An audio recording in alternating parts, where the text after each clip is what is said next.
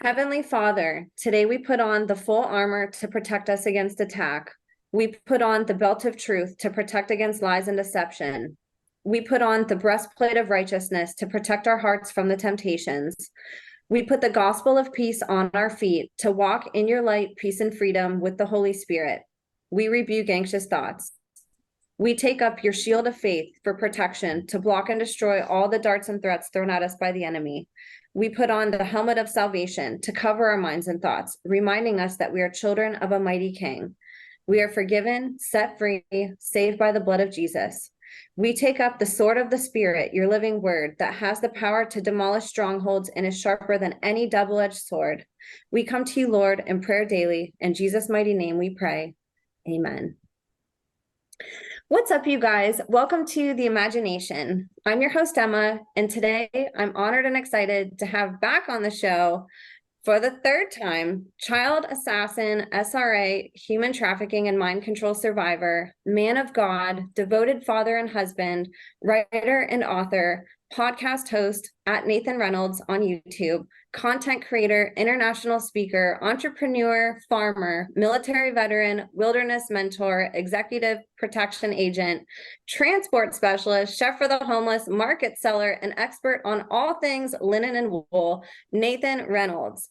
A little bit about Nathan as a recap, in case you missed his incredible testimony the first time he was on the show. He was born into a multi-generational incest-based family through the Reynolds bloodline, and from birth was systematically abused, mind-controlled, and mentally fractured to keep his abuse compartmentalized with amnesic barriers.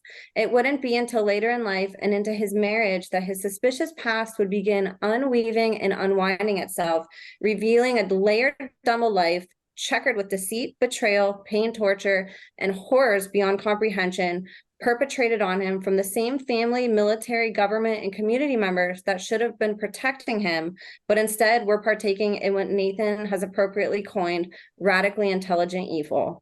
The last time Nathan was on, we had the biggest turnout yet on any YouTube podcast premiere in the history of The Imagination.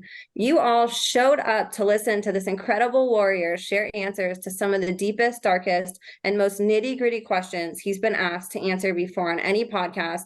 And I can't thank you all enough for giving Nathan the army he's always deserved to be surrounded by, God's army.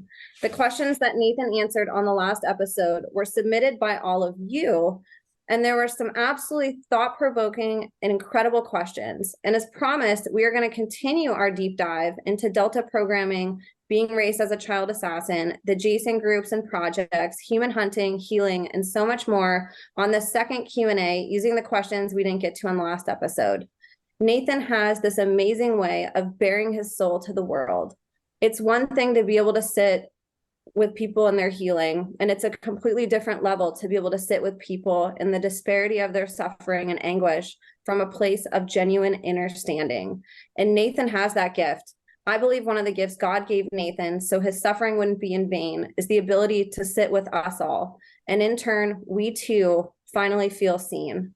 If you've been following Nathan's interviews and testimony, you've heard the story he tells about the first time he ever felt seen when he discovered the work of the late Russ Dizdar. Russ's work helped Nathan regain his identity and the tools he needed to remember who he really was and who he could become. And now, over 7 years later, Nathan stands strong and powerful in his convictions, passing the same torch he was given to everyone on the other side of the screen. Nathan is now our witness, and we are all finally seen. I'll have Nathan's playlist in the show notes. You can go indulge in the last couple episodes in case you missed them.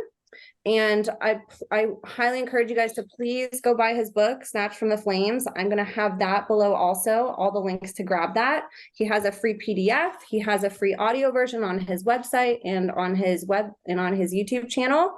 And I would encourage you all to purchase it if you have the means to help support survivors. I'm also going to have Nathan's YouTube channel, TikTok, and every platform he's on in the show notes. Please go follow and support Nathan's work. A couple reminders and updates before we kick off today's episode. If you are on iTunes or Spotify, please leave this podcast a review and a rating if you find value in it. If you're on YouTube, please share and subscribe. And I just recently started a Substack account where I'm putting on my investigative journalist hat and would love your support. It's free to sign up, and you can find that at www.emmacatherine.substack.com. All my other links are in the show notes as well. Please connect with me so we can keep in touch should I be censored on any of these platforms. So you guys, without further ado, please help me in welcoming today's guest of honor, survivor and anti-child abuse advocate, fierce warrior, unrelenting voice for the voiceless, brilliant educator, overcomer, passionate pursuer of truth, and someone I'm honored to call a friend and a brother in Christ, the one, the only, Nathan Reynolds. Nathan, thank you so much for being here again today. Fired up, Emma. Let's do this thing. Man, last time was incredible. So we had a ton of amazing questions submitted. So for people who might have missed last time, or if you're new, I put out some feelers online to get some questions to ask Nathan that maybe people had never heard, and about some specific topics that Nathan doesn't get the opportunity to talk about a lot on podcasts, including programming and assassin training and human hunting and all these really dark things that he alludes to in his book but hasn't gone into a lot on a podcast. So we are going to take a lot of the questions, and we had a lot, you guys. We might have to span this over another episode or two, which is really cool, but we're going to start chipping away at this list a little bit more.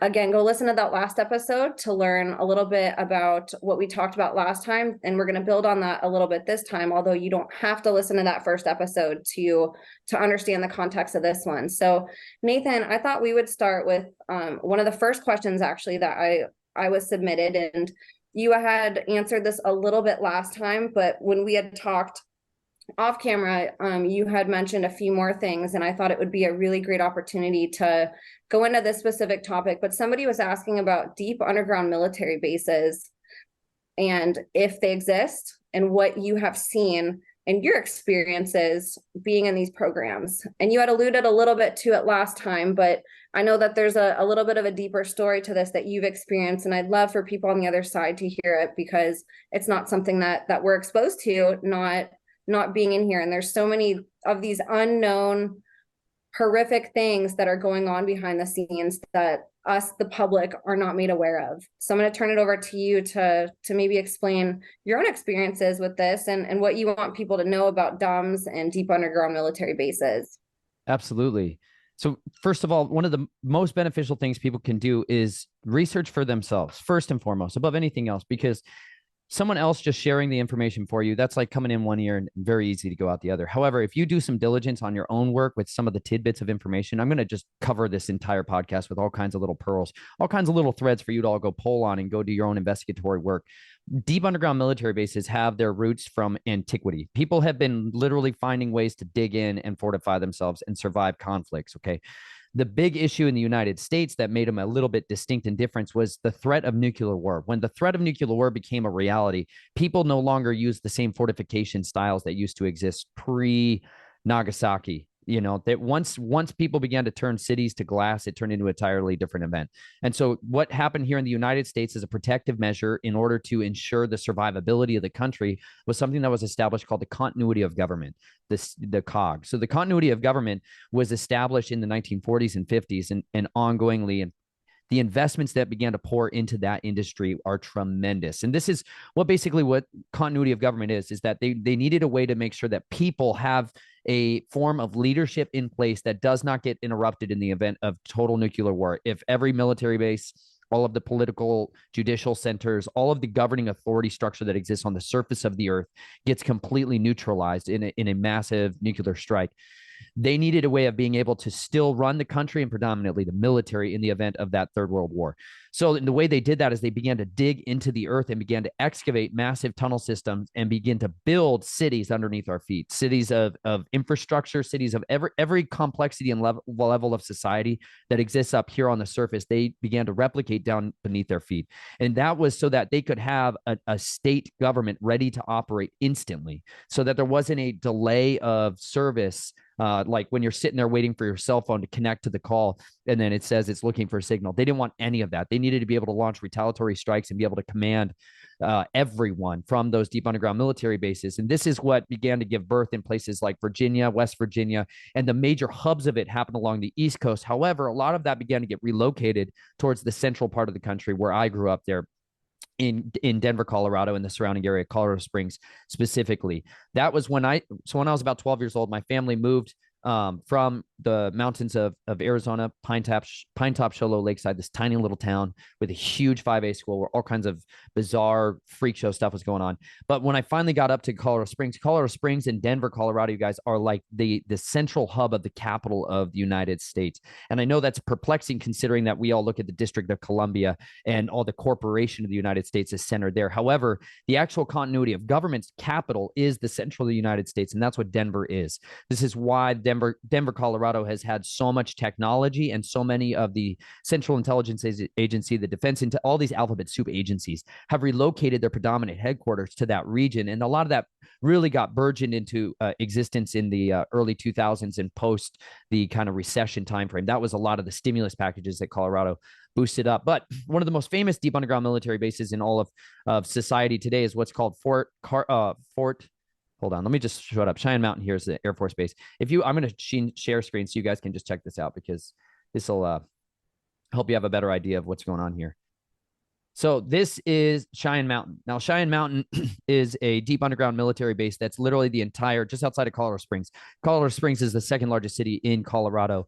And there, if you're just sitting downtown, you can look out at the front range of Colorado. Colorado is basically Kansas on one side, and then it's split right in the middle by the Rocky Mountains. They extend for thousands of miles in north and south of there. But right there is where everybody lives. The vast majority of the population centers are right there, centered along that front foothills, just in front of these massive 14,000-foot mountains. Cheyenne Mountain is one of these massive granite mountains, decomposing granite and what's called Pikes Peak granite. And so granite is incredibly strong. It allows you to be able to put up a very strong defensive system for nuclear attacks. So Cheyenne Mountain was one of these first cities that was built underground. And I know a lot of times they're only going to show you, this is one of the entrances to one of the doors. That is a blast door. What you're looking at there is that entire door is designed to seal off this entire compartment of this building so that there can be this continuity of government for what's called NORAD. NORAD is the central hub of all things Space Command. Today, we'd be talking about Space Force, this new wing of the United States military.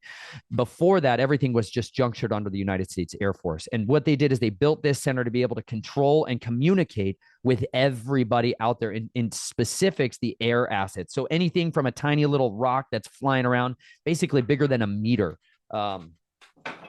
anything that's about this big or bigger, they can track it and have been tracking it everywhere in the entire world simultaneously. All of that information gets fed into one centralized location there in Cheyenne Mountain.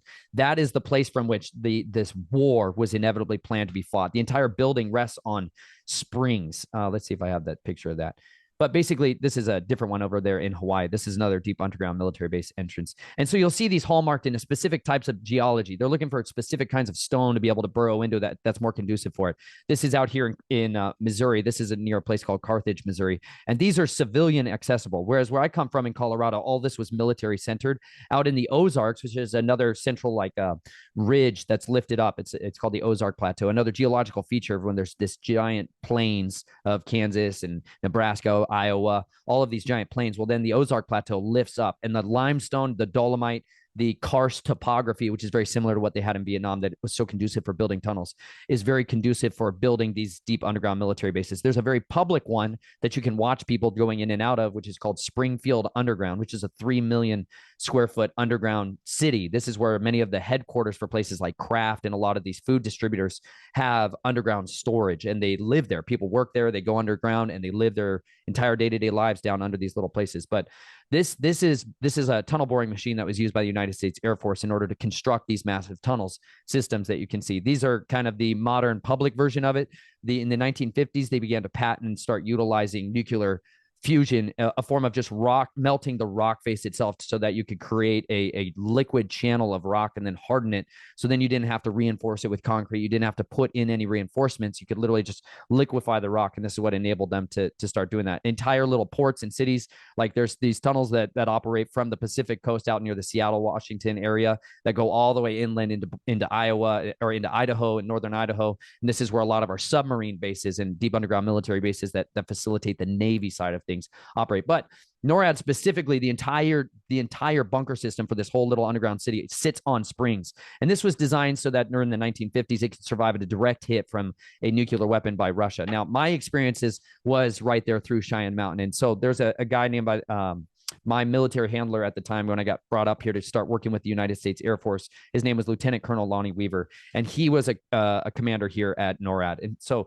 he was someone who oversaw a lot of these underground projects. And the reason that so much of this occult and special access projects begin to move down beneath ground is because it allows for a level of secrecy and control when you're the guy who gets to know where people are going in and out. If you can control these single doors going in and out, you can make sure that nobody's coming into these places readily without massive oversight. These are all just different facilities that you guys can see. And here's another one. This is the NSA's one in Hawaii. This is places like Edward Snowden. You guys are familiar with the guy who brought out a lot of these leaks and brought this stuff forward. He was working in one of those deep underground military bases. Hawaii, I did an interview with that is called Reptilians, Military Secrets, and Hawaii's Hidden History. And I did that with some folks called Hebrew Hawaii. And they are there on Oahu, and they were sharing a lot of the secrets about the military bases that are out there. There's more deep underground military bases on Hawaii than almost anywhere else in the entire United States because it is a central hub for the military. This is another one that's a Lockheed range, an underground entrance there at the end of a runway, which allows aircraft, experimental X-class projects to be able to land and be able to go underground without being readily seen. Here's another one that's been utilized, a little more derelict, older stuff. But a lot of this infrastructure you guys got built and put into place in the 1950s. So when you go into these, it literally is just, it looks like you're going into another industrial building. The military builds things to last for a long time, and so there's linoleum floors, and it just looks like you're in a regular hallway with just regular lights. It's not anything that looks like exciting. It's not sexy at all. There's nothing to be noted. There's nothing wonderful to be noticed. You can't a lot of times tell you're actually in an underground facility because a lot of the entrances for this, you're going to be entering into a regular above ground building, and then you're going to be progressively working your way down below ground. And so it allows them a level of secrecy. Like these are ones that what it looks like more above the United States Air Force Academy. There's a road up there that's called Rampart Range Road, which is a public access road. But on the other side of that is that entire mountainside is the United States Air Force Academy property. And they have entrances just like this, which are concealed into the granite faces of it. And so these are the ones that you start to get access into these kinds of rooms. This is what is really the underground projects teams. So when I started working inside of these facilities, my entire life got turned upside down because I began to see a world that is completely contrary to the system of what we have when it comes to technology and when it comes to like how the world actually functions and operates. So we shared a little bit more of that in the last episode that Em and I did involving things like Neptunium, superconductors, magnetic levitation trains.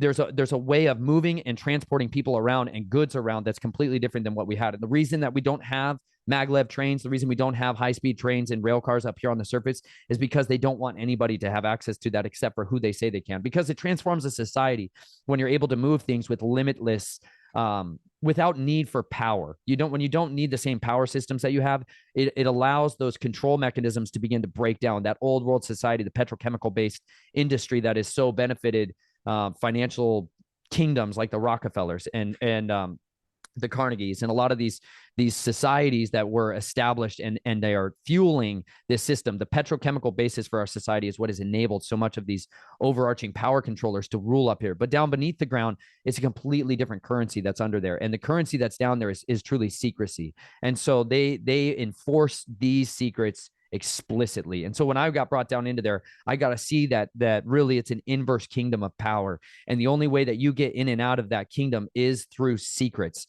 And so if you're able to traffic in those secrets effectively, you can broach your way into there. However, more often than not, getting out of there requires you to create what's called dead man switches. I wrote a blog post a few years ago because some people tried to kill me when my wife was 7 months pregnant with my last daughter. And I really thought that was the end of it. And I wasn't going to get to hear Jubilee or anything she ever had to say. And so after that, I wrote this blog post because it was like, game on, like screw this. Some of you guys have secrets like this that could buy your way out of the underworld. Some of you gals have access to these secrets. And I'm just going to tell you right now, the best thing you can do with that is broadcast them consistently, broadly, as fast as you can, as readily as you can. And I understand some of you want to keep your insurance policies and keep them buried away for another time. And you share out your insurance policies with other people in case you get killed or injured. However, best thing you can do with the secrets is to utilize them effectively to be able to get your way out of that system. And that was one of the ways that started getting me out of there, is that I stopped working with them to keep their secrets. And I started wanting to find a way to weaponize their secrets against them so that people could get set free from the system instead of being trapped in it the rest of their life. Wow, thank you so much for that. This is a topic I think we've all, to some degree, maybe seen a photo, but there's so many questions around, what's true? Do they actually exist? What goes on down there? And you had mentioned the reptilian aspect. What are your thoughts on that part of it? And are they doing human experiments down there? Are they creating hybrids, like what some of the rumors say? Like what else are they hiding down there aside from some of these cartels that they're running through the tunnels? I mean, I shared a bit of the testimony of what I saw at this place called the Church in Denver, which is a nightclub that was converted from an old Catholic church. And I was meeting with these people during what was called the Cannabis Awards. And there was a guy in there. It was a meeting for all kinds of people that were doing technology stuff with graphenes and stuff from hemp products. And there was a guy who was in the sub basement. There's a layer, a dance floor below the main dance floor in there, which is totally just like the textbook ritual room that you see under a lot of these Catholic churches. Anyways, there was this guy in there that straight up had the reptiloid features, like the iconic version of a reptilian: green skin, no nose, pronounced jawline, slit eyes. And I had to I was doing security protections for a company, a data storage tech startup company that was handling what was called highly disruptive technology. They had a storage drive that on a size of your phone could store a petabyte of data.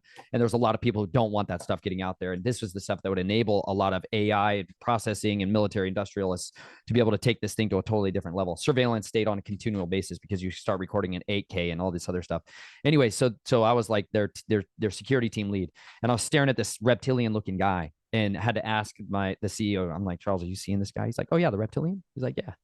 And these people inside this world, you guys, you got to understand that they are aware of so many of what you and I would call or get branded as these conspiracies that are taking place. But there really are other individuals who have given themselves over to a form of genetic alteration on a completely different scale than what you and I think is normal. These are people who've been playing with genes for a long time. And because of that, they started splicing in all kinds of other genetics in order to enhance themselves and give themselves abilities that are not like the others. And really, one of those is foundationally one of these parasitic relationships that can happen when you start cannibalizing. When you start consuming human blood, you start consuming plasmas, and you start consuming a lot of the byproducts of the adrenal glands during stress, like when people start picking kidneys and pulling out stuff out of the adrenals.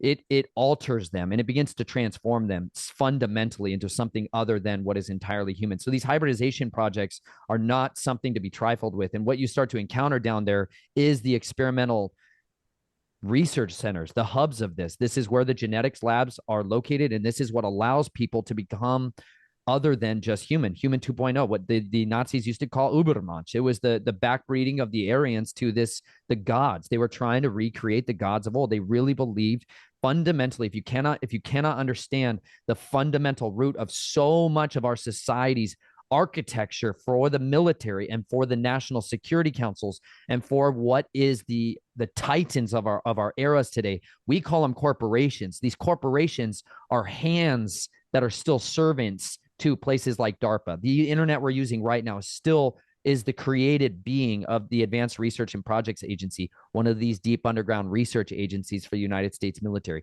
They're giving us their 40-year-old technology. When they started bringing out this kind of information, what they do is they run like a test run to see if people are willing to swallow this pill and be comfortable with it. And when people freaked out, like when they started publishing, hey, yeah, we're doing cloning with Dolly the sheep back in the 1990s, there was all this publishing about, hey, we're doing cloning on these animals and people, how do you feel about that? And people freaked out and they weren't like it. So they put it back down underground. However, whenever a society won't openly accept these kinds of things, what they'll do is they'll execute these tactics like a Fabian war, where they're going to slowly, incrementally try to drive the agenda there. And this is what a lot of the ultimate agenda has been for the acceptance ideology, that we just accept anything and we embrace it wholly. The ultimate goal of that is to accept this type of hybridization of people. Now, real quick, I just got to be really blunt with you guys.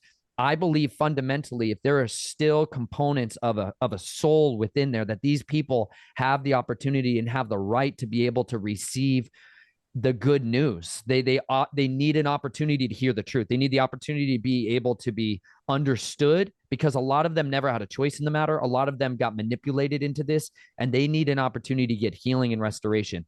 There's going to be a continuum there that sounds super strange, but a lot of people in our society today have been genetically altered. They've had genetic experimentation done through injectables that has altered them out of the image of what they were intended to be, and has permanently changed them through epigenetics, meaning that they're going to pass on these mutations to their children, and there's nothing they can do to stop it. And so we are living in a society that is genetically engineered into an image other than what our original intent was. This book was really important for me because I grew up down in Arizona. This all started for me down in these tunnels, seeing these other beings. When these people did these rituals, like it wasn't just so that they could like, oh, drink blood and be all filthy and have sex with each other, and just grown men that wanted to have sex with boys. It was a completely other agenda. This, like, the reason the old religion exists is so that they can draw up these other beings that live in this underworld. There's a scientific version of this with the deep underground military bases. Then there's an old religion order of this. There's a completely older megalithic stuff that goes all the way back to antiquity, stuff that's been around forever,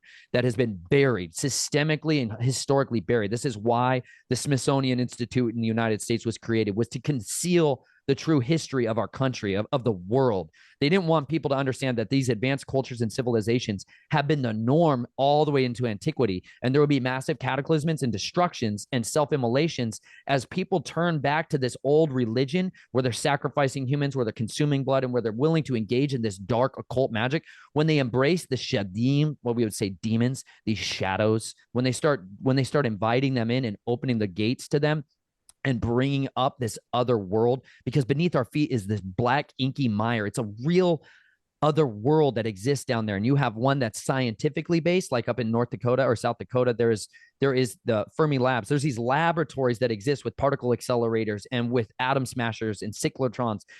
There's tens of thousands of them. People think about CERN and they think about, oh my gosh, they're opening portals under the Temple of Apollo and they're going to open up and do all these experiments. They've been doing this stuff for decades. They've been doing this stuff for so long, and they've been meddling with these portals. They're ultimately trying to open these portals to bring in these other entities, and they're using a scientific, technological version of it. But the old religion has been utilizing infanticide and child sacrifice to be able to summon these beings up to them. And so down in those tunnels, what I saw were dragons. And I know that's something that's so like out there, but there literally are dragons. I'm going to just pull up another screens here because this is just ridiculous. This is like, for thousands of years, y'all, we had like a history that was like knowable. Like we actually used to be able to read books and we'd be like, oh yeah, this is what's going on. Hold on a second. Bear with me here. Oh, hold on. Give me a second. The way that society used to be for a long time is that people understood that what we would call myths and legends were way people passed on information and preserved information so that their children wouldn't be trapped in this dumbfounded stupidity like we've been raised in. Oh, it's so frustrating because I grew up with this as my norm. I didn't grow up with this as like, oh yeah, you guys are just living in some kind of fantasy world where werewolves and demons and all this stuff are crawling around in the shadows. This is reality and has been forever. And this is why people for thousands of years have carved statues of it. They've made paintings of it. They've carved it into books. They've written it in their stories. They preserved it in their oral traditions. This is why this land, the United States of America, America literally means land of the plumed serpent. Quetzalcoatl has been the god of this nation forever. It's the same god again. They're trying to resurrect this plumed serpent. Here we go. Let me show this for you guys.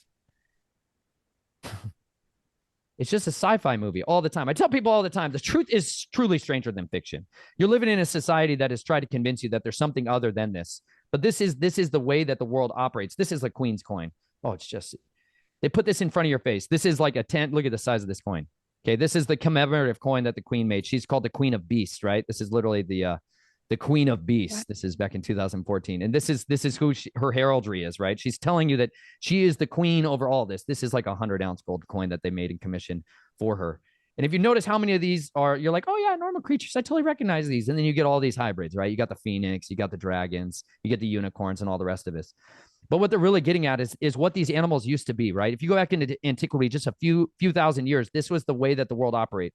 Hold on a second. I'm going to flip through a bunch of these. The dragons. Okay. These are the serpent mounds. You start to analyze the archaeological excavations of what's been going on forever here. I did an interview with a guy called Eric FM8, Firemedic 8, and it was called the House of Dragons. And we went into a lot more detail on the serpent cults and why my family tapped into this information, because they were treasure hunters. Ultimately, they dug into a bunch of these mounds and they started finding books and tomes, and they found out how to engage in these rituals to draw up these serpents. This is a serpent mound that's out in, you got a bunch of these. This one's in Ohio. This is the Cult of the Serpent, Balaji Munkar. This is one of the best books for any of you who want to dig into the actual history of the world and what they used to find and how they used to summon and deal with these things, petroglyphs and everything else. That's why I have this chart back here. It's not just some fancy rainbow looking thing. This is how I can decipher all the ancient languages. And I'm trying to study through pictographic form, because I grew up in Arizona where people would carve these things on petroglyphs, and they would leave these markers for people so they could understand, hey, this is how you find that information. This is from archive.org. You can look up that book for free. Otherwise, it's a couple $100 online. But this is Quetzalcoatl, the temple of the plumed serpent that's down in Mexico. The capital of Mexico was designed to be this, where they were sacrificing sometimes 40,000 to 100,000 people a day.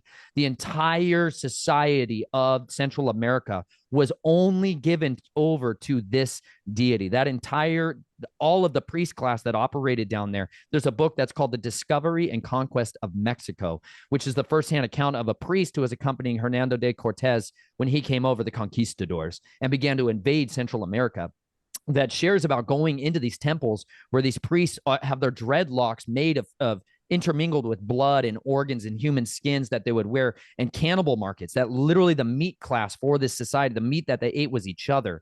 And these priest class, they were governed by human sacrifice, and they'd given themselves over to this. These are their iconography that they were using to try to preserve these traditions.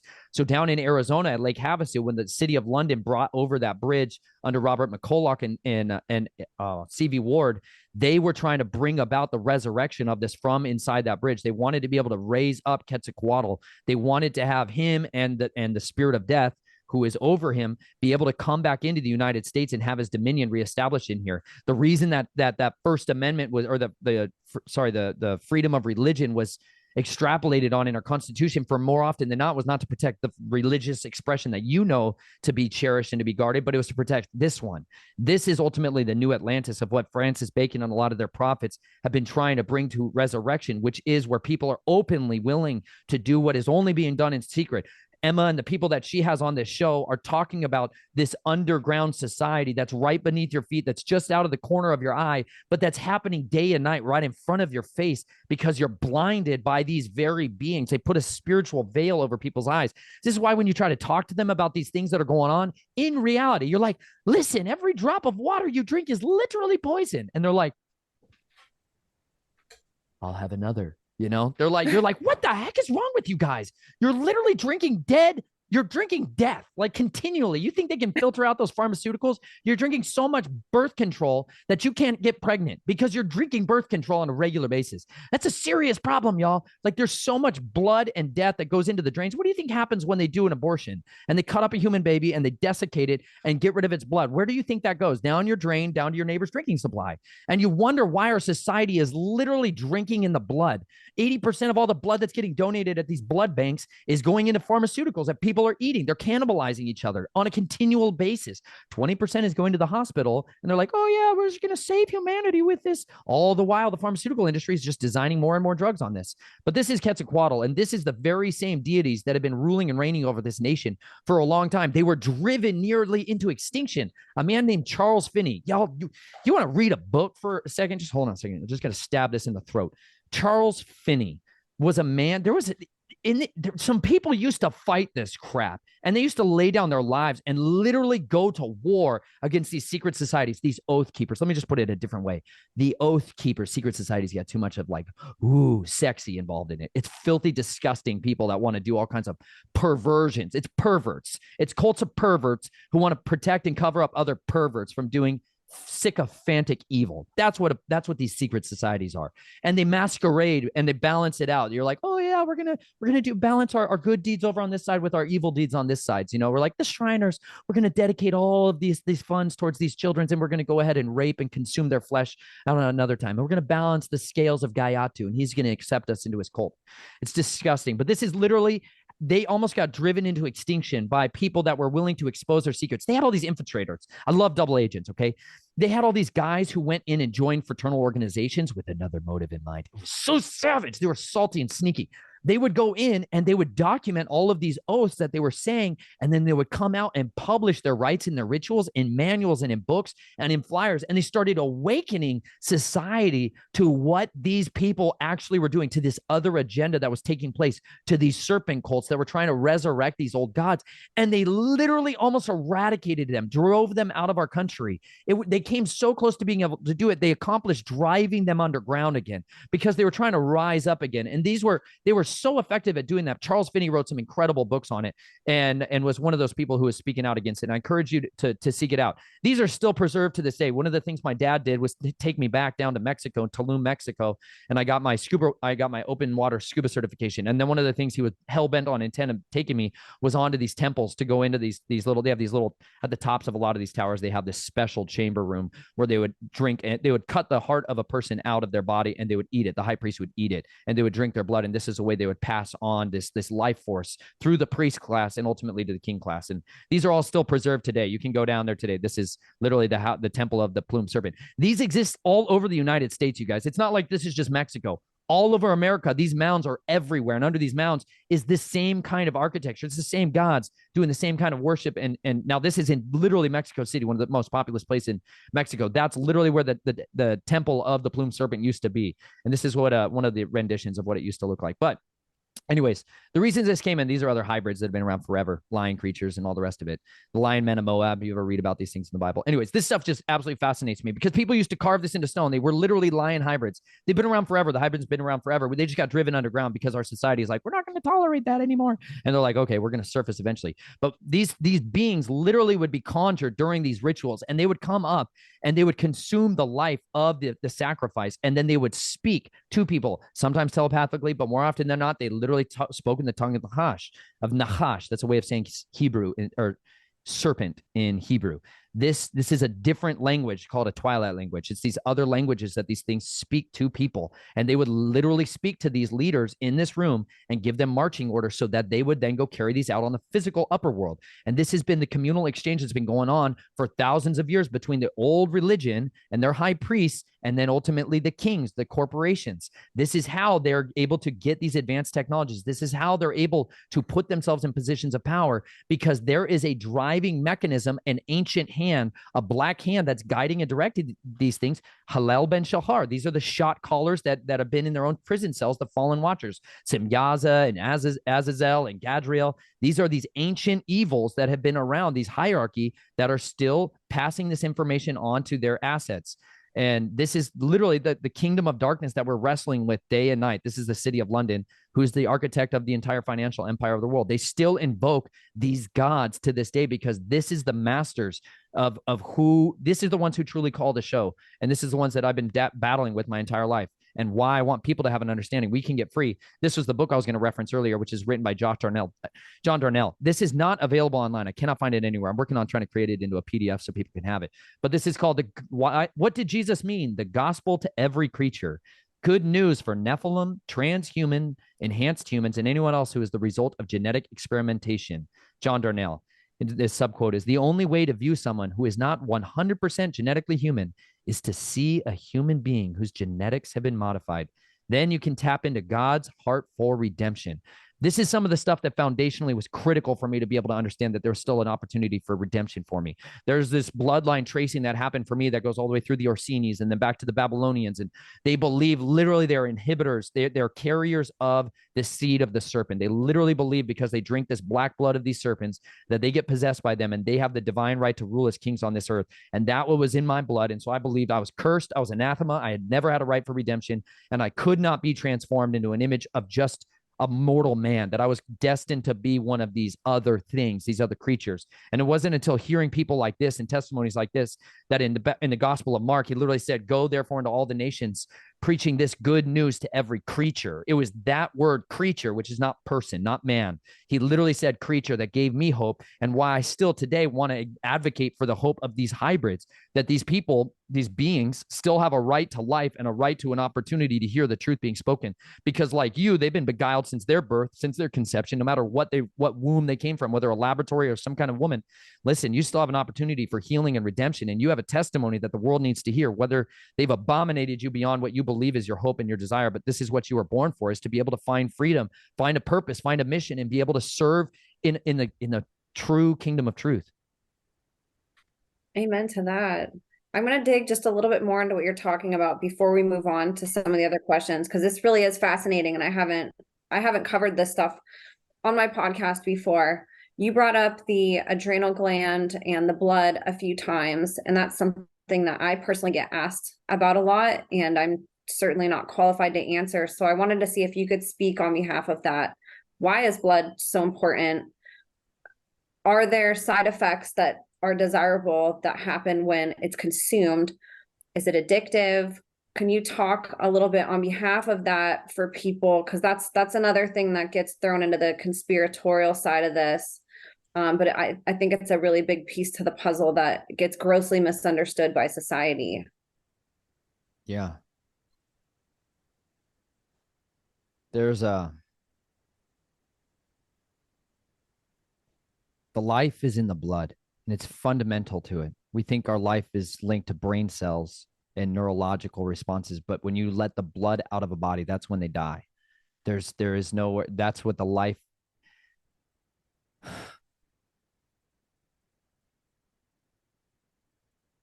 It's all about that at the fundamental basis.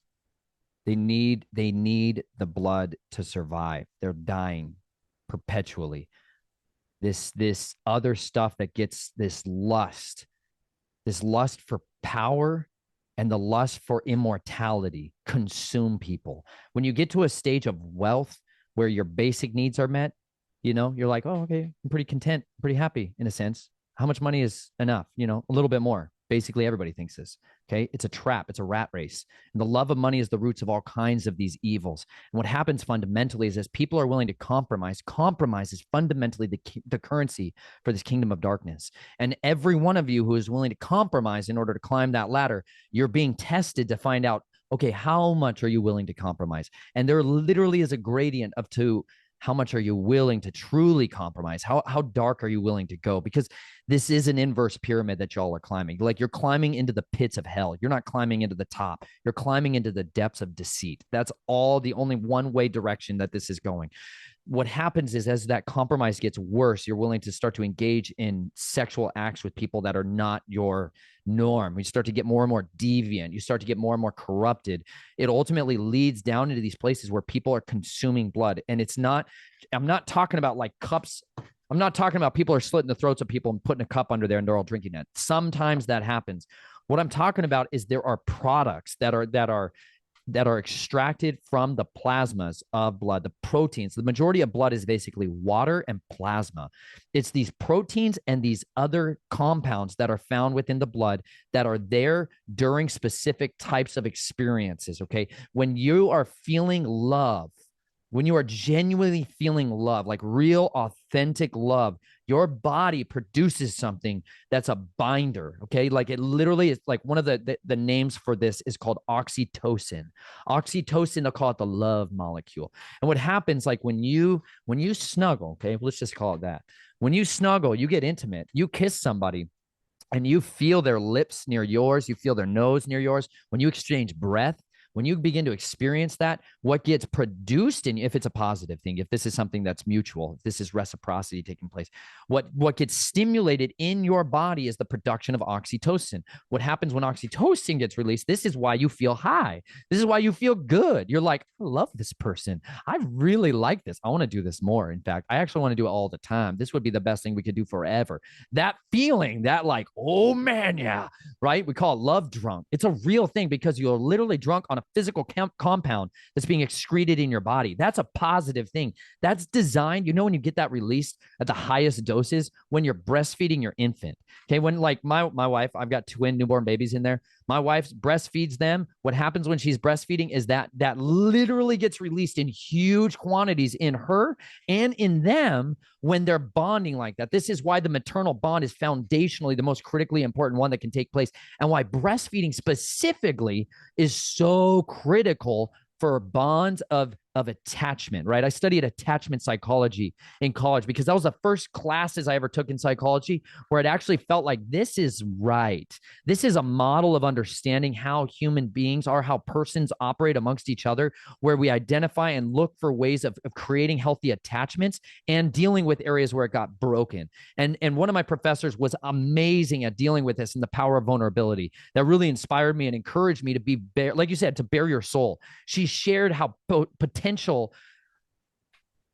how powerful it is when someone lays themselves bare, that you literally are releasing this in your body, what should have been there. I had that so systemically cut. I had these other mothers, these cult mothers, I didn't know who my mom was. There's constant confusion and exchanging of who was my mom and who I was, so that bonding agent, that oxytocin, was never able to establish except on somebody that they wanted it to go to. And so there is this powerful, beautiful force that's designed in us on one of these tiny compounds to unleash this locking in of what our identity is and who we should relate to. Now, if that is not given to somebody and in its place during those moments of bonding, you instead, right as they're bonding and that oxytocin is flowing, you invoke trauma, you invoke shock, you invoke fear, and you start to create this destabilization, this fracturing. You start to release norepinephrine. Like this is like the precursors for adrenaline and for so many of these epinephrine, these other compounds that the body begins to release, cortisol. This endocrine system takes over to fight, flight, or freeze, and you start to try to find a way to get out of this system. You try to fight back, or you panic and you freeze, or you dissociate. And when those events take place, when somebody's enduring that trauma, it releases these other compounds, which are like the antiquity. They are the ancient force of food for these other beings and for people that are on the quest for immortality.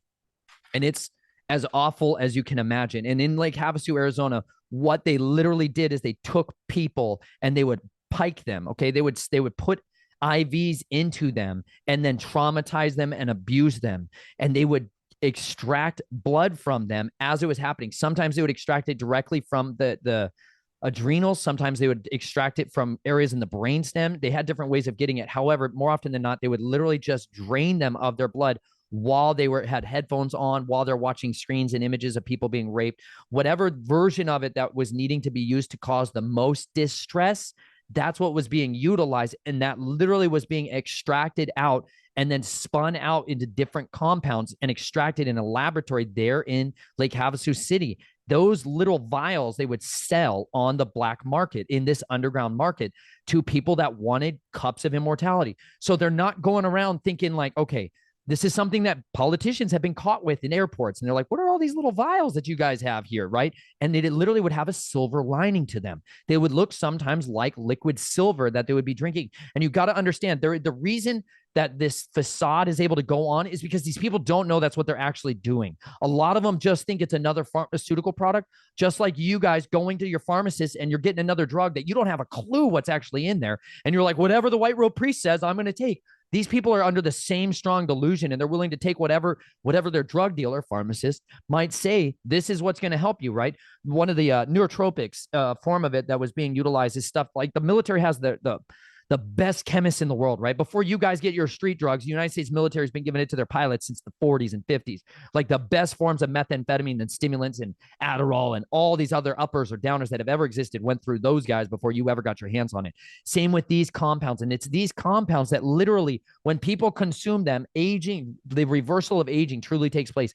They literally cut the foreskins off of babies while they're alive, and they turn those into beauty and anti-aging products. This is still used today. Public mainstream news. This isn't some kind of theoretical kind of something questionable thing. Like this is like Sandra Bullock's talking about this on the Ellen DeGeneres show. They're like, it's great. Just rub the baby's skin cells all over yourself. Just rub the dead babies on you. This is nothing new under the sun. People have been doing this for thousands of years. People that are consumed with vanity, this goddess that's ruining their identities, making them think that who they are needs some kind of beauty mask to conceal their identity. They were made perfect. And it's everyone else that's making them die on a daily basis to this depression, to this cursing of their identity, that's making them think that there's something something other than that needs to reverse aging. It's insane. But this is what literally people are willing to sell their souls, their mind, their energy, their will, their emotion, their intellect, their time. They're literally willing to give their lives up so they can have this thing to try to alter themselves, to try to extend their life. And this is their currency. So it does not always look like them bathing in blood like you would see in some kind of filthy horror movie. Like they are genuinely buying a product and they're getting it from what is a reputable source so that they can take a stimulant that allows them to go 6 days without sleep and to operate. It is the limitless drugs that these people are operating on. The United States military had one that was called New Vigil before it was called New Vigil, where you would take this stuff and you felt like your entire brain opened up and you could just crank for days. And you're like, well, why would I stop taking this stuff? Because you have no idea what's in it. You have no idea what you just put inside your body, but you've compromised yourself so terribly. And these after effects begin to show up in your liver, your pancreas, your ureters, and like your body shuts down. I started pumping out 21 kidney stones a year. I was dying because of the consumption of these pharmaceuticals and of these drugs and of this blood from when I was young was killing me when I was 18 and 19 and 20. I was dying. Like when Chelsea met me, I used to pee blood and pass kidney stones constantly. I was in excruciating pain all the time because you can't tap into this. There is no cup of immortality for us to drink. There's a tree of life that we can take, but it is guarded fiercely. And you're not going to drink of that until you're not going to eat of that until the Father says otherwise. Thank you so much for that. It's always helpful when somebody has a firsthand account, and I appreciate you answering that because that, like I said, I've gotten asked that a lot, and it's been something that I've wanted to bring up on the show. So my strategy, my loose strategy, I should say, for a lot of these questions that people asked was I tried last episode, and for people listening, just so you know, if you missed it, I tried to tie in a lot of the earlier questions about childhood, and this time I wanted to focus a little bit more on the teenage to adult side of it. But we didn't get through all the childhood questions, and there was a couple more good ones in here. So I thought I'd start with that, and then we could sort of move our way into some of the periodization that you talked about last time a little bit more in depth, Nathan. So one of the questions that somebody asked was, in regards to that periodization, is there an age that a child is required to make that first killing if they're in that Delta assassin programming? Is there some sort of, I guess, structure to that? And then there's an event that happens, or how does that work? I thought that was a pretty good question, but it's definitely, I'm sure that there's strategies to it that we're not privy to that you might be. Like the age of first kill, I don't know that there's a standardized age for when that is. It's generally going to be based off when the resistance is over and the willingness is there. Such a dirty word. When they have a big enough why, and they figured out what's the best lever to push on this child in order to get them to do killing. Once that has been breached, then their first killing is going to be instituted or architected over their life. Sometimes, like for me, that happened when I was 6 years old down in Arizona, and it was like a man. They do this like mockery of it for me. It was a blending of two different things. Like there was a need to go through your first kill. Your first kill is so important because it bonds you to death. Like an actual, I'm not talking about some kind of ethereal death floating around thing. I'm talking about like an actual living, like a general of an army who is death. Like literally you become a death dealer. Like it's not some thing. I'm talking about like you're in a covenant now. Like when you cross that door, so many people have no idea what's responsible, what happens on the other side of that threshold when you take another life. And I'm talking about some kind of like where you push a button and somebody dies on the drone strike. I'm talking about the intimacy of killing, of like staring somebody in the eyes while you take their life, while you spill their blood. That moment happened for me was a killing that was made to look like Jesus, like a guy that was brought in who was an abuser, but dressed like your iconic Jesus, with like the blue and the white robe, like every version of Jesus you've ever seen. And they literally had him torn apart, like beard ripped out, torn apart, desiccated, like destroyed.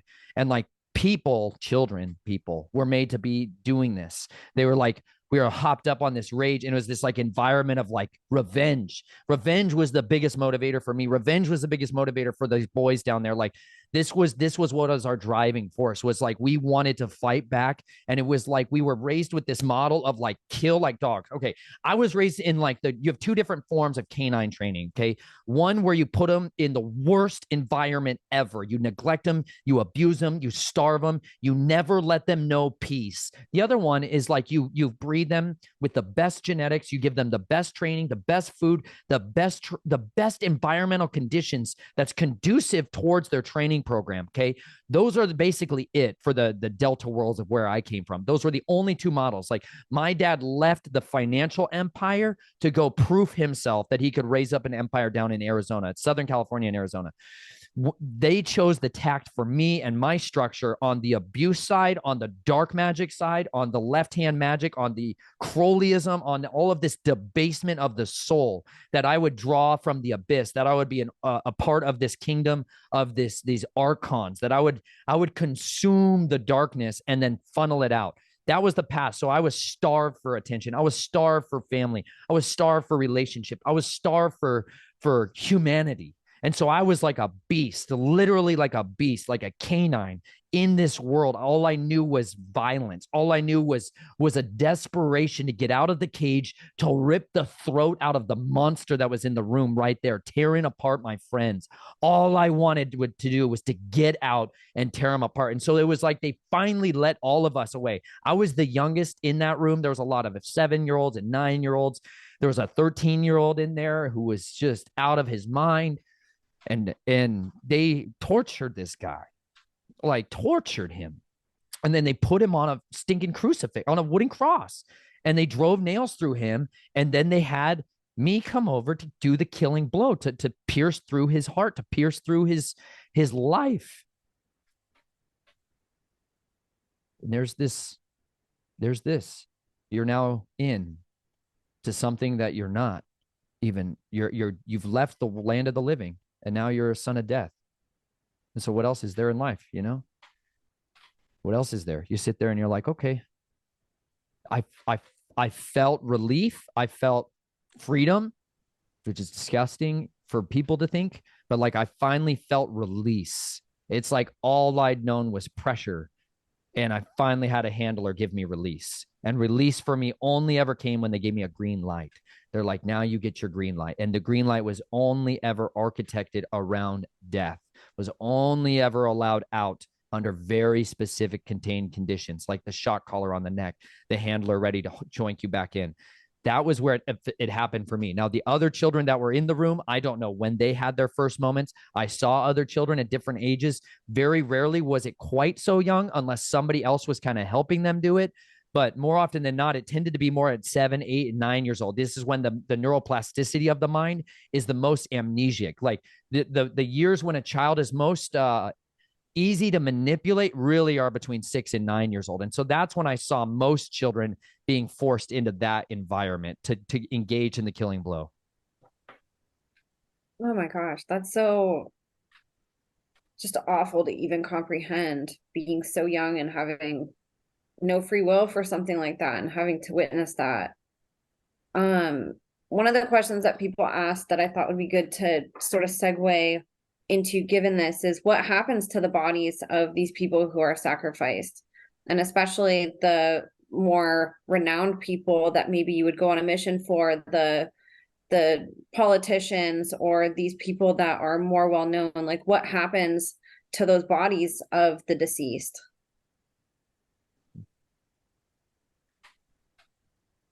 They're fed to pigs. I'm not talking about animals. It's just like a product that's rendered down, like meat rendering. And like, this is like a butcher, you know, literally. They butcher them up and they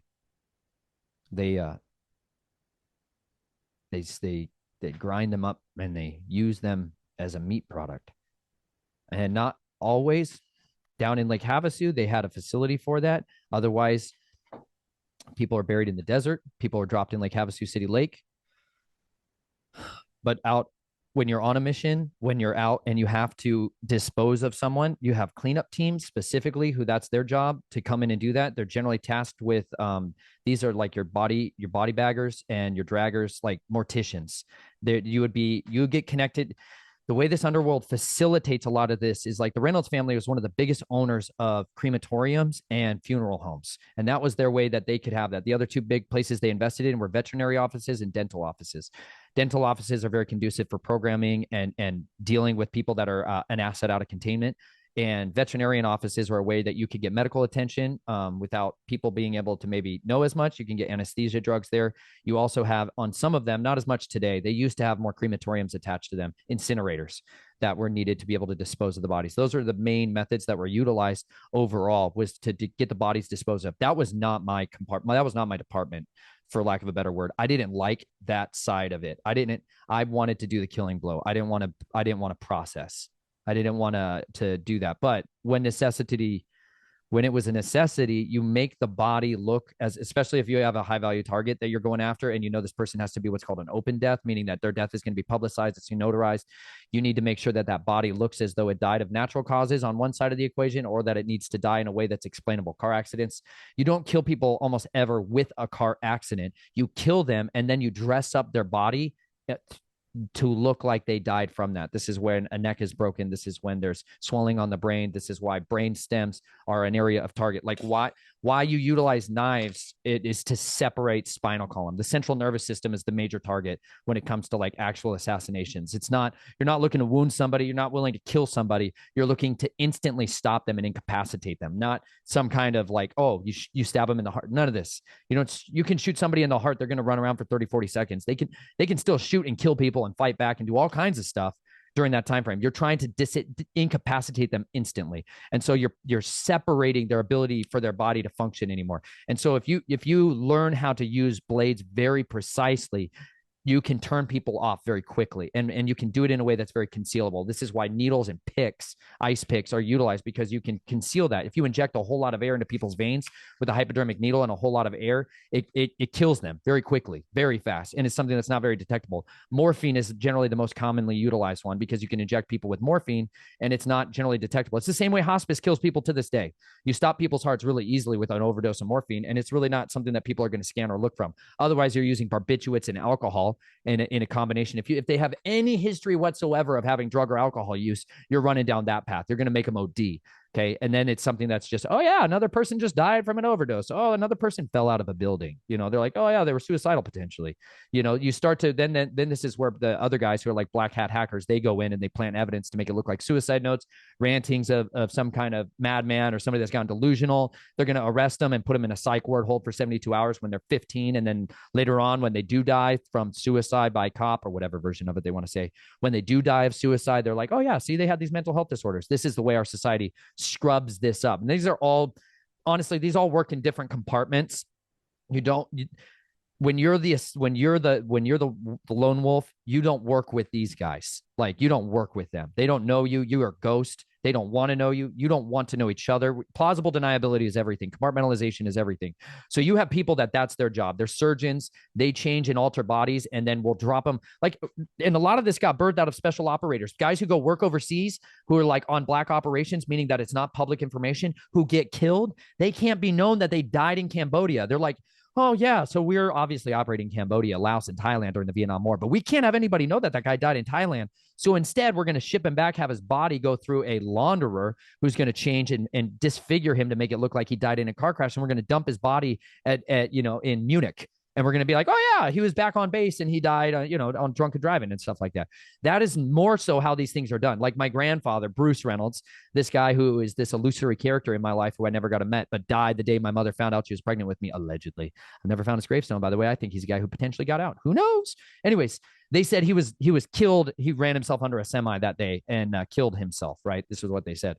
You start to dig in at any time these accidents take place, y'all. Like, I'm of a sound mind, by the way. I have no intention to kill or harm myself or anybody else. So I just want to make that clear for the record. These are things people have to state so that, if people get suicided, you understand this is how it operates. But more often than not, that's literally how it used. I have a chapter in here. I hate it, but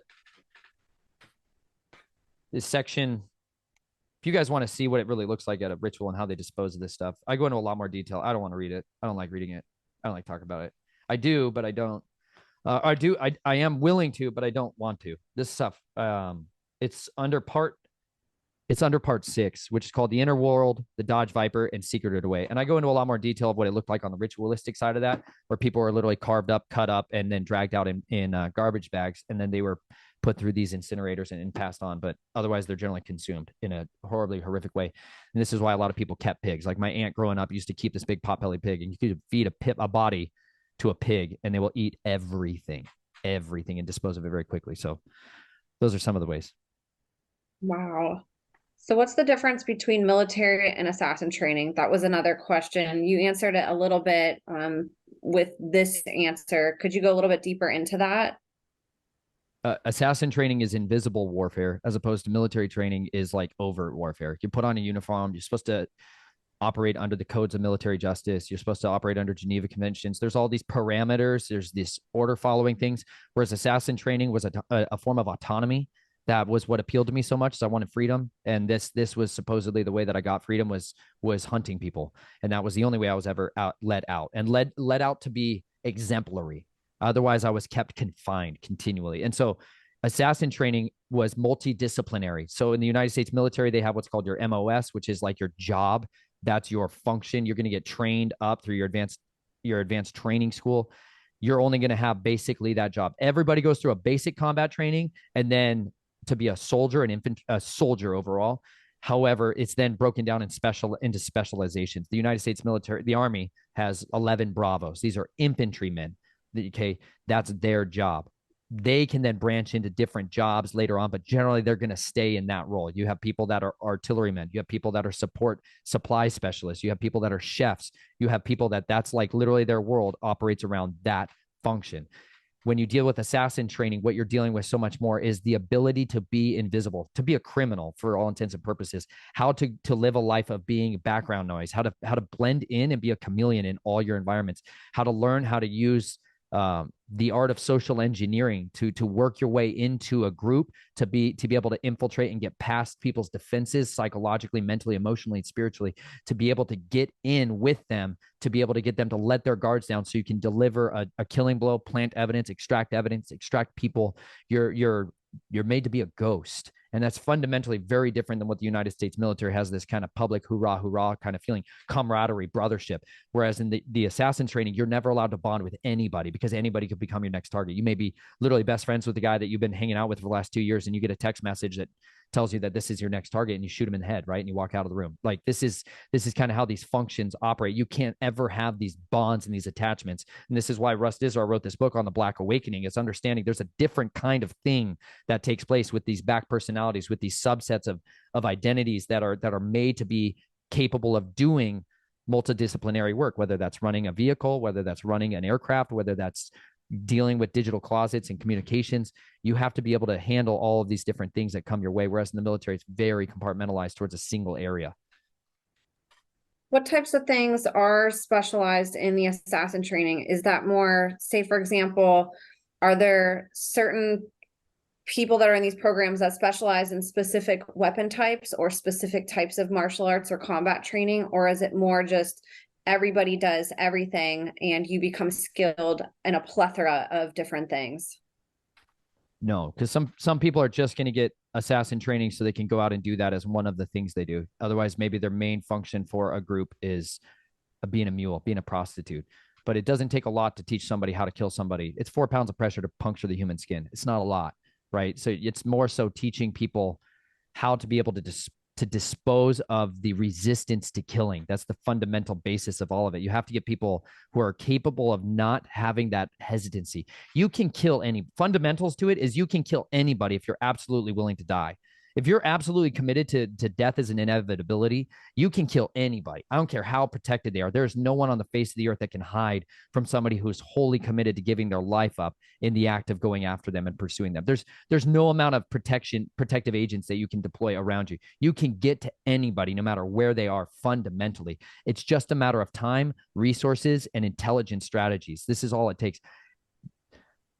People have talents in certain areas that make them more apt towards weapon systems like you're talking about, there's definitely guys like I had somebody who I met a year ago at Passover who was a force recon Marine. He was a sniper. That was his deal. He loved looking through optics and killing people through that. He used all kinds of other tools at times. However, that was his platform. He lived around that platform. He decimated people all over this world under force recon publicly. Privately, he was a force of deafening destruction of people that came around him. Those guys operate on a totally different thing. I'm not the guy with the greatest shot. They have a totally different thing. I like being up close and personal, which meant I had this pronation towards edged weapons. Edged weapons was everything to me. I thought that was the best way. I thought my teeth were the most effective tool that I could use to rip out someone's throat. I personally gravitated towards that form of killing. Other people have a resistance to that they can't broach, they can't get past, and they're going to be used to do things, to inject things, to smear rags over people's faces, to knock them out, anesthetize them, and drag them out of there, and then kill them in other kinds of means to make them look like they died with a hooker on them, all this other stuff. Everybody has a little different aptitudes, and so it's catered towards that. This is why a handler is not, it's not some kind of a guy waving hypnotic rings around all the time. It's somebody that is bonded to the person, that knows the person, that is befriended the person, and understand what drives them, because fundamentally people's self-will is the most powerful tool that you can have to get them willing to engage in this stuff. So smaller, shorter statured people are capable of infiltrating in a different way than a big, fit, muscular looking guy. And this is why women and children are utilized as assassins for a lot longer in the teams, because it allows them the ability to be disarming. People are a lot less scared of a little child that's playing around and poking them with stuff than they are with a big, scary buff guy who's walking around and poking them with stuff. That makes sense. Thank you so much for answering that. The next question, what is it like to hunt humans? What would a typical assignment look like from start to finish? And can you give any examples?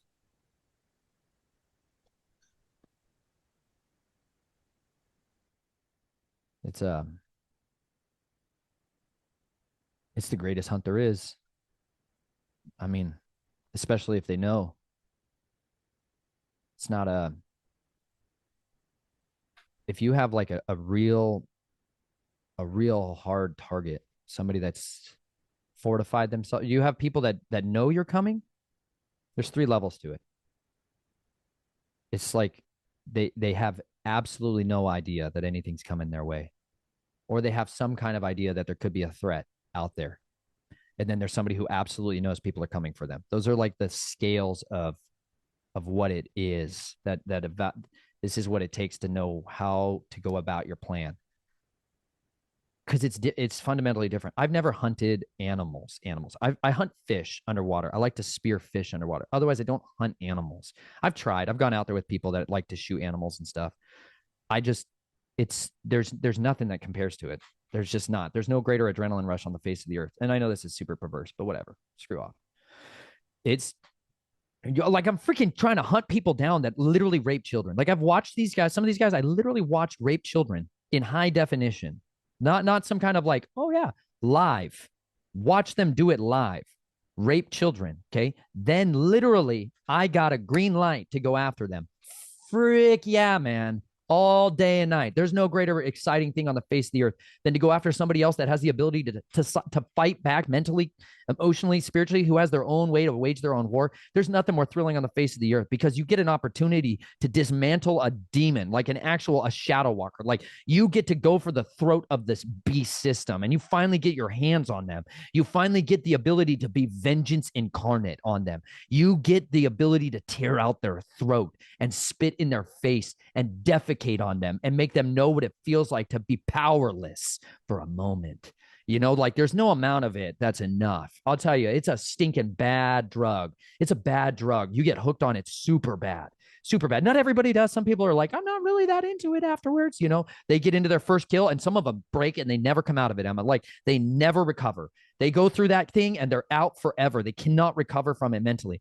Others get in there and they're like, that's the greatest relief I've ever had in my life. It was great. It was freedom to me, not for me, but for the victims. I fundamentally understood that every one of these people I snuffed out was an opportunity for one child, maybe thousands. Maybe this individual had thousands and thousands of victims. I don't know. But I am absolutely certain that every single time I went after a true predator, like a true predator, like they had a history of so many skeletons in their closets and so many people that covered it up around them. These are the secondary people that I like to go after, was the people that covered it up. And eventually I stopped wanting to just go after the abusers, and I started wanting to go after the perpetrators of the conspiracy of silence, because I learned very quickly that the only reason these guys keep popping up everywhere, because I would find priests, right? I would find priests that were in these parishes of these Catholic churches who were supposed to be my point of contact, a guy who was supposed to give me orders, right? And these were the people who families members would come to in their closets and tell them, this man has been raping my son who's 5 years old. And they would know this, and they would, instead of getting rid of the guy and turning him over and having him be devoured, they would move him away from that family and they would move him into another one. And I saw this happen in the Catholic Church. I saw this happen in the Christian church. I saw this happen in the corporate controlled media. I saw this happen in every little echelon of everywhere I went in this filthy, disgusting society that we live in, where people are walking around like, oh, it's a beautiful day out, isn't it, Jim? You betcha. I'm like, screw you guys. They're freaking destroying the lives of the innocent every freaking day of your life. And you all sit around like it's some kind of funny thing. Ha ha. It's in movies. Let's go watch the next movie and just ha ha laugh about it and be entertained by it. And I'm like, you guys could be fighting a war and eradicating this evil. Like, there was no greater relief in my life than when I finally got to stalk them. Like, I finally got to put on darkness as a garment and go after them and conceal myself in their closets and underneath their bed, like the monsters that they would do. They play these sycophantic games of traumatizing the child before they do the act. Like, it's just so freaking disgusting how often they try to get this rise out of them.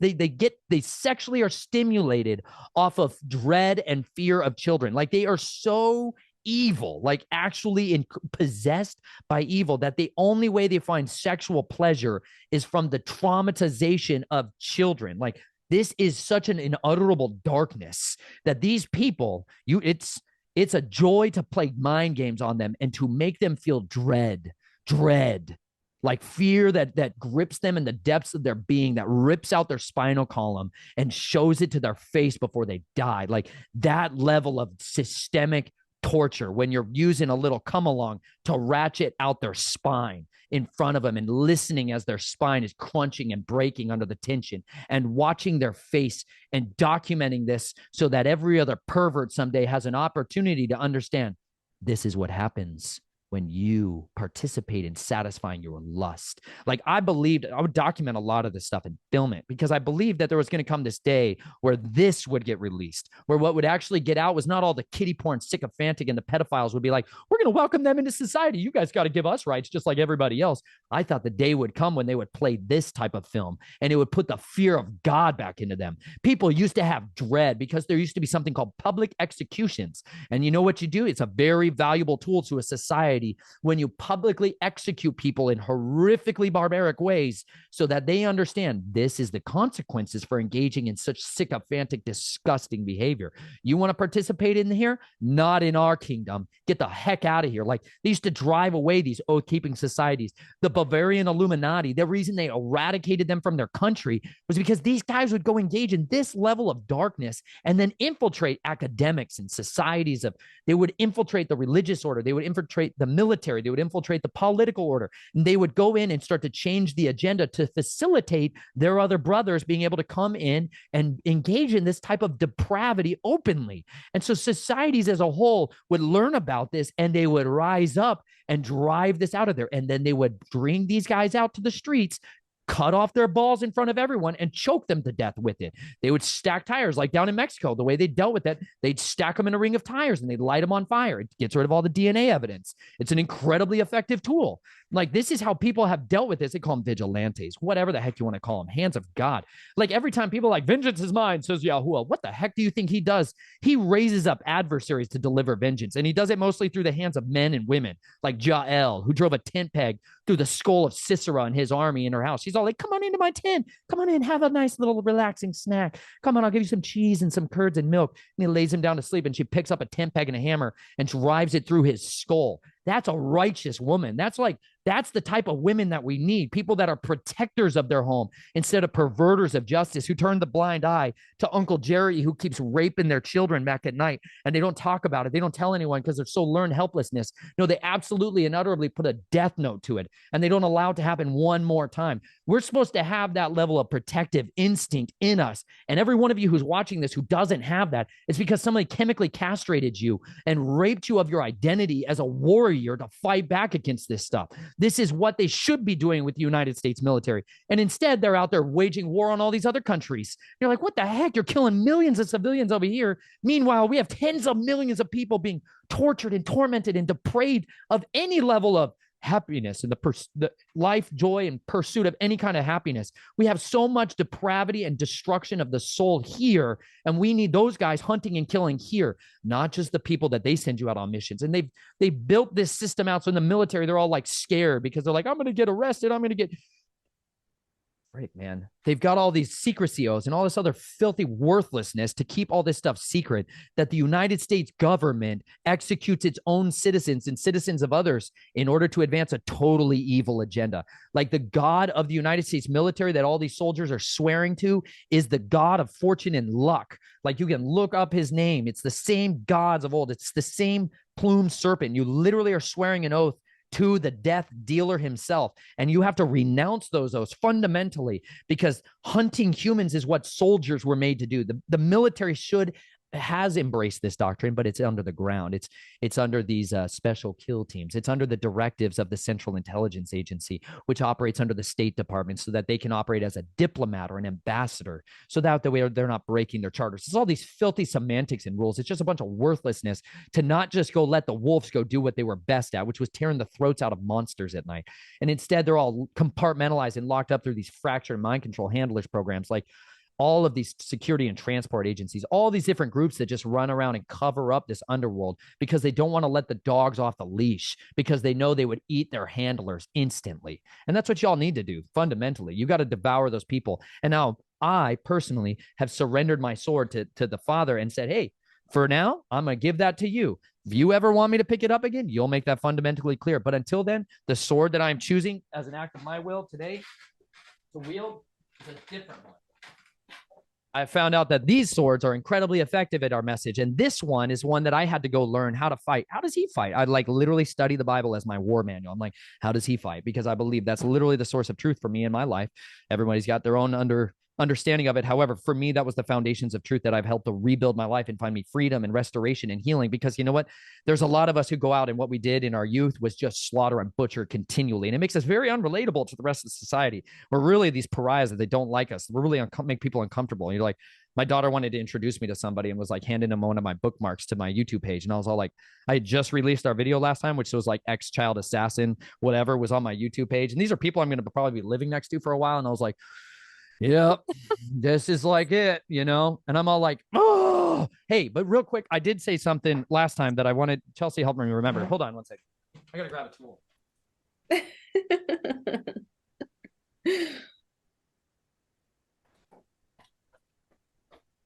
I finally found a purpose I found a job that helped me get out of the mental trap of feeling like I have no service to offer society. You're right. You're like, people don't like killers. You know, it's all frowned upon these days. It's lame. Anyways, it'll change in a hurry, y'all. It'll change in a right quick hurry, and people are going to have to get their heads on straight about it and learn how to handle that in a quickie. But okay, I'll show you this. This is covered in blood. Don't worry about it. It's animal blood, I promise. These are because I butchered a bunch of sheep for one of my friends who's got a homestead and was like, we want to put some meat in the freezer. Will you come help us butcher some sheep? So they bought some sheep from somebody else. They're like, they got some pasture-raised sheep. They're all pretty happy sheep, you know? And so we went out into his field and helped catch these sheep and wrangle the sheep. I became a shepherd down in North Carolina and then in Texas as a farm manager. And we began to wrangle all these St. Croix sheep. Greg Judy, the greatest ranching farmer, pioneer of grass-fed rotational graze. Anyways, check it out. But I became an artisanal butcher. Somebody paid me to go fly up to a class up in Washington by this guy named Brandon. He is farmsteadmeatsmith.com. Maybe you can pull up his website. I don't know. But anyways, this is like the only post I have on my YouTube community page where I posted something about like being really pumped up and fired up. It's one of the few times I wrote. What's the website? I'll look for it while you're talking. Farmstead Meatsmith. I think that's it. Anyways, it's going to have a guy who's like smiling with a giant, beautiful rack of meat, you know. But these tools help me find an identity and a purpose for like killing, because like it's fundamentally something you got to exercise on occasion. And I know that's super creepy. It makes people uncomfortable, whatever. I like using sharp edge tools to do work. And I love sharpening stuff. Super scary, incredibly sharp, razor sharp. I'll be posting a video of this sharpening system that I utilize. Anyways, I took that class and this guy, Brandon, was teaching people how to use knives, like high carbon steel, predominantly knives, to butcher animals and use every part of the animal. And so that the animal died in the most humane way possible under the least amount of stress so that none of those filthy other compounds got released into the blood, like cortisol and all this other stuff. And then how to butcher the animal entirely. And for me, that was a huge outlet of like, wow, I've got a purpose for this blade that's locked up inside me all my life. Like, I can add value to my neighbors. Like, I can add value to society that doesn't involve just killing people, because I'm like, I don't want to kill people anymore. I choose as an act of my will not to go kill people anymore. You know, I surrender that. But helping people dispatch their animals because they're fundamentally too cowardly to kill their own animals. And that's a real reality. Like, don't get a stupid farm animal until you know how to kill it and you're willing to do it yourself. I think it's the weakest thing I've ever seen in society. People are like, I'm going to raise these chickens, but somebody else come and do the killing for me because I don't want to see it. I'm like, stop it. You want to eat meat, kill it yourself, butcher it yourself. You know how it died. You know how it died. It didn't die in this trauma state like every other mainstream version of meat processing and facilitating does. Kill it yourself, raise it yourself, and you have this totally different meal of satisfaction. And then you get to take care of how it's fed. But anyways, artisanal butchering has transformed my life and given me the opportunity to add value to my neighbors and given me all kinds of connections. Like, I've actually had more work from doing this than I ever did with other versions of farming. I did land consulting and farm consulting, helping people build out their properties and like bioregenerative agriculture and all this other stuff. This is fundamentally what most people need the most help with, because they're basically dumb. They're like, I don't know. This is my favorite Dexter 5-inch skinning knife. This is one of the best ones. Go buy old knives. They're better. Most of them. This one, Dexter's are great. This one rocks. The rest of these I don't recommend. That one's great. But otherwise, I just use almost entirely this neck knife made by MT Knives, Genesis neck knife. I use this for butchering the entire animal. I love this knife. It's fantastic. It's terrifyingly sharp and fundamentally wonderful. Anyways, that's how I found some help hunting humans. Because you know what? I still hunt them every single day of my life. I just try to hunt their souls. I want them to become double agents. I literally want them to come out of the kingdom of cowards, and I want them to become kingdom of courageous. It's just so much better out here. We could use you on our team, y'all. Come fight for the freedom of the people that are in tortured cells. You know what I'm saying? You can learn a different way of fighting, and it's way more effective. So we need you on this team. When I interviewed John Wedger, who you know, he said something that a couple years ago that really stuck with me, where he was like, you know, I'm not going to kill these people. I'm not going to eradicate them. And I'm going to be a mosquito in the room that's buzzing 24 hours a day. Like, they're always going to know, they're always going to hear me and know that I'm there. Even if I can't do everything that I want to do, like, I'm going to be that mosquito biting at them and buzzing in their ear. And I was like, I love that. That's a good way to, you know, say what you are, where you're fighting in a different way now, not necessarily with violence with people, but like, you're going to pester the hell out of them. They're going to know that you're right on their trail. And you're right. We do need everybody to step up that's listening. Recruit. Never stop recruiting. That's the fundamentals, you know, recruit from within. 100%. And I want to go a little bit deeper into that question that we just asked. So talk about when you are called on a mission, when you're in these systems, how does that work? Is that something that you're told and then you're given directions and then sent on your way? Or how does that work, sort of from a perspective of maybe an experience that you have, or what does that look like from that start to finish when you're actually on, you know, boots on the ground, going on a mission, and you're set to kill one person or many people? And maybe you could allude to that too. Like, as a mission, are you killing multiple people? Is this one person? Maybe it's different every time. Like, how does this look when they're sending you out on this? Well, you generally get a briefing. First and foremost, you're going to get, like, we just used to have folders, basic folders that would have a dossier on your target. So it would have, I grew up analog, y'all. I know this is a little different probably now, but I grew up mostly analog.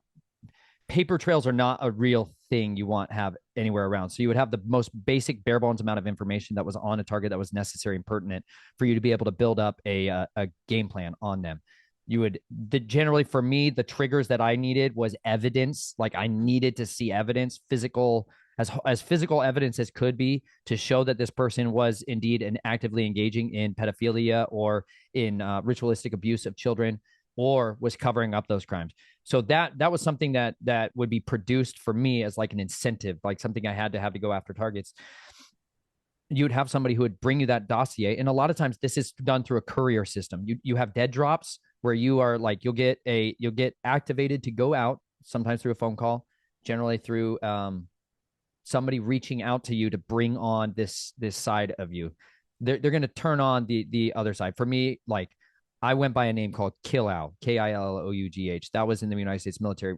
In 2008, when I went to my advanced training in Virginia, I got there weeks early so that I could participate in joining with this special kill teams that was operating out of Virginia, and specifically centered around Alexandria, Virginia. They had a courier system that would bring orders in from somebody else who would drop them. You would go out, receive those. When you took those orders in, you would look over your target. You would get an idea of what level of awareness they had, first and foremost, and then what was the way they wanted the target eliminated, how they wanted it to look. Did they want it to be an open face killing? They would call it like to send a message to the masses. If that was accompanying it, what they wanted was a very overt way of a violent death. They wanted it to look like somebody murdered them in a very horrific and publicized way. So that would be a message to the masses. Otherwise, if they wanted it completely invisible, they wanted you to make that person disappear.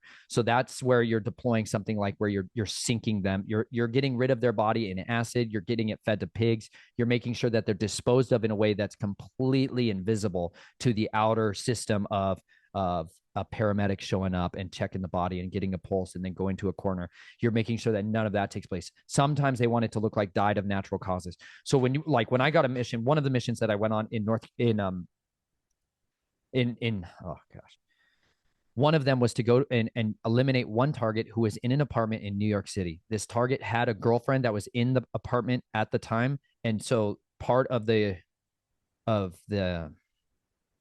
loose ends is whether or not a witness, if there is a witness involved, you have to find out what are the rules of engagement, whether or not that person can be killed, whether that person can be dragged and bagged, meaning that they're going to go into prison, they're going to disappear, but that's not going to be my job. They're going to be extracted. And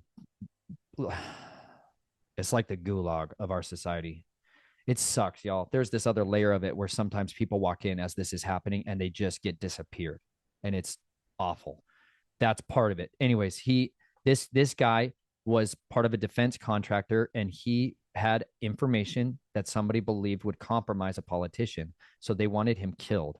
And they made it look like, for me, that this guy had been compromising politicians through selling them sex through children. That was what was in his dossier. I went after him in his apartment. His girlfriend was there. I went after him in a moment of opportunity. So he needed to be killed very violently and publicly. So I tore out his throat.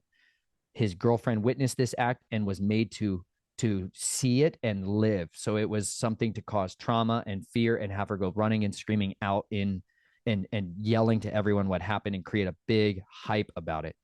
It was as I was extracting out of there that I puked in a trash can, and I saw this man, like a homeless man, sitting there. And it's like you never want your face seen. I can't even explain how bad this is. You never want to be seen like that, like a monster. You don't want anybody to see you like that, because you're you, but in a way that's so uncanny. And they want you, like, you're not allowed to be seen like that. I can't even explain it beyond that. You don't want anybody to know you as a beast.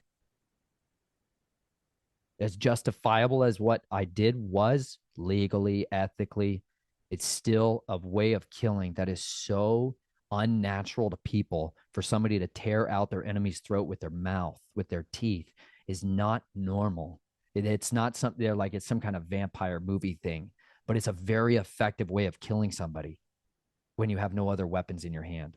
And I saw this guy there, and he looked at me as I'm puking, and I'm puking up blood, and I'm puking up skin.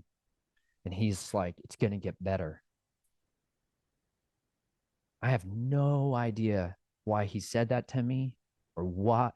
I think he knew me. Like not the guy I was. I think he knew that level of darkness, that level of brokenness, that level of violence. This is why I have such a love for the homeless, like why I have such a love for people that are overlooked and discarded in the shadows, because that guy looked at me in that level of raw violence, and he had compassion on me. He didn't have hatred, and he didn't have fear. Like, I didn't want people to be scared of me for who I was, but I understood I was scary. And that was really hard because I wanted to be accepted. I wanted to be understood, and I wanted to be needed. And he planted this seed of love, like of love, raw love, right in the middle of that moment. And like when I went back to base, you get a debriefing after you're done, and you go over, you go you go over the series of events and what it took place. Like what I operated under was called special access projects. And you have like a security officer, who's a project security officer, who's over you. This is the person you actually do the reporting to. They go over the debrief with you. They show you what's on the public side of it, and then you tell them what happened behind the scenes side of it. And then they work with the media arm, if it's a message to the masses, to sway the conversation and the story to fit a narrative for how they want that information getting out. This is why there's such an intimate connection between the media and the military and the corporations, so that they can swing these stories to fit in accordance with the what they're wanting people to know took place. That level of it is where, in the debrief, that they generally try to eradicate this kind of any level of emotionality that got put in there. They try to get rid of that, so that you just go back to being the cold stone operator, just clear and level headed. And so it was like I had to compartmentalize and bury off anytime I ever had like an emotional response during a mission. Anytime I had like a level of humanity, like that had to get shut back down. Like there was this one instance when I was young, and they sent me after this couple, like a husband and wife in Pine Top, Arizona. And I was walking through the forest. It was like a super simple, like DNC, like you kill them and then you get rid of them. And like I was walking through this forest, and like I would have this like I was possessed. Like there's no other way to say it. I'm totally possessed by this other spirit that would help me to like be quiet, be silent. And like I was walking through this forest to go in towards this house, and their lights were on and I could see them. And I hate that feeling, like, because I used to watch people from outside their homes picking my moment, like picking, like to choose when you're going to kill somebody is a serious thing. And people that have their lights on in their houses, it always just blew me away that they would have their lights on in dark, like dark outside, light inside, just because you'd sit there and just watch them for hours all night long. And you're waiting for them to get into a position where you could absolutely sneak in and do the killing. And I was starting to try to broach this area around their house, and I literally felt like I hit a wall. Like it wasn't a physical wall. It had nothing to do with like any type of guard. It was like I felt like a spiritual like void, that as I pressed through that, I felt like this force of darkness leave me. Like all of the shadim, all of the demons that were there that would empower me were gone. Like that if I went in there, I was just me. It was just me, and it was just my hand. And I felt like it was one of those times I felt like I walked through a wall of fire, like an actual protective hedge of protection. Like I actually felt like I hit that, and it scared me. I was like through this, and I couldn't go in my own power. And I felt so much fear. I felt so much terror. I felt so much like need to run away. And it was one of those times where I literally ran. I ran for my life. Like I'd never been more scared in my life. And I believed what I went through was the protective power of the Most High. Like truly, like somebody whose life was in alignment with the Father's ways, and they were being protected. They actually had a hedge of protection around them that I couldn't pass through. I couldn't get through. And this is why I fundamentally believe it is a spiritual war. That even if they send people who are trained to kill and that are what you would think these bloodthirsty monsters, they still have a legal rules of engagement that they can't supersede unless the spiritual forces behind them facilitate that. And this is why I appeal to the most high authority in the spiritual realm, the creator, El Elyon, like Yahuwah Elohim Sevos. I knew him as the Lord God Almighty, like through the working of his son, Jesus Christ, Yeshua Messiah, like he showed me a way out. He showed me a way of getting deliverance, of freedom that was not encumbered by somebody else's ulterior motives. Like he showed me freedom to choose, which was totally different than all of these other systems. Because I'd get those printout sheets and I'd get these folders of these people, and somebody else decided everything for me. Like they didn't just let me go be what I am and do what I do. Like they didn't let me off the leash to hunt. They still like to have their sticky fingers and ulterior agendas. And I hated that. I just wanted freedom to hunt as I had been raised to do, as I was born to do. And they just would not give that to me. Are there any instances where a lone wolf, in a sense, because it seems like these in this specific assassin type program, the Delta program, like you said, you're alone most of the time. Are there any instances where you do go with other people or with a unit for an assignment? You'll occasionally meet up with people who are like your logistics. I didn't operate often with other killers. I generally operated with other support teams if needed, but generally it's just one and done. Nobody else involved. You're trying to create as few potential breaches of the security firewall. You don't want anybody else to know what's going on. And so if somebody's dropping off a vehicle for you, if somebody is chauffeuring you around, there's not like conversations. You're not chatting. You know what I'm saying? It's like you're in a criminal underworld, and it's an understood thing. You're all doing stuff that's super illegal. And if any of you are caught, there's plausible deniability, meaning you're going to get burned, son.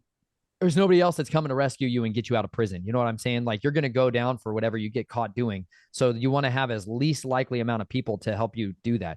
There's times when you would get picked up. In the military, got a little different than when I was doing a lot of this stuff for like the Jesuits and in the old religions. They had their own little underground little network that you could utilize if something went really badly. However, more often than not, you're completely on your own to do this stuff.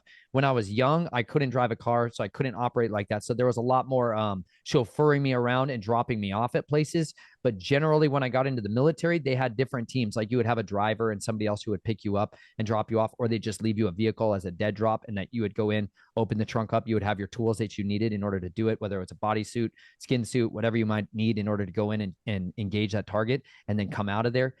But more often than not, when I was younger, there was very, very little other people who were participants with me. When I started doing that stuff under the Jason Project in Fort Lee, Virginia, then I had a team. That was the first time I ever had like a team that I got to operate with. But I still generally never like to go on the hunt itself with other people. Because I never knew, I was not totally unfamiliar with it. I'm not like a team player in that zone. I'm a predator. Like I am eyes on the prize, and it's a lot harder to infiltrate when you got somebody else out there, unless that person is you. Like you don't. I didn't want to hunt unless the guy was an absolute lobos, like unless he's a complete wolf and he absolutely knows his trade. And in order to be that, you don't know what that guy's actually why he's there. Because you see, you kill each other all the time. You go after you killing somebody else that's another asset. You're literally killing another X Team's guy. You're like, oh, one of my brothers, and I'm going to kill him. You know, it's just like it's this perpetual just nightmare where everybody's potentially the guy who's going to kill you next, and you're just so you don't trust anybody, which is a terrible way to build a society. If everybody's fundamentally not able to trust each other because you're all a bunch of criminals, it's really difficult to trust each other enough to operate on this mission, because somebody else might be the very person who's there to do what's called a blue falcon, a buddy screwer, a guy who's going to mess around with you and shoot you and be like, oh, so sorry. You know, it didn't mean to go off like that, you know? So it's generally safer and more familiar to operate solo. When we went and extracted a guy named Mr. Blue out of one of these chateaus, these estates outside of Virginia or Alexandria, Virginia, he went back to a safe house. Like that was one of the few missions where I had a team where we had somebody who was running comms. We had somebody else who was the dedicated torturer, and somebody whose job it was to just extract information. And he dismantled this man in a way I've never seen in my life. It was amazing because this was the worst kind of human. That was one of those few times that I got to actually be around other teams. And that guy told me to get the frick out of here. That's what he told me. He was older than I was, and he told me to get a hell away from that place and don't have anything to do with these people. And that was good wisdom on that part. That was really good wisdom and something that was really beneficial for me to understand that somebody who's been in this longer says, get the frick out of here. You should, heed that advice. That's not the place to do this work from. Yeah, 100%. Now, I don't know exactly how to ask this. For practice, this isn't like, say, playing a game or sport, for example, where you can maybe practice a drill over and over and over again just in your spare time and like know that you're going to nail it when you're actually on a mission. Would they have you practice on real people to prepare for actually going out and killing somebody on a mission by yourself in, say, a controlled setting? Or how do they prep you for that moment where they're like, all right, just go and we're just going to trust that this is going to work? Yeah, you practice on vagrants. Where do you think these homeless people go when they round them up? Like, what do you guys think human trafficking is? It's snuff films. They don't waste any product. Like, they literally, this is like a business. They don't waste product. They gather human beings as cattle, ship them in here, and then they torture them and kill them, and they profit on the process on every step of the way. It's like a corporation, the same. They got shareholders that they literally have to fulfill these product, and this is the way they do that. And so when they go out and round up a bunch of homeless people, or they round up a bunch of illegal immigrants, and they take them down into these underground areas, and I'm not talking about like deep places. I'm talking about like the basement of a building that's been soundproof. It doesn't have to be much. It just has to be an area that's a little bit out of town in the country that's got a shed where they go in and do this stuff. It's not theatrical. It's like gross. It's gross. It's really gross. It's like a barn. There's you can walk. I could guarantee you I could go into your city and in under a couple hours find places where this is going on, because it's stinking right there in front of people's faces. In Colorado, there's a place in I think it's called Brighton, Colorado. There's just an old barn, like major, looks like new subdivision housing going on around it. And like there's an old abandoned barn. It looks really picturesque from the outside. People take pictures of it. Literally, they go out there and they take pictures of it. If you go inside there, they've got chairs with extension cords from the rafters going down so that somebody can be spread eagle right there, with blood and rags and headless dolls everywhere. Like, you can walk in and find this stuff all over the country. It's everywhere. It's in every city. It's in every town, even your tiny little town where you think this isn't happening. People are so addicted to their lusts, they cannot stop this. And so they go and take the undesirable class. Like, we still have a class society where we have the untouchables. They call it the castes. Like, this is literally how they engineered our society, so that there's this class of people that we look down upon on this degraded, demoralized level. And then we foment, like, this is literally how they bring in all of these drugs and they give it to class of people. They predate on them to ruin them, to destroy them, to ravage them. So they have cattle that they can feed into this underground system. So when somebody needs bodies, like little living beings, when they need them to be able to be utilized for this, it's just like a prisoner of war, where you're going to go in there and you're going to torture somebody, and you're going to learn exactly what nerve clusters to strike when you're trying to disarm somebody, when you want to disarm somebody and strike them on their wrist so that they can drop something that's in their hand, when you want to completely incapacitate somebody with a knife hand. Like, one of the major trainers of this was a guy named Fairburn and Sykes. Like, oh gosh, this freaking guy. He has a system of fighting that's called gutter fighting, and he was one of the king's guardians brought in Shanghai. He was ahead of the British, okay, the MI6, MI5, their secret intelligence side of things. He was over in Shanghai and was learning all these different combatives and martial arts over there because it was a hellhole. And he was trying to be able to he joined their police force and was like, how the heck do I fight back on all these people? So he got training from a lot of the people that guard harems. They guard the bodyguards of queens and kings and their concubines.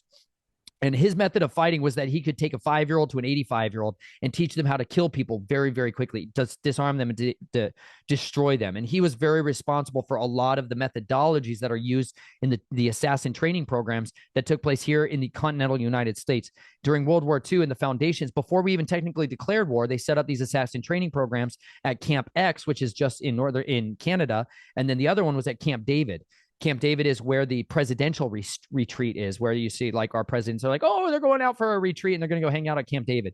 That's where they take them there. It's literally the camp during World War II where they started training assassins on how to do this stuff. Fairburn was one of these guys who was brought in to be one of their main trainers for that. Another guy later on named Applegate was another one. These are the fundamental guys who you learned the dirty tricks from. You learned how to kill people instantly. And that's why the use of the dagger is fundamental to that, because you basically got a needle that you can put anywhere inside a body, get through clothing, get through armor, get through the defensive mechanisms in the body, ribs, spine, all these skull, all these other components of the body that defend the body, protect the body. So like that level of training that is necessitated on, it's something that is absolutely critical for somebody to be able to do this. They need human bodies to be able to do that. This is where the relationship comes in with body labs, which is the universities that are doing autopsies, where they're training students on medical labs and cadaver labs. This is where one of those areas that they get in. People that are like, I'm donating my body to science. This is where a lot of that stuff goes. Okay. So when they need a living person to do that, then they're going to reach into the prisoner systems. They're going to go start pulling people out of there. They're going to say, we're going to transport this guy to a different penitentiary. And meanwhile, the guy gets completely disappeared into the system. He disappears. This is where foster children are utilized, child protective services. This is where they're feeding those children that go missing. And they're like, shucks, we can't find where 17 million children have gone in the last 25 years. Sorry about that. They're literally fed into this underground system so that they can profiteer upon that process. And part of that is fundamentally there. My family had an estate in Rochester, New York, and my uncle, his name was Heber Hamilton Beetle Dunkel. This guy was a New York City police officer, and he was operating out of this estate up there in Rochester. And our neighbors at the time were the Clintons. The Clintons had one of their private houses up there in Rochester. And part of that training that he was teaching me through was like, you need to be able to ultimately get past and evade Secret Service, because these are supposed to be some of the best guardians that they have. And so he would bring people up there. He had motion sensors all over his property. He had ways of detecting people. He had guard dogs that they would bring on. And you would, as a child, you're learning how to infiltrate and get in. And it's like a game. It's not always this like scary, big bad guy thing. It's like a game. They're going to couch it as like games, because children are, they're easily manipulated if you couch everything as games. This is why perpetrators are able to be so successful for so long, is because a child doesn't understand it was not normal until much later in life. And if you control the environment of those children, they can't see it as different for a long time. You had something you wanted to say there, Emma. It looked like it. Oh, no, you're good. Keep going. Okay. So up there in Rochester, that was part of the training, was to try to get to where I could infiltrate past Secret Service. If you can get in there and plant something, it was one of those, like, you pass the test and you can kind of go on to the next prize. But human cattle are that great resources. And this is what fundamentally, there's more human slaves alive today than have ever been. There was no like eradication of slavery in the United States. It just went underground, and they just went to a less desirable class of people. Wow. That's interesting. That was a good question that somebody asked. And you had mentioned another question that somebody had asked. You mentioned part of what could happen. The question was, what happens if an assignment fails? What happens if an assassin gets caught? So you mentioned jail, which obviously, there's that option. What if, for example, and I'm guessing this would be a scenario that this question could apply to. What if you escaped the mission, but you didn't kill the person, or you weren't able to complete the task, but you got out safely and were able to go back to base? Are there consequences, or how does that work on that end? On one side, there's definitely consequences, but fundamentally it's part of it that there's going to be failures. There's going to be, I don't know. It just depends on what the group is that you're operating under. Some of them are furious, and there's going to be major reprisals against you, but a lot of times it's blowback that doesn't affect you as the hitman. Like, you're the wet worker. A lot of times these are corporate players that are dealing on a scale that's just not it's not on our normal waking level. Some of these targets, I'll just be super transparent. They were not the pedophiles that they were made out to be to me. They just used that as a propaganda piece to get me to go after somebody else. A lot of times this was so that somebody could get somebody else killed so they could get a corporate contract that they wanted. Somebody was not willing to sign a piece of paper that transferred shareholder shares so that they could be the majority shareholder. So they had that man assassinated. So there's these things. So if you go after somebody like that and you have a failed assassination, the people that are actually suffering from that are going to get pissed more often than not with people that are on a different pay grade than what I was a part of.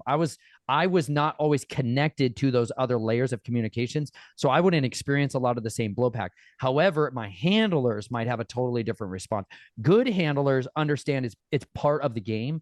Bad handlers would punish you and deride you and make you feel emasculated. But more often than not, it's unavoidable. It's an inevitability that sometimes you're going to give somebody a dose of morphine and it's not going to stop their heart, and they're going to get up and they're going to run away, and they're getting to a public place and you have to bail. You have to disappear. That's part of what happens sometimes. But that I was not ever pushed into like the jail. I didn't get caught in the same way that got me arrested and thrown into jail. The normal police never arrested me. I got caught at other times by alphabet soup agencies who caught me on cameras doing this kind of tradecraft, who then wanted to recruit me and bring me back into it. So there was different ways. It depends on who sees you and how bad you're burned. What about immunity? If you have if you have immunity, it just depends on if it'll actually be there or not.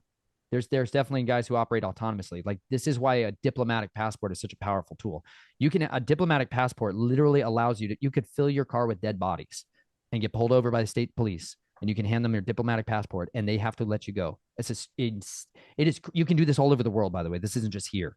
This is all over the world. This is like part of the in crowd. You can look up there's this thing called diplomatic pouches, which you can use, which are sealed. You can have a little pouch size, or you can have a much bigger size, like literal body bags. You can come up to an airport with a diplomatic pouch, have your diplomatic seal on it, and have your pistol in there. You can have your knives in there. You can have grenades in there, whatever you want in there. They're not allowed to look inside that thing at all for any reasons, under any circumstances. People have shipped bodies, live people alive, inside these bags in order to get them out. Okay. Like their agents, they got to get them out of there. That's generally one of the best assurances that you have for immunity, comes from through diplomatic passports, diplomatic IDs. If you can get that and diplomatic license plates, this gives you the best form of autonomy that you can have operating in CONUS, the continental United States, and in other countries. And so I didn't operate almost ever outside of the United States. Almost all of my stuff was here in the United States. So I don't have much experience with what that's like overseas. However, here in the US, that is how they operate. And that was like the holy grail. If you could get a diplomatic passport, man, you were in. Sometimes you would have that for a specific mission in order to infiltrate an area or hit a target and extract somebody else. But more often than not, you do not have immunity. You do not have any form of that. You might have some cover. You might have some individuals in place in the judicial system. If you do get burned, that will flag it off. Like, if I donated blood, I had all kinds of stuff that would pop off. Like, if I went to a blood bank and tried to donate my blood, all kinds of sensors and stuff would get tripped. That would trigger all kinds of messages to people, and I would have crazy reprisals come against me for doing stuff like that. My blood was literally like did not belong to me. In the United States military, I took these experimental injections, and they're like, your blood will never belong to you. It is a classified material. You're not allowed to give it away to anybody. You can't have it tested in the same way. So it's like you get caught up in a crazy different world sometimes in the United States military. They own you down to the molecular cellular level. When you sign these like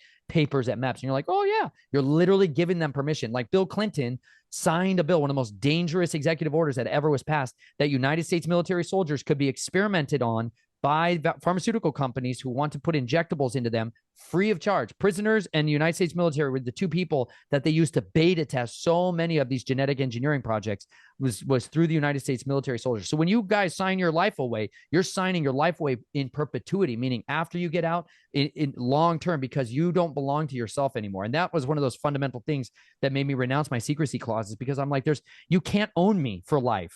You can't own me for life because you're not going to pay my bills. I've never been to a VA. I've never had any of their support. They literally came after me to take my signing bonus away. They're like, you didn't fulfill your contract. I'm like, because you guys kicked me out for medical reasons.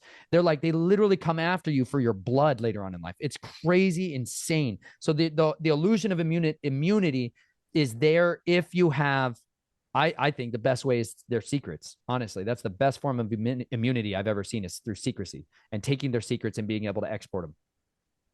Wow. Somebody had asked, actually, there were a couple people that asked this. Did you ever have a programming breakdown during an assignment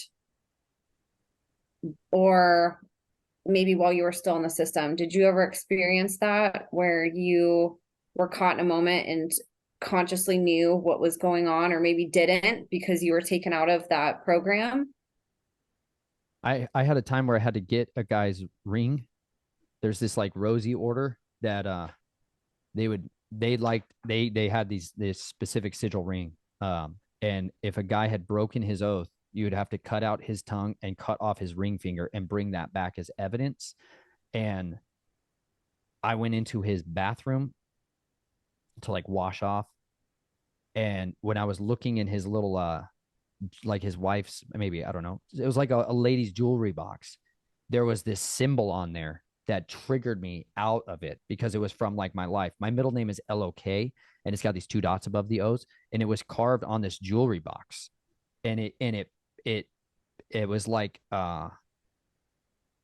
two drivers in the seat at the same time, where one side was like a conscious slip, where the other side of me was coming forward, like the normal waking side of me was coming forward, and then the the other was there, and it was like two drivers too much, overloaded the system, and I start, they call it like a internal tremors.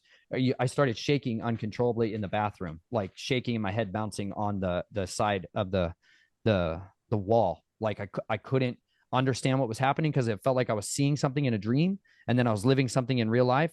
And I had this guy's finger and his tongue in the sink, and I was staring at these two things, and it was incongruent. And I kind of came apart, and I walked out of there and put his ring and tongue in the mailbox. I was not supposed to do that, but I lost it. I didn't know what was going on, and I just tried to get out of there.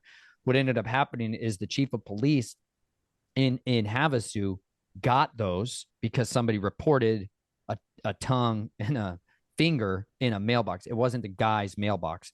They own the police network down there so that anytime this kind of stuff pops off, they can make sure that it's not gotten out. So I got in a heck of a lot of trouble for that one and had to go through a major mind sweep. They look into areas of your mind. If you get triggered while you're on a mission and it shuts down your programming, it shuts down the protocols.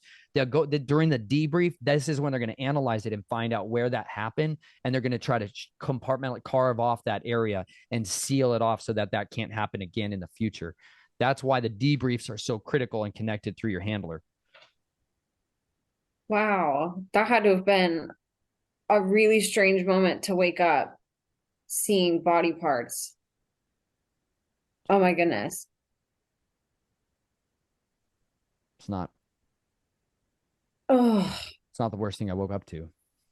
I mean, I'm woke up, sure. I woke up in a lot worse places. I'm gonna ask you a question that actually makes me really sad to even look at. Um, did you ever have to kill somebody you cared about?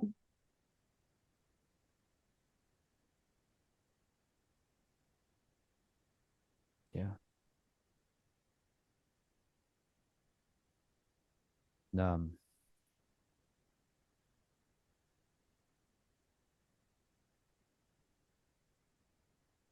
in order to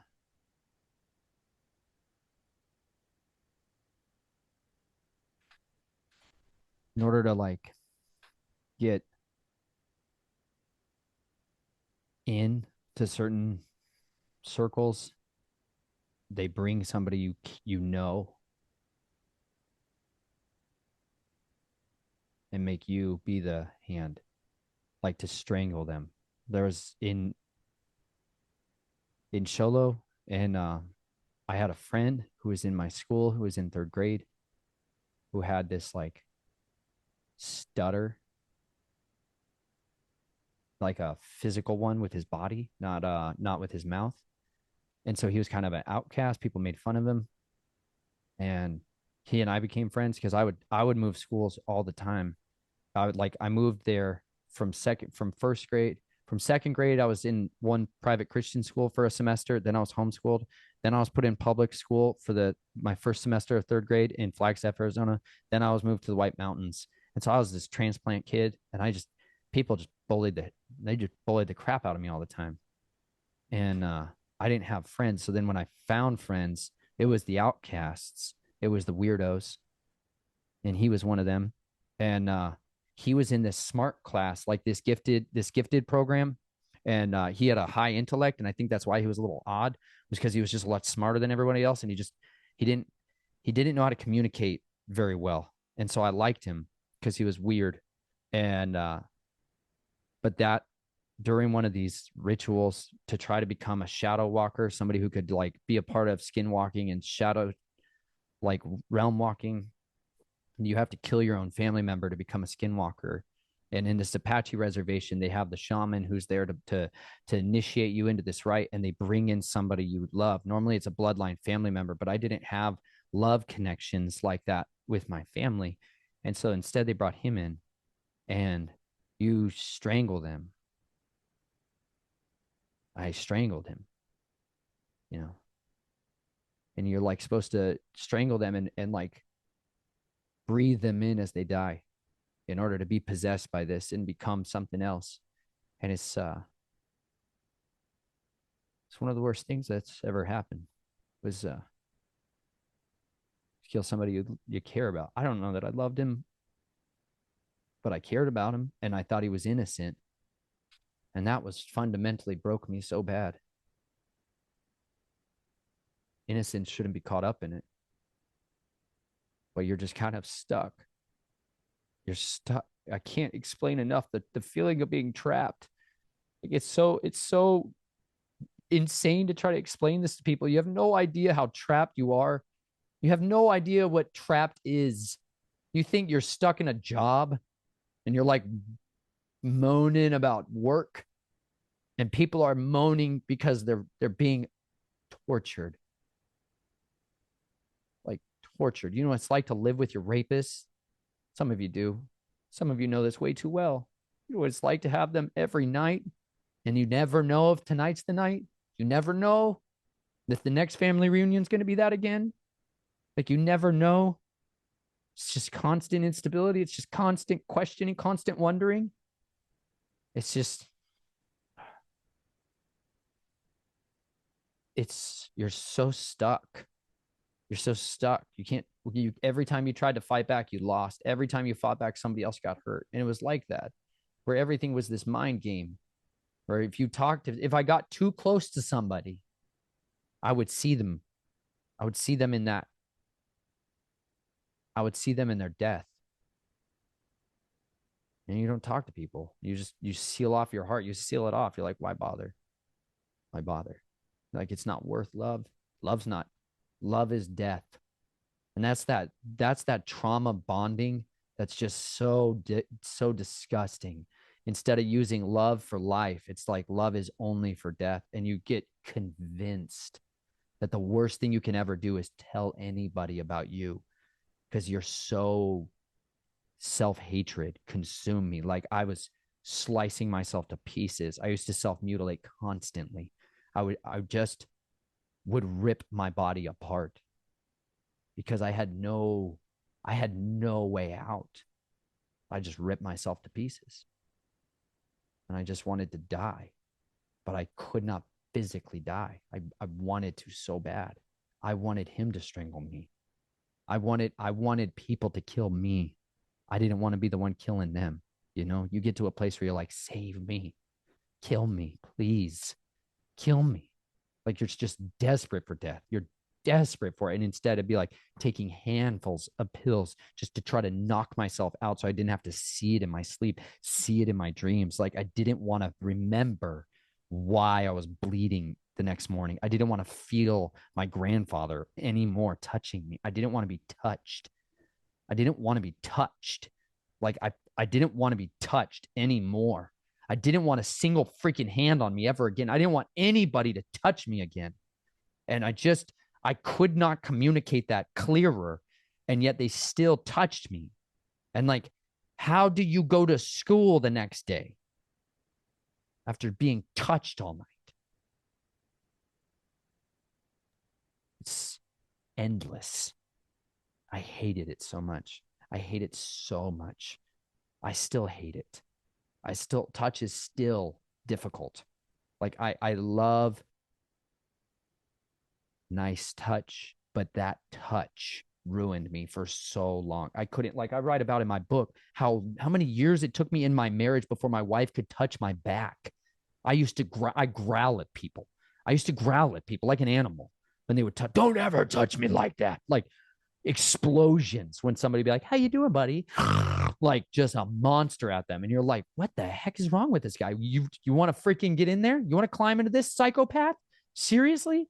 Like there are these little quirks that pop up in people in your life and around you who have these out of control responses to stuff because they've got that kind of horror buried in their past that their grandpa was climbing on their back and raping them at night.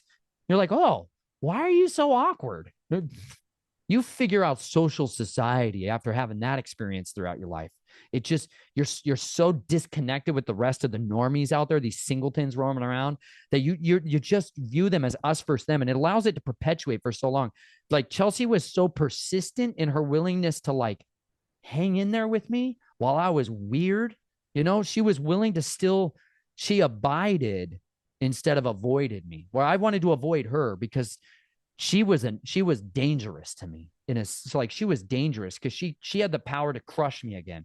Like she was a real love that could destroy me, you know. And so I was trying to reverse the love is death mindset with her, and I had to start letting out incrementally this horror show of what I was. And as she was found trustworthy, I let out a little bit more and a little bit more, and she began to wash me in a new identity with like real true love. And it began to undo that feeling and reverse that. Like it's called systematic desensitization, like getting somebody reconditioned to something that shouldn't cause them fear. Like you shouldn't be as scared of a snake. But if every time, the first time when you were a child, you saw a snake, somebody slammed a book down and scared you, every time a snake showed up, scared you, it would condition that fear. And so I had so many of those responses that had to get worked out. And that was fundamentally, intimately connected through that. Did you ever have somebody growing up or anybody that noticed or called out abuse and tried to help? A teacher or anybody? Did anybody notice ever? I had I had a couple teachers that brought my parents in, and that was always the big mistake, who would bring it to them instead of bring it to, I don't know if authorities is the right word, bring it to somebody who could actually do something and talk about my behaviors and talk about things that they were seeing on me and going on with me.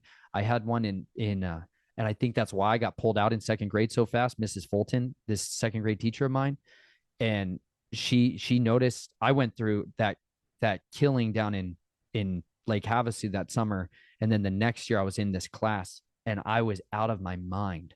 I was out of my mind. This child showed up with this toy that was like some bat figure, I don't know, from some comic book thing, and I came unglued on him and was threatening him and growling at him and terrified, shaking. I peed myself, and because of that, she saw marks on me, and she brought my parents in. That as soon as that would happen, my entire life would dissolve. All my friends would be gone. I would be moved out of school. We'd relocate. It was just this constant cycle. So and then it would be reinforced at me why we hide, why you hide, why you conceal this, why you never talk about this. It would just get reinforced in me. So honestly, I don't know how many people saw something that said something that I just never found out about. I don't know how often that took place because I felt like I was constantly surrounded by people that all they did was cover up insanity continually. So like if I went to an ER for a checkup because I was bleeding out of my rectum, that's not something they're going to have a normal doctor check out. It was very different. And I never got the opportunity to be totally seen in the same way. And if I did, it was like, you're gone. Yeah, it's like there's networks within the network. There's doctors that are in the cult and hospital rooms that are separate from the rest of the hospital. And it's just amazing. Therapists, it's amazing how vast this is. Lawyers, judges, that there's really somebody cornering every aspect of somebody trying to get out of this system. And that's why, Nathan, you're such a miracle. So few people ever get out,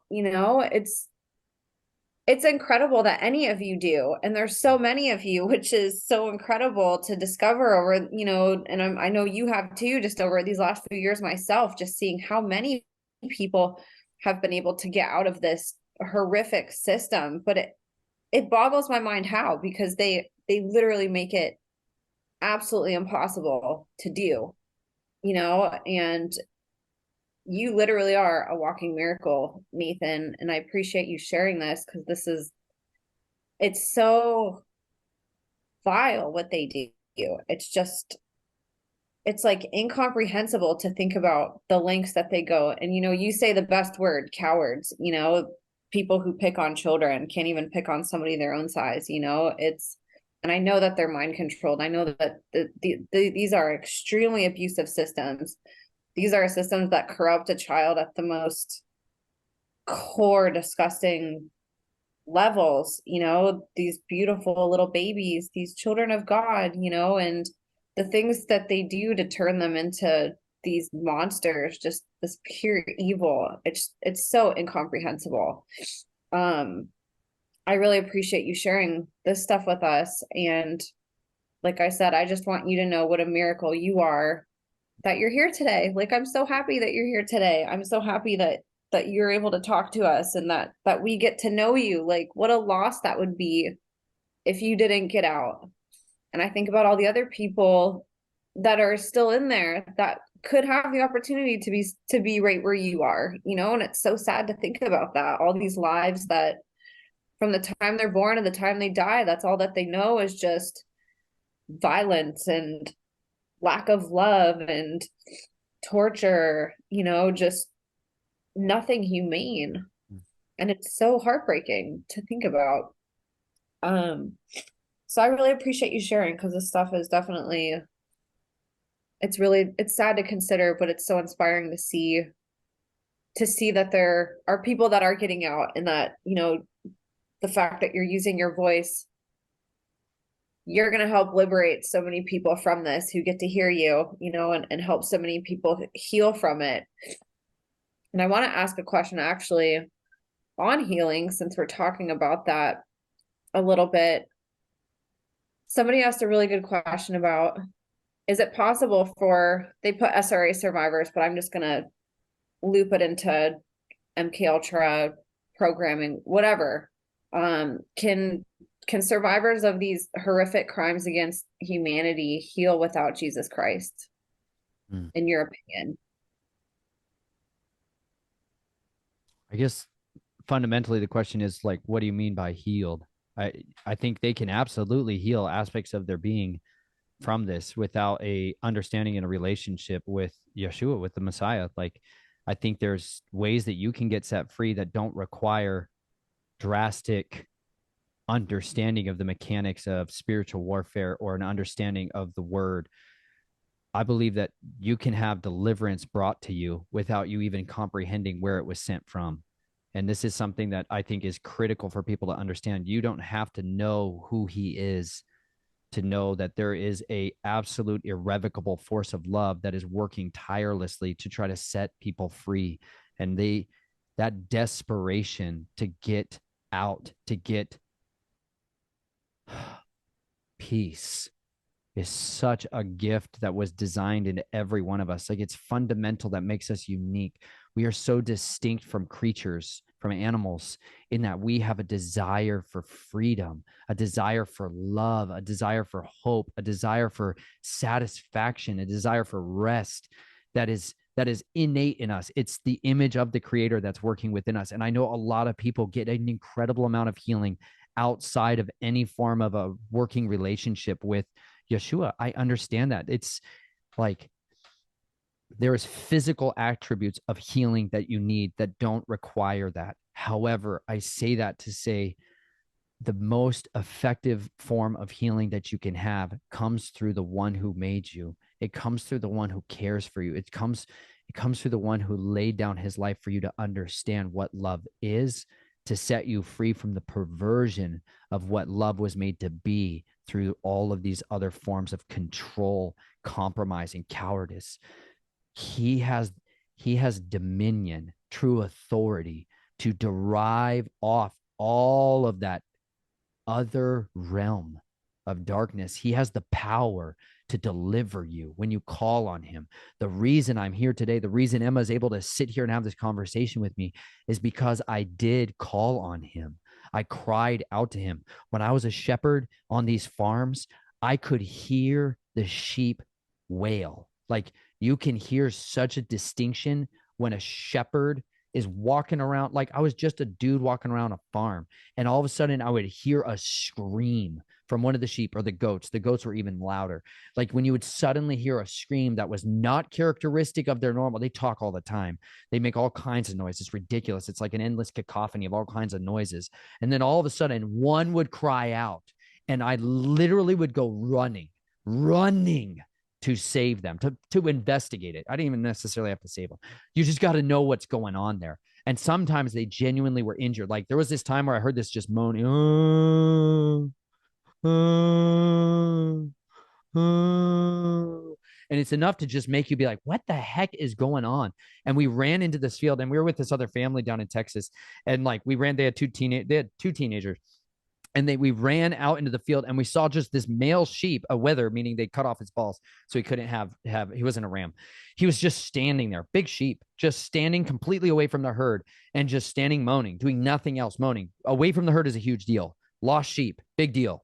He's standing there moaning, and blood is dripping out his nose. You're like, what the heck is going on? I was able to walk up to him. I carried a shepherd's crook. I would walk up to him and put my shepherd's crook around him and step over the back of him, and I would hold him, pull him close so I could pick up their legs. When a sheep's legs are in the air, it has no other option. It has no plan B. If all it has is flight, and as soon as you lift their legs into the air, they go completely calm.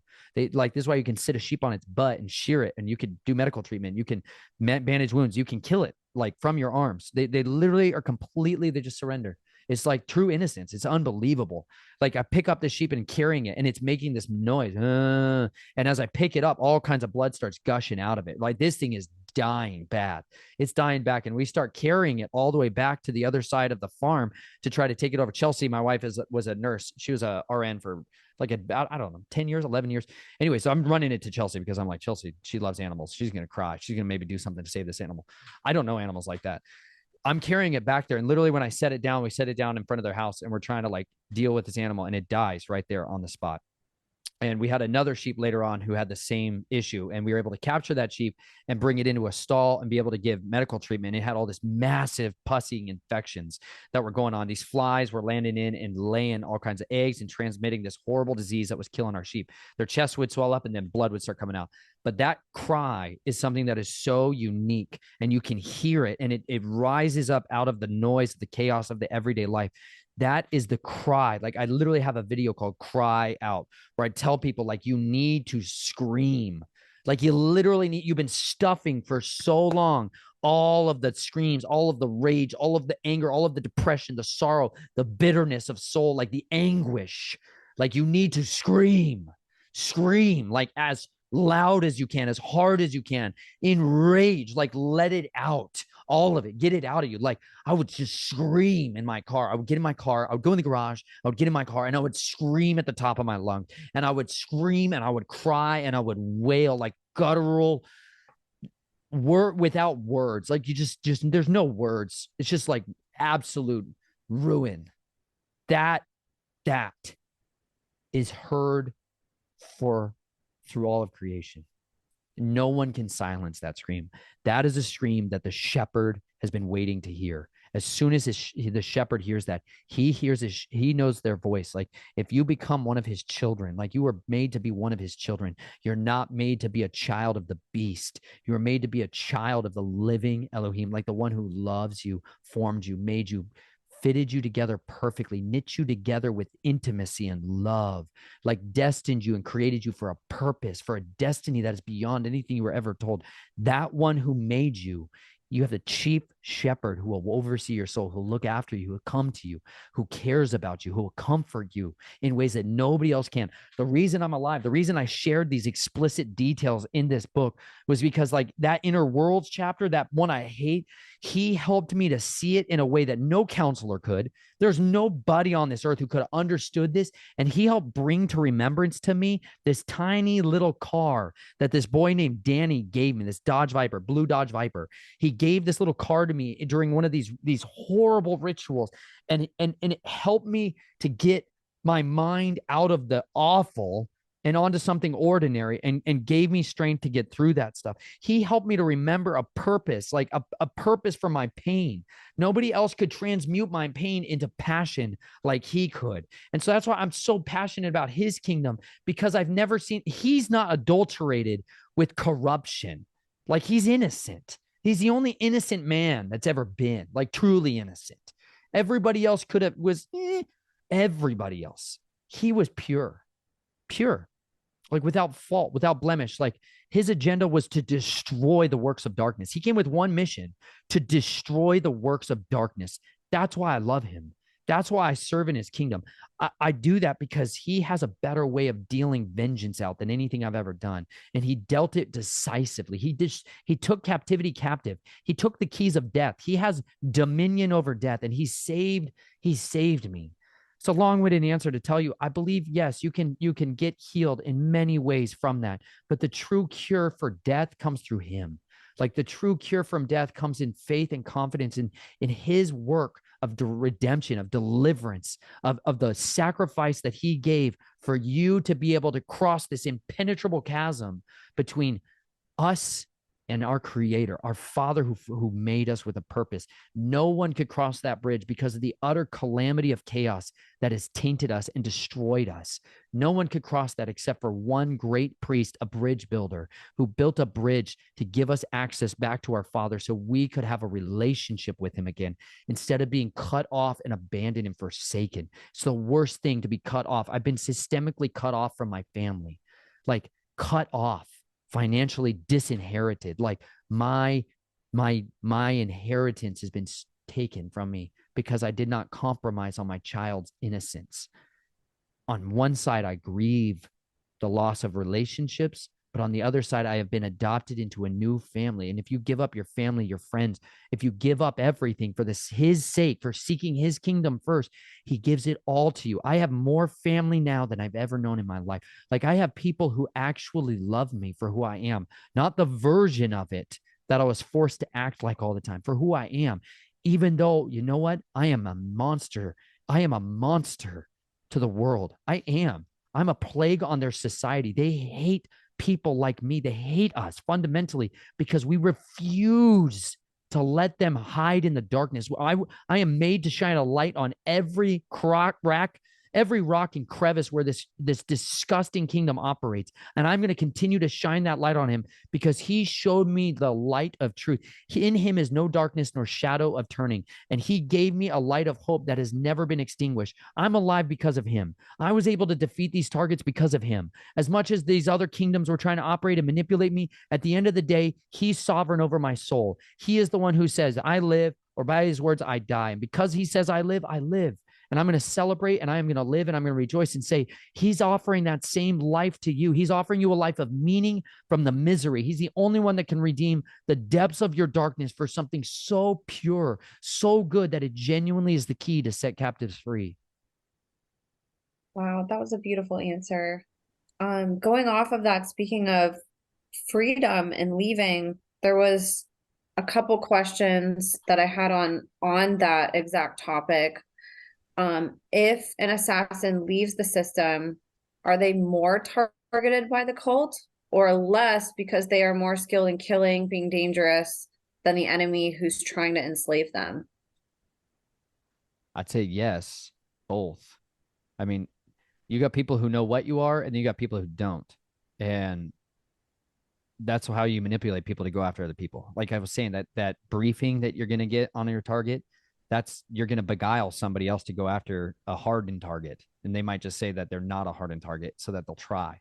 But if you tell somebody all their lists of everything that they've done, like you don't share the classified materials with their target. You know, you don't want them to necessarily know that. The only times they sent direct that I know of, the only times that they sent direct people to try to kill my wife and I, like after I started coming out with this stuff, they sent people that were trained and agents of people who knew exactly how to kill people and were proficient at it. They sent teams of them. They didn't send a guy. There was another time they sent a guy with a couple support team in the parking lot. Every time that happened, I never had to physically fight back in order to do that. And that's because I literally believe there is a hedge of protection around me that comes from my creator, that doesn't come from my sword. Like it doesn't come from my mouth. They don't fear me. At the end of the day, like you're just a dude. As skilled as you are, like you're still a dude. And more, like that whole thing I was telling you earlier, where you can absolutely certainly kill anybody if you're 100% committed to be willing to die in order to do so, that's still a reality. The only way that you circumvent that is if you appeal to a higher authority. And that's why I live. That's literally why I live, is because he says so otherwise. But I think for people that are trying to come out of this, who do have that skill set and do have that training, it's advantageous because it makes you more formidable of a target. You're a harder target to go after because you've seen the ways they do that. You know the methods and the mechanisms. And like I can detect stuff coming from a way further away way than most people. So if somebody else was mostly used as a sex object, if somebody else was mostly used as a drug mule, or somebody else was mostly used as an intel side of this, they are not the same. They don't have the same type of history of training. Like since I was born, I've been an observer of people. I've been observing this human race to try to analyze and detect intent continually. So that allows me to feel that intent. You can feel this, like this is like pre-attack indicators. These are clues that unless somebody truly has been trained to compartmentalize and do a switch right before the act of killing, there is always pre-attack indicators like a flaring of the nostrils, a snarling of the teeth, a lifting up the upper lip like malice. Right. There's a puff of intake of air. There's these pre-attack indicators like a witness check where somebody's going to look to the left and to the right before they attack, before they steal something, before they commit a crime. These are clues that you can get trained on and practice with each other, like normal people can practice in order to be aware, hey, this guy's a threat. It's that gut churning feeling that you had that everything else was normal until all of a sudden you feel like something's off here. Learning how to detect that, learning how to work with that as intuition, as like a radar. I tell everyone, like my wife has this like over the horizon radar. She can detect stuff that's coming before people even start, like before they turn on their car to come this way. She's already been given a dream. She's already been given a weird sensation, a weird feeling, like something's off right then. Like we used to pick up our house and take off. Like we used to just literally drive away. And so it's been a very different experience of having a wife and having a relationship with somebody when we've had so many of these instances over the years where we've been able to become a really good team at being able to navigate sketchy circumstances. And it's made us a lot more hard of a target because, I mean, she's my armor bearer, man. My wife, let me just tell you, best thing ever is to have a spouse who's on your side. Hold on. I dropped my shield somewhere. She's a formidable human. People don't understand. She looks so cute. People are like, oh, she's so cute. I'm like, she's not, she's not like me. She doesn't like carry around knives 24/7 and like think about stalking people in the darkness. She's not like that. She's a mom predominantly. The mama bear. She's a mama bear, man. And it's so beautiful because they're so cute and camouflaged. You know what I'm saying? They're like the deadliest, scariest things on the face of the earth. She will tear your face off and spit down your throat. She is an incredibly formidable woman. She's a lot more direct, confrontational out in the normal world. She tears people up verbally at times, like way more than I do. I've been trained so much on being like, you verbally disarm people for as long as you can until absolutely necessary. Otherwise, you're just super friendly continually.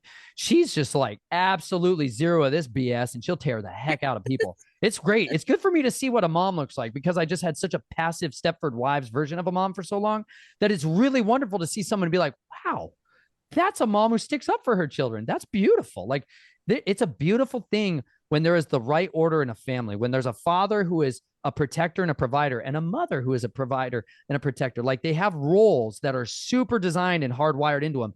And when they work together, man, you can put 10,000 people to flight with that. It is a force to be deadly reckoned with. 100%. I had a question to you while you're looking for that. Speaking of moms, There's this is a little buckler, y'all. This is my everyday carry shield. It's fantastic. Hang on to that thing. That's a buckler. Look it up. Your word is my shield and my buckler. No, that's what I carry around straight up. I know it sounds, people think I'm theatrical when I walk around with swords and bucklers all the time. They have no idea what a force to be reckoned with when you carry a buckler and a sword. Anyways, this is what I think of as Chelsea all the time. She's got this tiny little shield and you're like, oh, it's so tiny until you shove it right in people's faces. It's a lot bigger. Anyways, that's what my wife is. She's all the time. She's like my armor bearer. That's what Covenant will get you. Like somebody else who can pick you up when you're freaking knocked on your rear end. spouses are the unsung heroes. I truly believe that. It's amazing to see somebody like her who didn't experience it just be so devoted to standing by you and just wanting to understand all of this with you. It's incredible.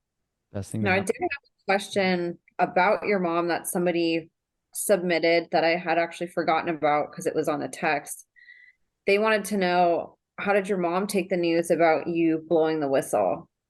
Since I'm, I'm sure you've talked about it before, but at least on this podcast, we talked about how your dad took it. So I thought I would ask that to you about your mother. She helped.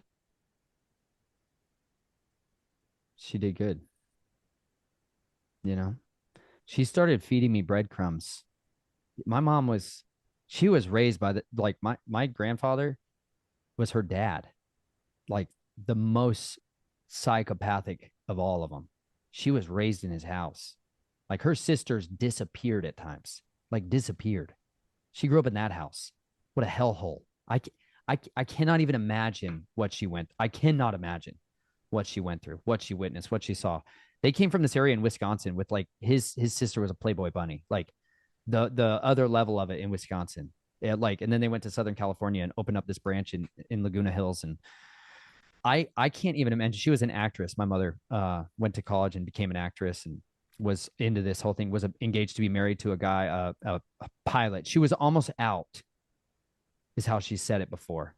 And then it was like they shut that whole thing down. She moved back in and then got hooked up with my dad, and it got good. She became the Stepford wife. You know, I don't know if people know that reference. It's basically like a robotic women. Okay, if that makes sense. It's super passive and just hospitable, keep the house clean, make sure everything looks nice, like this veneer yes woman who does everything that's being asked of her, not literally not capable of thinking. Like like like almost ditzy. Ditzy is the word for it. Like ditzy and aloof. Like my mom came across aloof a lot of times, like somebody who was high on opiates, like just a little floaty everywhere, like basically dissociative all the time. And so she and my dad would get in a lot of fights about stuff that I didn't understand when I was young, but I think a lot of it had to do with her protective instincts having to get put down so regularly and her being continually drugged and duped out of this on a regular basis. She was being handled by everyone all the time. And so like when I first started talk, she started sending to Chelsea, like the last time I saw my mother was, and the last time I saw my mom was at my baby shower, Chelsea's baby shower for Naomi.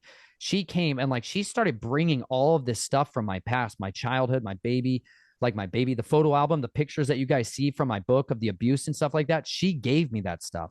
She gave me like she was a scrapbooker.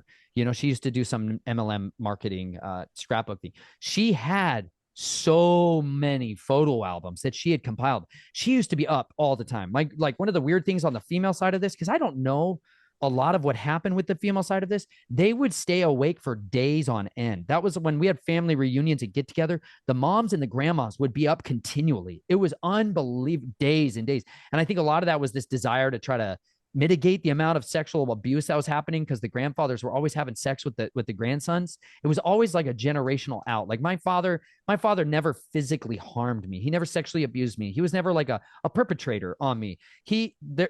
That was not like, I've never seen that happen with my family. I don't know why, but it was always one generation out.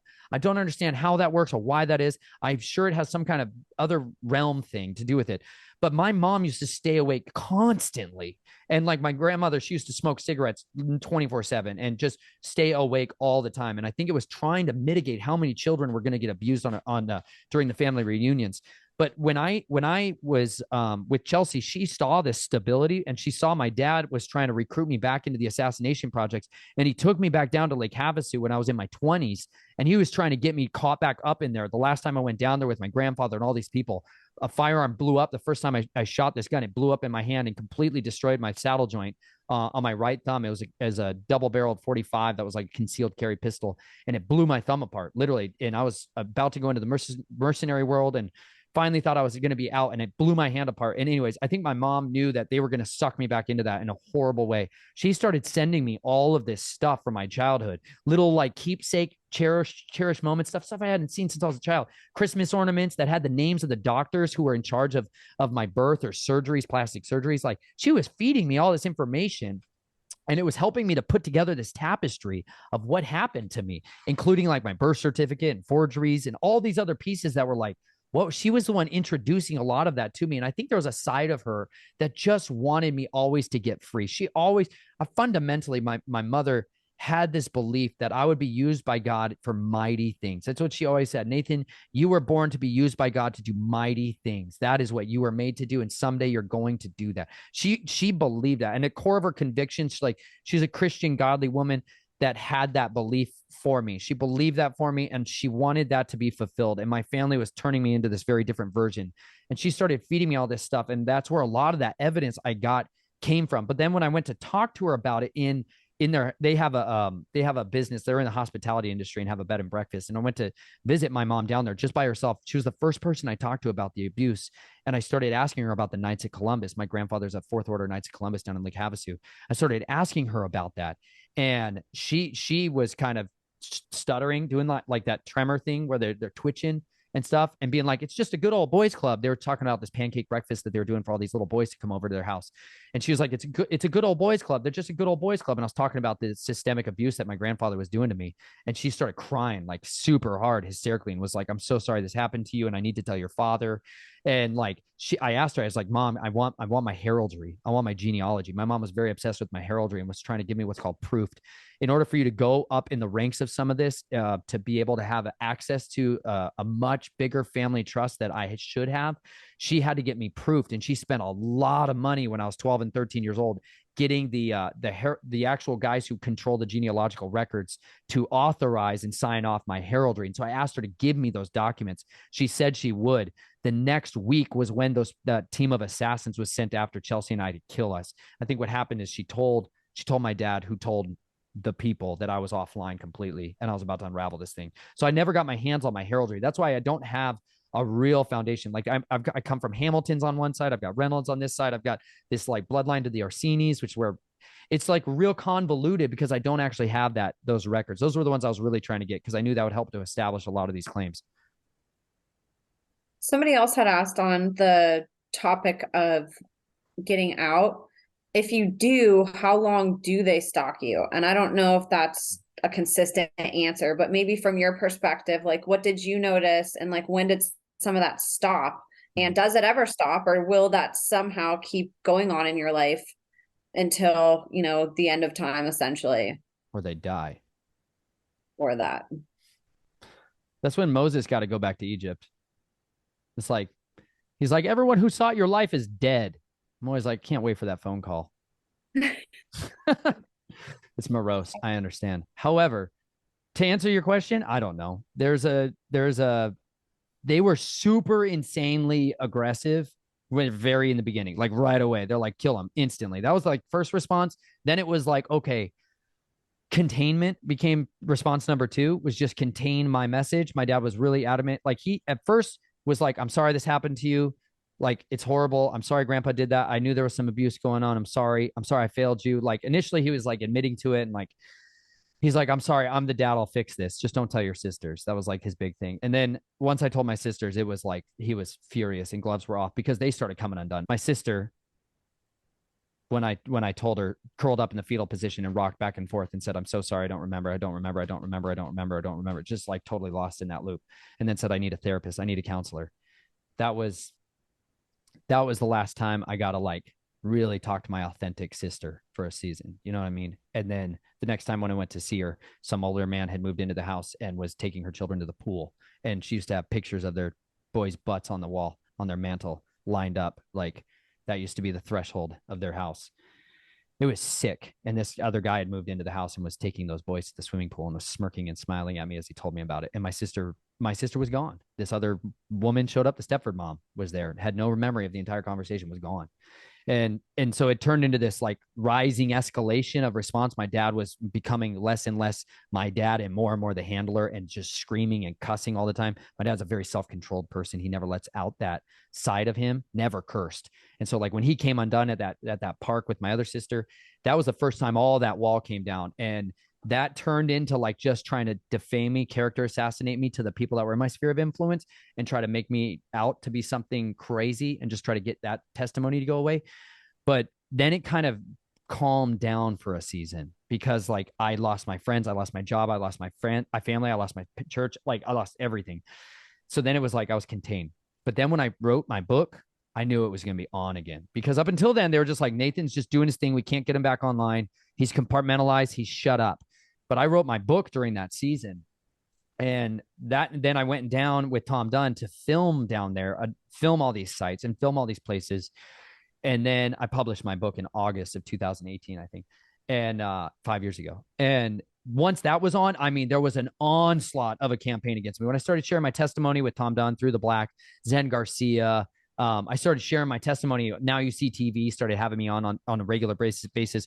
My dad used to comment hundreds of times, along with one of my handlers, Richard. They used to comment hundreds of times in there in the chat. They were insane. It's hilarious. If you go see some of my really dirty, nasty reviews on my Amazon, that's my family. Welcome to the psychopaths. They're like, that's their main ploy is character assassination, ad hominem attacks. Just attack somebody's character, try to make them out to be crazy. That's like that's their like one real shot.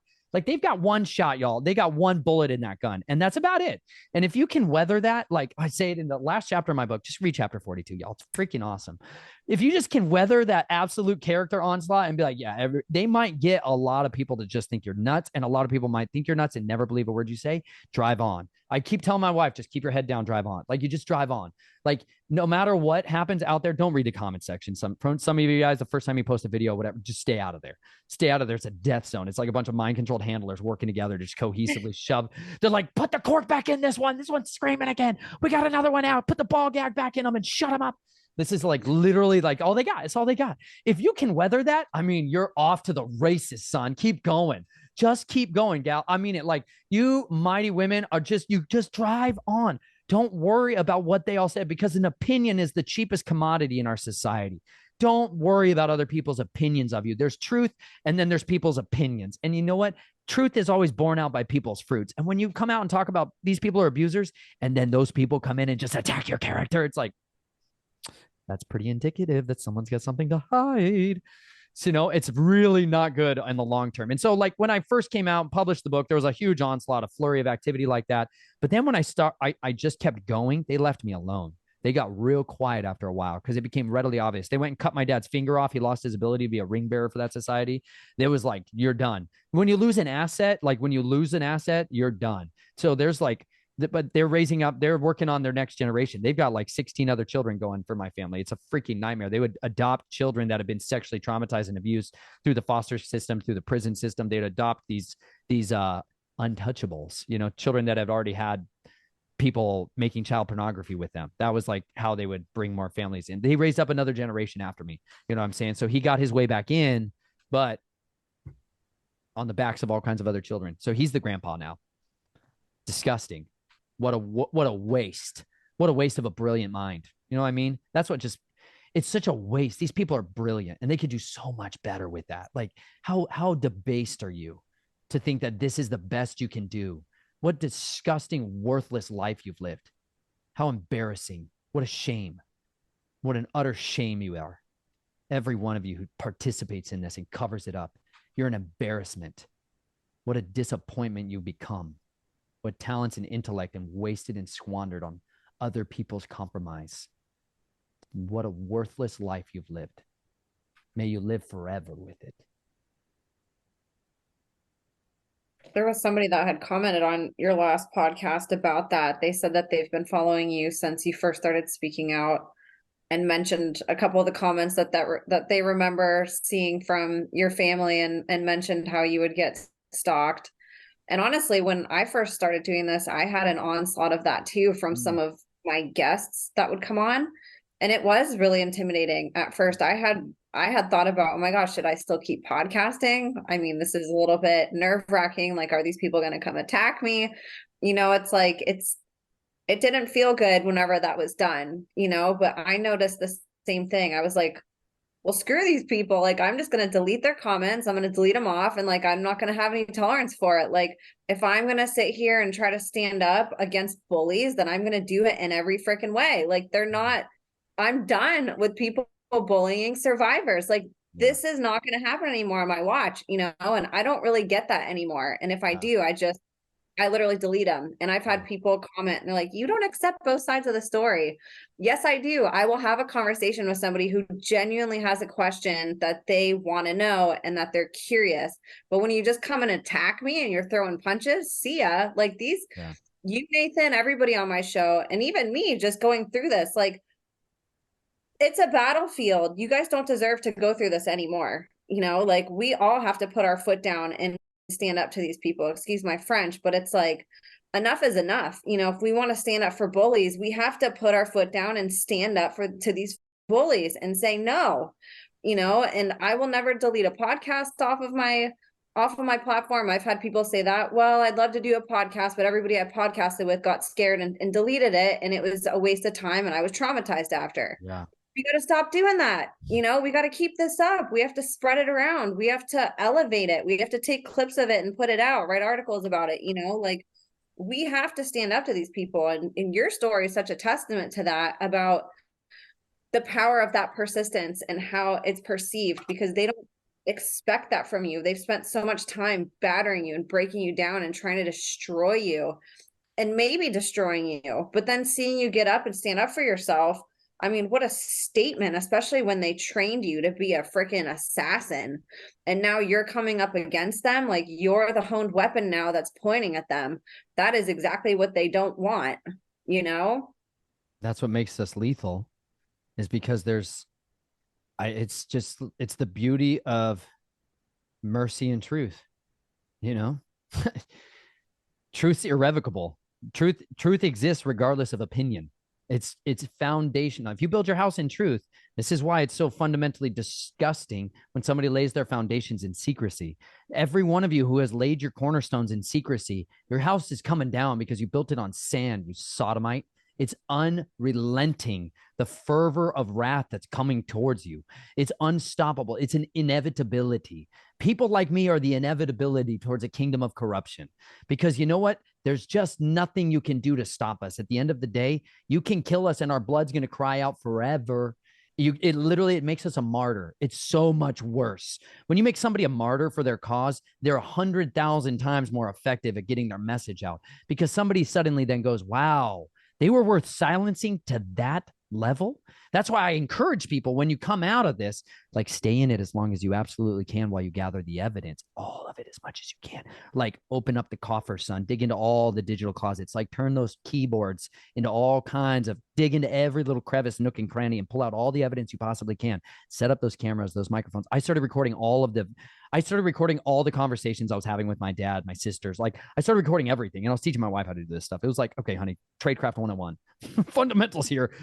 We got to teach you how to record everything surreptitiously real fast, honey, because this is turning all kinds of levels of dark real quick. And I was like, anyways, all these other wheels in my mind just start turning on, and I start smiling and getting real happy. And my wife gets that grin on.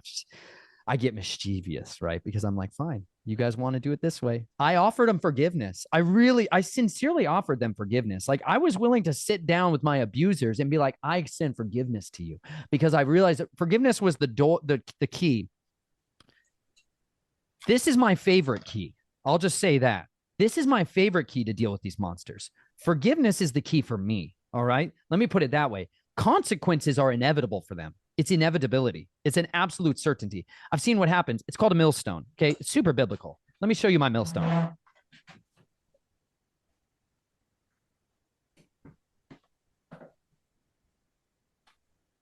It's going to be good when Nathan Reynolds has a millstone. This is my millstone. This is what I'm going to tie around all your necks. You know why? Because with a single piece of bread, we can set all of the cowards free. I've seen it. If you give somebody a good quality meal and they're satisfied, all wars are fought on the stomachs of their soldiers. This is how I'm waging my war. This is why we have the becoming a Millenite, becoming a Lindenite, because I found out fundamentally, if you can't feed people, death. If you just keep feeding them death, they're never going to be able to fight. The reason so many people are cowards is because they're literally sick and dying. They're so bound up with despair and hopelessness. They're like, they just can't stop drinking the high fructose corn syrup.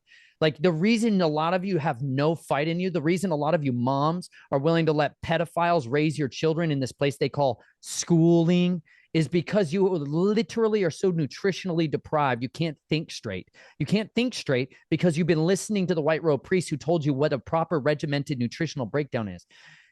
People fed me a slice of sourdough spelt, fresh milled, hand milled. This lady who was poor, by the way, people who sheltered my wife and I, the people who took care of us almost exclusively were poor, low class, right? Low class. I'm talking like food stamps, low class. People that had figured out, though, how to tap in to the waste streams of like wholesale discount grocery stores, to the thrift stores, to like the gutters of society where everyone's washing away the excess. They were the gleaners who had figured out how to go forage for like for raspberries and for blackberries and for blueberries. Like they literally were feeding their families out of nature because they didn't have money. People that sheltered my wife and I were like this. The woman who showed us, she literally used to hand mill spelt, and she would make this sourdough, and she fed it to me one morning. She used to pay me to be her shepherd with goat's milk. That was like our agreement, and she made us dinner every day. That was literally our wages. That's like how we lived there in her property. I took care of her animals, and she took care of giving us a place to park, which was in their driveway.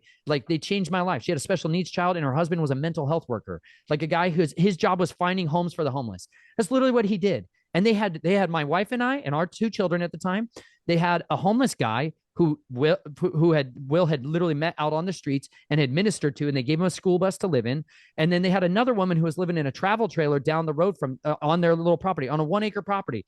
They had like 12 goats and a bunch of chickens. She was feeding all of us. She was feeding all of us. She had 4 children, one with severe disabilities, one with severe needs, special needs. They also had twins. And it was like the most generous people I ever saw in my life. Most generous people I ever saw do anything for us, literally anything for us, sacrificed and laid down their life for that. And they had like made $900 a month, $1,000 a month. And they introduced to us to the most powerful millstone to tie around the necks of all these psychopaths. Like I realized, like Yeshua literally says, you guys have this soft version of Yeshua where you're like, oh yeah, he's this guy, this naked guy on the cross dying. Such a brainwashing. The guy was the strongest man on the face of the earth. And he literally said, it's better for you to have a millstone tied around your neck than for one of you to be a stumbling block to one of these children. Like you think that you have been able to get away with this, but listen, these millstones are coming for you, son. And he gives us the millstones back. This is the Nutrimill Classic. It grinds grain super fast. You load it into the top. It's got a millstone inside there that spins it out. And then you get fresh milled flour. This is kamut, which is like golden glory deliciousness right there.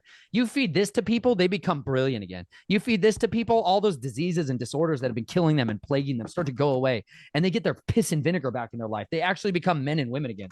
Like they suddenly are able to detoxify and their brains turn on and they become your strategists, your tacticians. They become the most efficient fighting force on the face of the earth because everybody else is literally feeding their soldiers death. And they're like, we don't know why our effective fighting force is so disabled and so fat and lazy. And you're like, because you suck at feeding humans. You don't know the basic nutrition. Yeshua said, I am the bread that came down from heaven. He who eats of me will never hunger again. He who drinks of me will never thirst again. So we eat living bread and I drink living water. I literally go and fill up at springs and creeks with water bottles like this. Sometimes they're sketchy because there's all kinds of stuff in there. So I use this life straw to drink out of too. But I literally drink living water and I eat living bread and I literally am full of life and fight in me. This is literally what's going around the necks of these psychopaths who will not quit, who think it's okay to go ahead and live a life of compromise and conditioning. But you know what? These mills are turning on all over this country, all over the world, tens of thousands of them. And every time that turns on, it's an act of rebellion against this kingdom of destruction. Because as people start to eat their way back to health, as they start to think critically again for themselves, as they refuse the genetic manipulation campaigns, as they stop consent, as they wage those powerful 4 words and they say, I do not consent. When they do that, suddenly you have another warrior that pops up. And suddenly that little one guy over there you tried to stomp out with your character assassination campaigns, they suddenly got an ally and they're all like, crap. There's more of them and they can't stop us out. And you know why? That's why they're terrified of us. That's why they fight with everything they got, because the man with convictions, a woman with convictions is unstoppable. They cannot be defeated. That's why the power of an idea is such an insidious thing when your kingdom is built on corruption, because all it takes is for somebody to bring in a flood and wash away these houses of hell. Amen to that. That's so powerful. I need to have you on sometime to do an episode just on Let's go to the cures. Wool, linens, living bread, living water. It's I'm stuff so telling you, I stopped being in constant pain all the time, you guys, when I started wearing linen and wool. I know it's like I was in perpetual pain and anger. I was enraged all the time, like sweating perpetually. And I was just being constantly electrocuted. Like most of our clothing is literally conductors of electricity, and natural fiber garments detoxify your body. And you're like, you guys have some serious trauma in your bodies, and you got to get that out of you. And it helps so much. I sleep in peace. It's like I climb into a shield. It's literally my armor. And you kill vanity because you're going to look all kinds of funky and weird and medieval, but it's great for you. It's good for you. We have to do an episode on that. Chelsea can come on that one too. That would She be would, she would be way more pleasant on that episode. She's dainty and lovely. going off of that, speaking of freedom and leaving, there was a couple questions that I had on that exact topic. If an assassin leaves the system, are they more targeted by the cult or less because they are more skilled in killing, being dangerous than the enemy who's trying to enslave them? I'd say yes, both. I mean, you got people who know what you are, and then you got people who don't. And that's how you manipulate people to go after other people. Like I was saying, that briefing that you're gonna get on your target, that's you're gonna beguile somebody else to go after a hardened target. And they might just say that they're not a hardened target so that they'll try.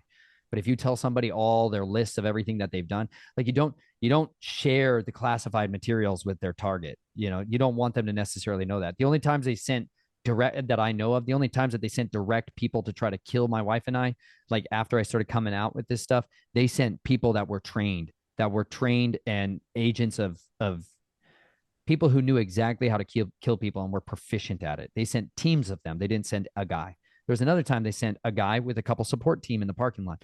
Every time that happened, I never had to physically fight back in order to do that. And that's because I literally believe there is a hedge of protection around me that comes from my creator, that doesn't come from my sword. Like it doesn't come from my mouth. They don't fear me.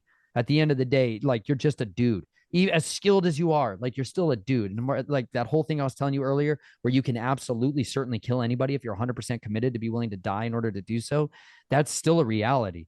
The only way that you circumvent that is if you appeal to a higher authority. And that's why I live. That's literally why I live, is because he says so otherwise.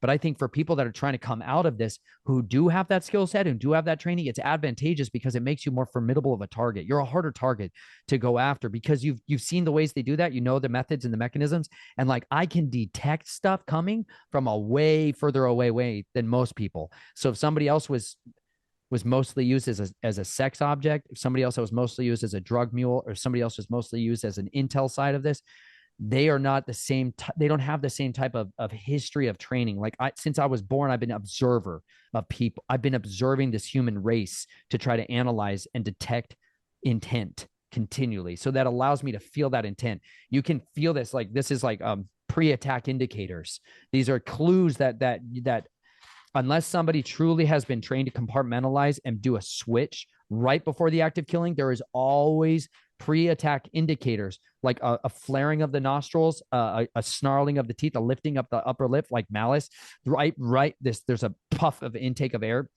There's these pre-attack indicators like a witness check where somebody's going to look to the left and to the right before they attack, before they steal something, before they commit a crime. These are clues that you can get trained on and practice with each other, like normal people can practice in order to be aware, hey, this guy's a threat. It's that gut churning feeling that you had that everything else was normal until all of a sudden you feel like something's off here. Learning how to detect that, learning how to work with that as intuition, as like a radar. I tell everyone, like my wife has this like over the horizon radar. She can detect stuff that's coming before people even start. Like before they turn on their car to come this way, she's already been given a dream. She's already been given a weird sensation, a weird feeling, like something's off right then. Like we used to pick up our house and take off. Like we used to just literally drive away. And so it's been a very different experience of having a wife and having a relationship with somebody when we've had so many of these instances over the years where we've been able to become a really good team at being able to navigate sketchy circumstances. And it's made us a lot more hard of a target because, I mean, she's my armor bearer, man. My wife, let me just tell you, best thing ever is to have a spouse who's on your side. Hold on. I dropped my shield somewhere. I need my wife to help me find it. Yeah, Chelsea's a badass. She's a formidable human. People don't understand. She looks so cute. People are like, oh, she's so cute. I'm like, He she's does not look really. she doesn't she's not like me. She doesn't like carry around knives 24/7 and like think about stalking people in the darkness. She's not like that. She's a mom predominantly. The mama bear. She's a mama bear, man. And it's so beautiful because they're so cute and camouflaged. You know what I'm saying? They're like the deadliest, scariest things on the face of the earth. She will tear your face off and spit down your throat. She is an incredibly formidable woman. She's a lot more direct, confrontational out in the normal world. She tears people up verbally at times, like way more than I do. I've been trained so much on being like, you verbally disarm people for as long as you can until absolutely necessary. Otherwise, you're just super friendly continually. She's just like absolutely zero of this BS, and she'll tear the heck out of people. It's great. It's good for me to see what a mom looks like because I just had such a passive Stepford Wives version of a mom for so long that it's really wonderful to see someone be like, wow, that's a mom who sticks up for her children. That's beautiful. Like it's a beautiful thing when there is the right order in a family, when there's a father who is a protector and a provider and a mother who is a provider and a protector. Like they have roles that are super designed and hardwired into them. And when they work together, man, you can put 10,000 people to flight with that. It is a force to be deadly reckoned with. 100%. I had a question to you while you're looking for that. Speaking of moms, um, There's that little, this is a little buckler, y'all. This is my everyday carry shield. It's fantastic. oh, Hang I on to love that thing. That's a buckler. Look it up. Your word is my shield and my buckler. No, that's what I carry around straight up. I know it sounds, people think I'm theatrical when I walk around with swords and bucklers all the time. They have no idea what a force to be reckoned with when you carry a buckler and a sword. Anyways, this is what I think of as Chelsea all the time. She's got this tiny little shield, and you're like, oh, it's so tiny, until you shove it right in people's faces. This is a lot bigger. Anyways, that's what my wife is. She's all the time. She's like my armor bearer. That's what Covenant will get you. Like somebody else who can pick you up when you're freaking knocked on your rear end. Spouses are the unsung heroes. I truly believe that. It's amazing to see somebody like her who didn't experience it just be so devoted to standing by you and just wanting to understand all of this with you. It's incredible. Best thing that Now, I happened. did have a question about your mom that somebody submitted that I had actually forgotten about because it was on the text. They wanted to know, how did your mom take the news about you blowing the whistle? Since I'm, I'm sure you've talked about it before, but at least on this podcast, we talked about how your dad took it. So I thought I would ask that to you about your mother. She helped. She did good. You know, she started feeding me breadcrumbs. My mom was, she was raised by like my grandfather was her dad, like the most psychopathic of all of them. She was raised in his house. Like her sisters disappeared at times, like disappeared. She grew up in that house. What a hellhole. I cannot even imagine what she went. I cannot imagine what she went through, what she witnessed, what she saw. They came from this area in Wisconsin with like his sister was a Playboy bunny, like the other level of it in Wisconsin. Yeah, like, and then they went to Southern California and opened up this branch in Laguna Hills. And I can't even imagine. She was an actress. My mother went to college and became an actress and was into this whole thing, was engaged to be married to a guy, a pilot. She was almost out, is how she said it before. And then it was like they shut that whole thing down. She moved back in and then got hooked up with my dad, and it got good. She became the Stepford wife. You know, I don't know if people know that reference. It's basically like a robotic women. Okay, if that makes sense. It's super passive and just hospitable, keep the house clean, make sure everything looks nice, like this veneer yes woman who does everything that's being asked of her, not literally not capable of thinking. Like almost ditzy. Ditzy is the word for it. Like ditzy and aloof. Like my mom came across aloof a lot of times, like somebody who was high on opiates, like just a little floaty everywhere, like basically dissociative all the time.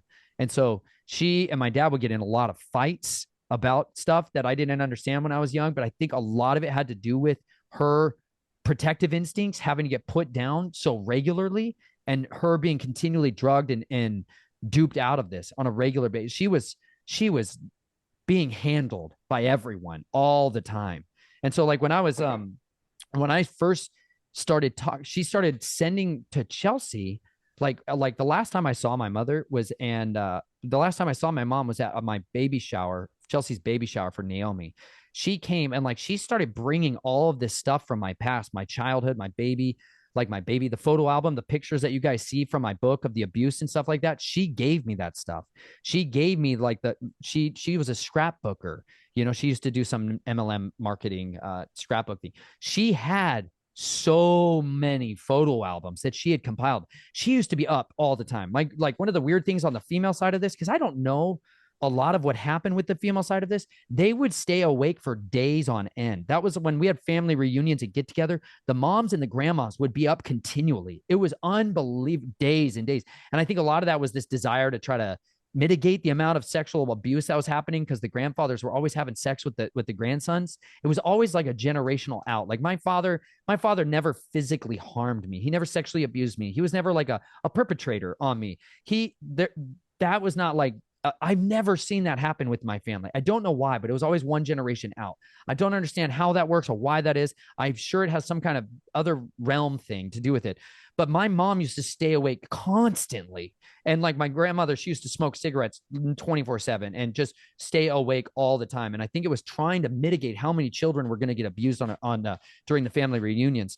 But when I was with Chelsea, she saw this stability, and she saw my dad was trying to recruit me back into the assassination projects, and he took me back down to Lake Havasu when I was in my 20s, and he was trying to get me caught back up in there. The last time I went down there with my grandfather and all these people, a firearm blew up. The first time I shot this gun, it blew up in my hand and completely destroyed my saddle joint on my right thumb. It was as a double-barreled 45 that was like a concealed carry pistol, and it blew my thumb apart, literally. And I was about to go into the mercenary world, and finally thought I was going to be out, and it blew my hand apart. And anyways, I think my mom knew that they were going to suck me back into that in a horrible way. She started sending me all of this stuff from my childhood, little like keepsake, cherished moments, stuff I hadn't seen since I was a child. Christmas ornaments that had the names of the doctors who were in charge of my birth or surgeries, plastic surgeries. Like, she was feeding me all this information, and it was helping me to put together this tapestry of what happened to me, including like my birth certificate and forgeries and all these other pieces that were like, well, she was the one introducing a lot of that to me. And I think there was a side of her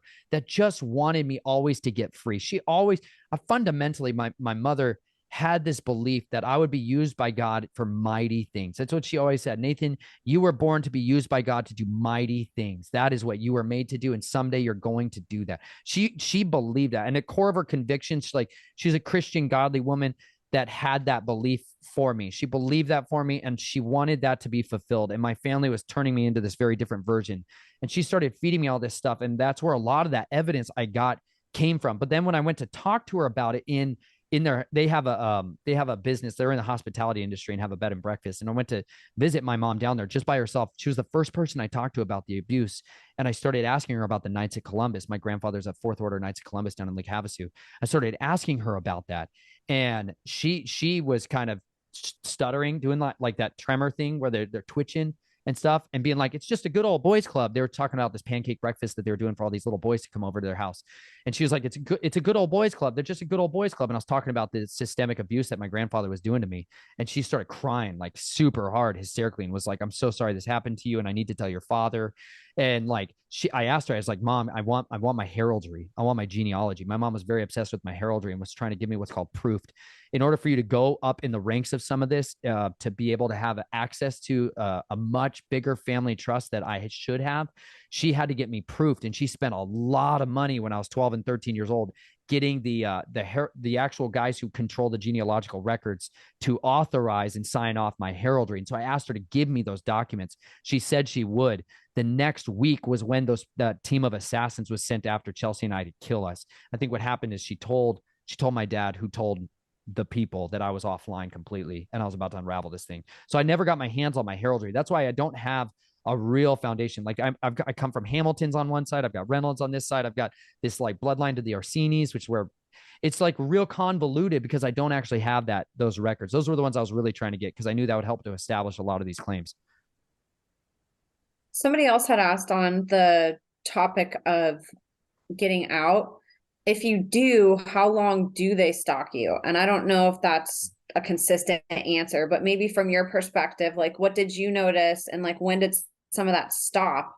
And does it ever stop, or will that somehow keep going on in your life until, the end of time, essentially? Or they die. Or that. That's when Moses got to go back to Egypt.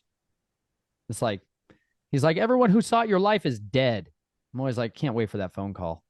It's morose. I understand. However, to answer your question, I don't know. They were super insanely aggressive when very in the beginning, like right away. They're like, kill him instantly. That was like first response. Then it was like, okay, containment became response number two, was just contain my message. My dad was really adamant. Like he at first was like, I'm sorry this happened to you. Like it's horrible. I'm sorry grandpa did that. I knew there was some abuse going on. I'm sorry. I'm sorry I failed you. Like initially he was like admitting to it and like he's like, I'm sorry, I'm the dad, I'll fix this. Just don't tell your sisters. That was like his big thing. And then once I told my sisters, it was like he was furious and gloves were off because they started coming undone. My sister Bethany, my sister, when I told her, curled up in the fetal position and rocked back and forth and said, I'm so sorry, I don't remember, I don't remember, I don't remember, I don't remember, I don't remember. Just like totally lost in that loop. And then said, I need a therapist, I need a counselor. That was the last time I got to like really talk to my authentic sister for a season. You know what I mean? And then the next time when I went to see her, some older man had moved into the house and was taking her children to the pool. And she used to have pictures of their boys' butts on the wall, on their mantle, lined up. Like that used to be the threshold of their house. It was sick. And this other guy had moved into the house and was taking those boys to the swimming pool and was smirking and smiling at me as he told me about it. And my sister was gone. This other woman showed up. The Stepford mom was there, had no memory of the entire conversation, was gone. And so it turned into this like rising escalation of response. My dad was becoming less and less my dad and more the handler and just screaming and cussing all the time. My dad's a very self-controlled person. He never lets out that side of him, never cursed. And so like when he came undone at that park with my other sister, that was the first time all that wall came down. And that turned into like just trying to defame me, character assassinate me to the people that were in my sphere of influence and try to make me out to be something crazy and just try to get that testimony to go away. But then it kind of calmed down for a season because like I lost my friends, I lost my job, I lost my family, I lost my church, like I lost everything. So then it was like I was contained. But then when I wrote my book, I knew it was going to be on again because up until then they were just like, Nathan's just doing his thing. We can't get him back online. He's compartmentalized. He's shut up. But I wrote my book during that season. And then I went down with Tom Dunn to film down there, film all these sites and film all these places.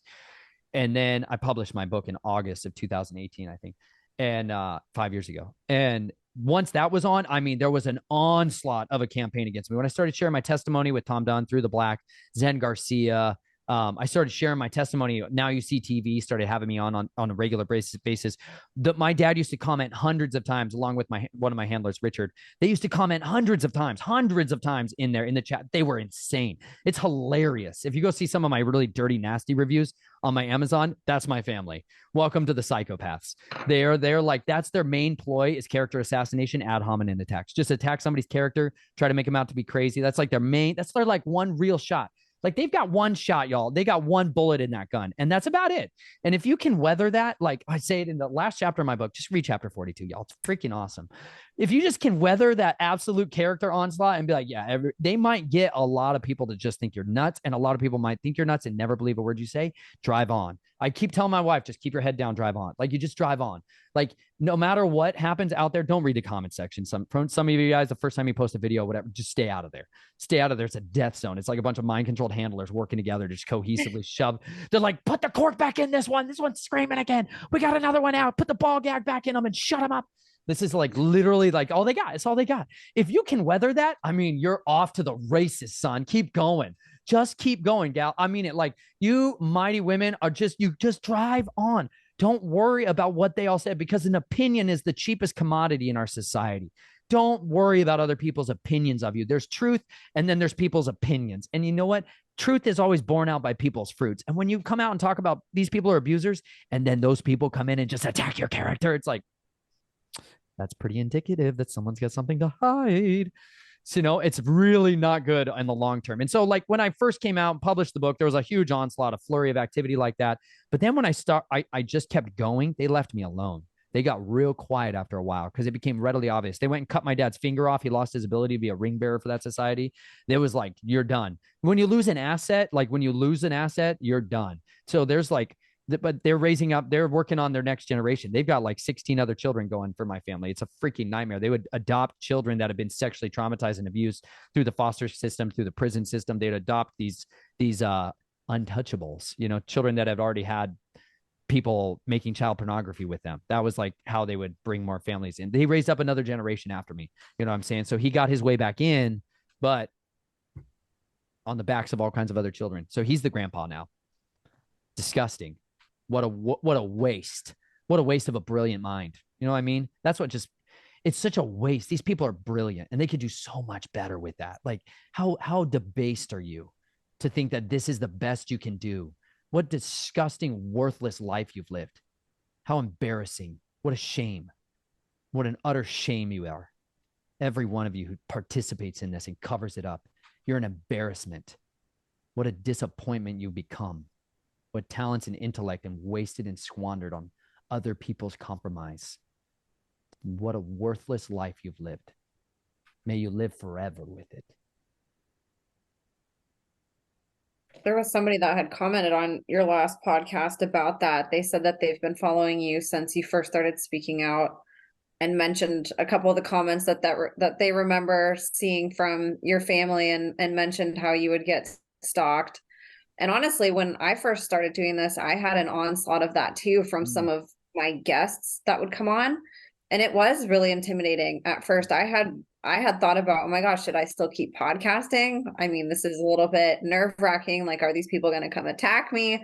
You know, it's like, it didn't feel good whenever that was done, you know, but I noticed the same thing. I was like, well, screw these people. Like, I'm just going to delete their comments. I'm going to delete them off. And like, I'm not going to have any tolerance for it. Like, if I'm going to sit here and try to stand up against bullies, then I'm going to do it in every freaking way. Like, I'm done with people bullying survivors. Like, this is not going to happen anymore on my watch, you know, and I don't really get that anymore. And if I do, I literally delete them. And I've had people comment and they're like, you don't accept both sides of the story.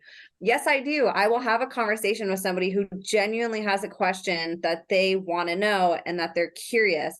But when you just come and attack me and you're throwing punches, see ya. Like you, Nathan, everybody on my show, and even me just going through this, like, it's a battlefield. You guys don't deserve to go through this anymore. You know, like, we all have to put our foot down and fucking stand up to these people. Excuse my French, but it's like, enough is enough. You know, if we want to stand up for bullies, we have to put our foot down and stand up to these fucking bullies and say no, you know. And I will never delete a podcast off of my platform. I've had people say that, well, I'd love to do a podcast, but everybody I podcasted with got scared and deleted it. And it was a waste of time. And I was traumatized after. Yeah. We got to stop doing that. You know, we got to keep this up. We have to spread it around. We have to elevate it. We have to take clips of it and put it out, write articles about it. You know, like, we have to stand up to these people. And your story is such a testament to that, about the power of that persistence and how it's perceived, because they don't expect that from you. They've spent so much time battering you and breaking you down and trying to destroy you, and maybe destroying you, but then seeing you get up and stand up for yourself. I mean, what a statement, especially when they trained you to be a freaking assassin. And now you're coming up against them. Like, you're the honed weapon now that's pointing at them. That is exactly what they don't want, you know? That's what makes us lethal, is because it's the beauty of mercy and truth, you know? Truth's irrevocable. Truth exists regardless of opinion. It's foundational. If you build your house in truth, this is why it's so fundamentally disgusting when somebody lays their foundations in secrecy. Every one of you who has laid your cornerstones in secrecy, your house is coming down because you built it on sand, you sodomite. It's unrelenting, the fervor of wrath that's coming towards you. It's unstoppable. It's an inevitability. People like me are the inevitability towards a kingdom of corruption, because you know what? There's just nothing you can do to stop us. At the end of the day, you can kill us and our blood's going to cry out forever. It makes us a martyr. It's so much worse. When you make somebody a martyr for their cause, they're 100,000 times more effective at getting their message out, because somebody suddenly then goes, wow, they were worth silencing to that level. That's why I encourage people, when you come out of this, like, stay in it as long as you absolutely can while you gather the evidence, all of it, as much as you can. Like, open up the coffer, son, dig into all the digital closets, like turn those keyboards into all kinds of, dig into every little crevice, nook and cranny, and pull out all the evidence you possibly can. Set up those cameras, those microphones. I started recording all the conversations I was having with my dad, my sisters. Like, I started recording everything, and I was teaching my wife how to do this stuff. It was like, okay, honey, tradecraft 101, fundamentals here. We got to teach you how to record everything surreptitiously real fast, honey, because this is turning all kinds of levels of dark real quick. And I was like, anyways, all these other wheels in my mind just start turning on, and I start smiling and getting real happy. And my wife gets that grin. I get mischievous, right? Because I'm like, fine, you guys want to do it this way. I offered them forgiveness. I sincerely offered them forgiveness. Like, I was willing to sit down with my abusers and be like, I extend forgiveness to you, because I realized that forgiveness was the key. This is my favorite key. I'll just say that. This is my favorite key to deal with these monsters. Forgiveness is the key for me. All right. Let me put it that way. Consequences are inevitable for them. It's inevitability. It's an absolute certainty. I've seen what happens. It's called a millstone. Okay. It's super biblical. Let me show you my millstone.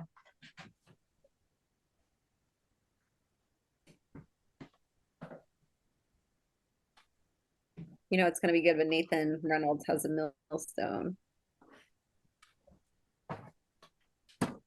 This is my millstone. This is what I'm going to tie around all your necks. You know why? Because with a single piece of bread, we can set all of the cowards free. I've seen it. If you give somebody a good quality meal and they're satisfied, all wars are fought on the stomachs of their soldiers. This is how I'm waging my war. This is why we have the becoming a Millenite, becoming a Lindenite, because I found out fundamentally, if you can't feed people, death. If you just keep feeding them death, they're never going to be able to fight. The reason so many people are cowards is because they're literally sick and dying. They're so bound up with despair and hopelessness. They're like, they just can't stop drinking the high fructose corn syrup. Like, the reason a lot of you have no fight in you, the reason a lot of you moms are willing to let pedophiles raise your children in this place they call schooling, is because you literally are so nutritionally deprived. You can't think straight. You can't think straight because you've been listening to the white robe priest who told you what a proper regimented nutritional breakdown is. People fed me a slice of sourdough spelt, fresh milled, hand milled. This lady who was poor, by the way, people who sheltered my wife and I, the people who took care of us almost exclusively were poor, low class, right? Low class. I'm talking like food stamps, low class. People that had figured out, though, how to tap in to the waste streams of like wholesale discount grocery stores, to the thrift stores, to like the gutters of society where everyone's washing away the excess. They were the gleaners who had figured out how to go forage for for raspberries and for blackberries and for blueberries. Like, they literally were feeding their families out of nature, because they didn't have money. People that sheltered my wife and I were like this. The woman who showed us, she literally used to hand mill spelt, and she would make this sourdough, and she fed it to me one morning. She used to pay me to be her shepherd with goat's milk. That was like our agreement, and she made us dinner every day. That was literally our wages. That's like how we lived there in her property. I took care of her animals, and she took care of giving us a place to park, which was in their driveway. Like, they changed my life. She had a special needs child, and her husband was a mental health worker, like a guy his job was finding homes for the homeless. That's literally what he did. And they had my wife and I and our 2 children at the time. They had a homeless guy who Will had literally met out on the streets and had ministered to, and they gave him a school bus to live in. And then they had another woman who was living in a travel trailer down the road from on their little property, on a 1-acre property. They had like 12 goats and a bunch of chickens. She was feeding all of us. She was feeding all of us. She had 4 children, one with severe disabilities, one with severe needs, special needs. They also had twins. And it was like the most generous people I ever saw in my life.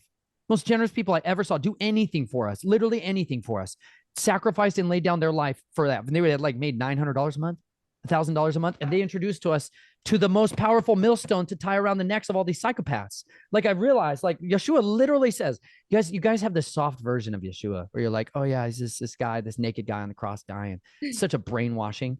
The guy was the strongest man on the face of the earth. And he literally said, it's better for you to have a millstone tied around your neck than for one of you to be a stumbling block to one of these children. Like, you think that you have been able to get away with this, but listen, these millstones are coming for you, son. And he gives us the millstones back. This is the Nutrimill Classic. It grinds grain super fast. You load it into the top. It's got a millstone inside there that spins it out. And then you get fresh milled flour. This is kamut, which is like golden glory deliciousness right there. You feed this to people, they become brilliant again. You feed this to people, all those diseases and disorders that have been killing them and plaguing them start to go away, and they get their piss and vinegar back in their life. They actually become men and women again. Like they suddenly are able to detoxify and their brains turn on, and they become your strategists, your tacticians. They become the most efficient fighting force on the face of the earth because everybody else is literally feeding their soldiers death. And they're like, we don't know why our effective fighting force is so disabled and so fat and lazy. And you're like, because you suck at feeding humans. You don't know the basic nutrition. Yeshua said, I am the bread that came down from heaven. He who eats of me will never hunger again. He who drinks of me will never thirst again. So we eat living bread and I drink living water. I literally go and fill up at springs and creeks with water bottles like this. Sometimes they're sketchy because there's all kinds of stuff in there. So I use this life straw to drink out of too. But I literally drink living water and I eat living bread and I literally am full of life and fight in me. This is literally what's going around the necks of these psychopaths who will not quit, who think it's okay to go ahead and live a life of compromise and conditioning. But you know what? These mills are turning on all over this country, all over the world, tens of thousands of them. And every time that turns on, it's an act of rebellion against this kingdom of destruction. Because as people start to eat their way back to health, as they start to think critically again for themselves, as they refuse the genetic manipulation campaigns, as they stop consenting, as they wage those powerful 4 words and they say, I do not consent. When they do that, suddenly you have another warrior that pops up. And suddenly that little one guy over there you tried to stomp out with your character assassination campaigns, they suddenly got an ally and they're all like, crap.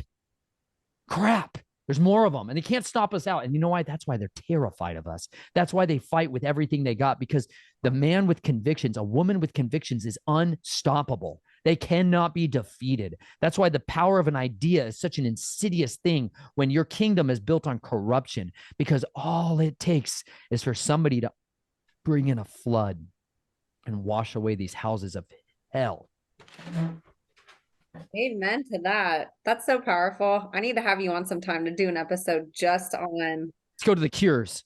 wool, linens, living bread, living water. I'm telling you, I stopped being in constant pain all the time, you guys, when I started wearing linen and wool. I know it's like I was in perpetual pain and anger. I was enraged all the time, like sweating perpetually. And I was just being constantly electrocuted. Like most of our clothing is literally conductors of electricity, and natural fiber garments detoxify your body. And you're like, you guys have some serious trauma in your bodies and you got to get that out of you. And it helps so much. I sleep in peace. It's like I climb into a shield. It's literally my armor. And you kill vanity because you're going to look all kinds of funky and weird and medieval, but it's great for you. It's good for you. We have to do an episode on that. Chelsea can come on that one too. She would be way more pleasant on that episode. She's dainty and lovely. She is. She's the best. I have a question that I thought was pretty interesting. How to best most safely navigate interactions with Delta alters when coming across them in other survivor systems. How to safely navigate that? That's hilarious. It's not really a safe way. I don't know. Be super friendly. Don't be the bad guy. That would be super high on the priority list.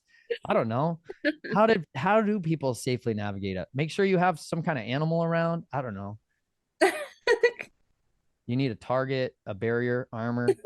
I don't honestly know what's the safest way to help somebody navigate like that personality. Be honest, because they've got the best BS detector on the face of the earth.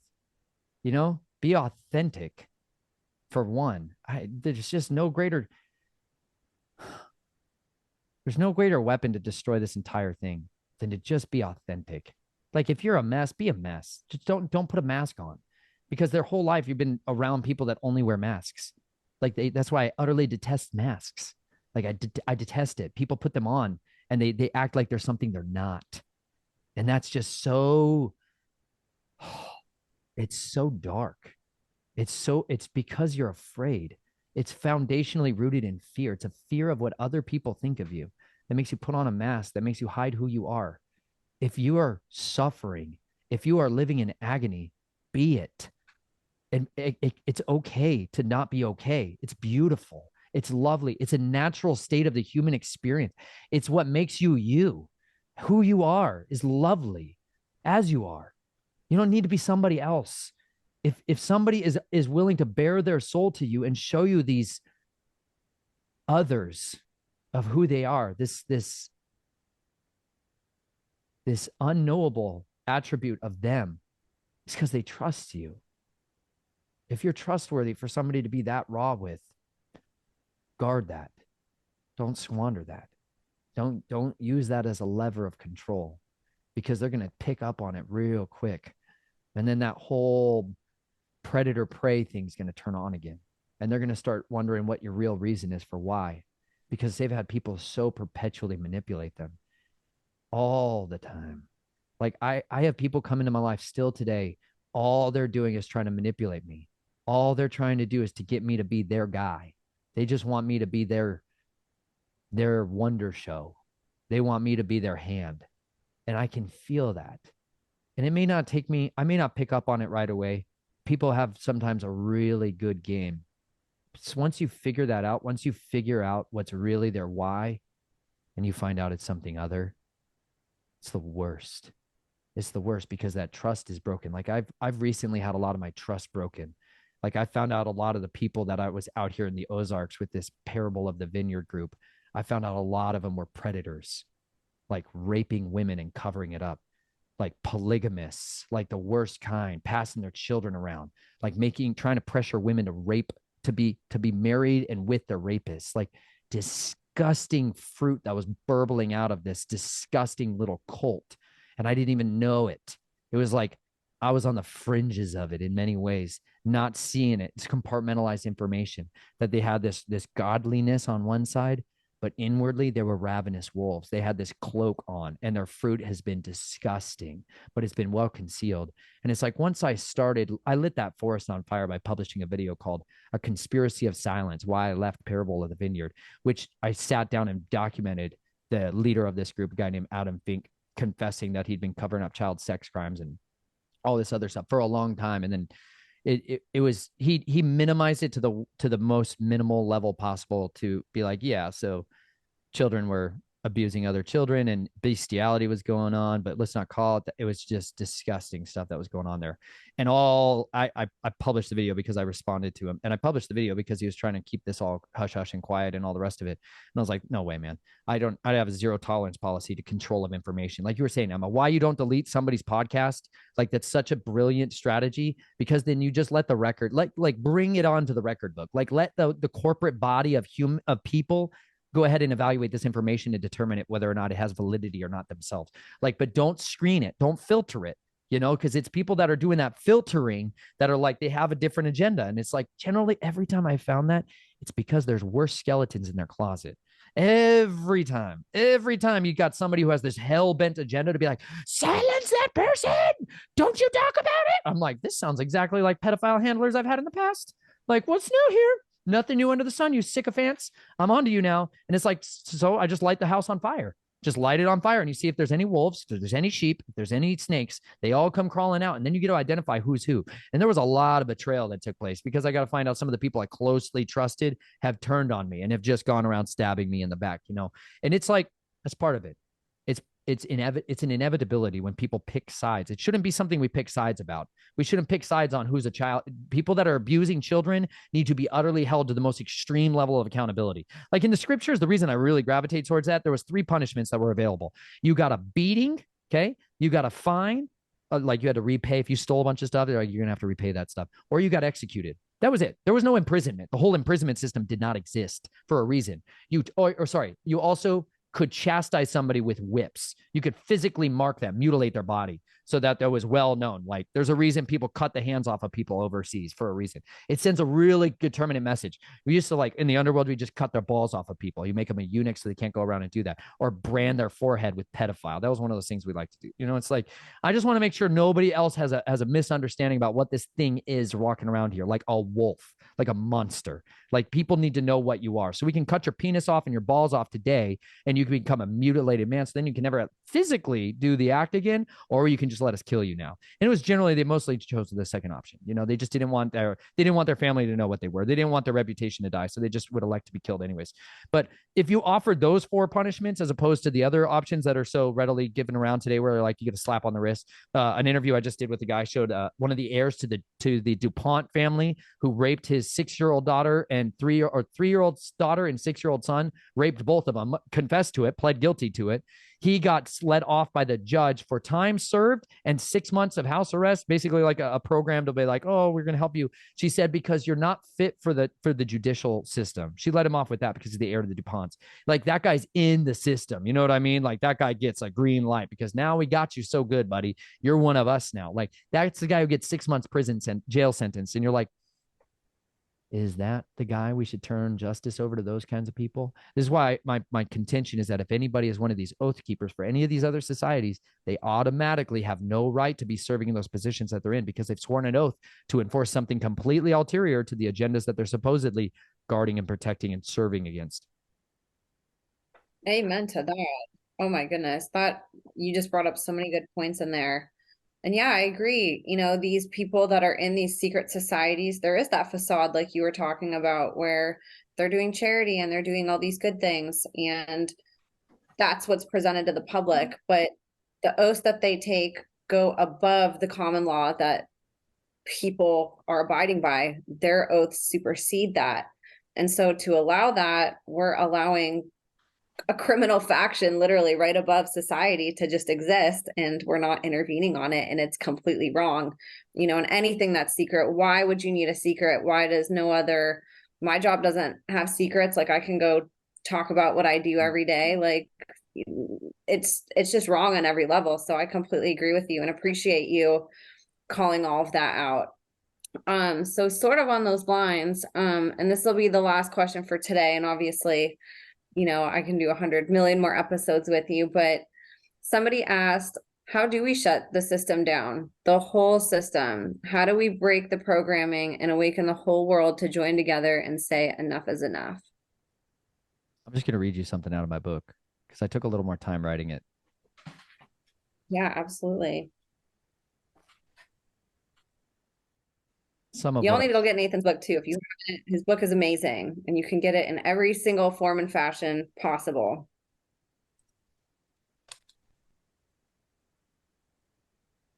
I just want people to know that there is a way to go for the head because a lot of people are trying to attack the body of this thing and you're trying to fight something. There's this, you're trying to literally kill something that is infested. You're trying to kill a parasite that has infested itself into every crevice of the body of like all of society. It's infiltrated everywhere. And it's not, it is physical and spiritual. And so it's a kingdom that is literally operating under an ulterior motive, and it allows them to control the narrative everywhere. And so how you really dismantle that is from the inside. You literally, you have to understand you're in it. You can't run away from it. You're like, there's a lot of people that want to just bug out and disappear and hide from all this stuff. There's nowhere you can hide from this. There's nowhere you can hide on this earth that's going to get you away from this system. None of you were made to run. You were made to stand and fight. I've read the scriptures quite diligently. Every time it says they turned and ran, it was an embarrassment. It was a shame. It was a loss. We are supposed to stand and fight, and we are supposed to be offensive. We are supposed to take back what has been stolen from us, take back the innocence. We are supposed to dismantle this kingdom selectively, consistently, deliberately, relentlessly, day and night, with a relentless fervor, with a fire that's in us that's unstoppable. When that happens, it enables us to utilize these tools that are with us. This is just one of the things I suggest here. Man, this is one of my last ones. I'll just read this. This is on page 314. This is my final chapter 42 called The Hunger. There are many things the family. Let me just back up.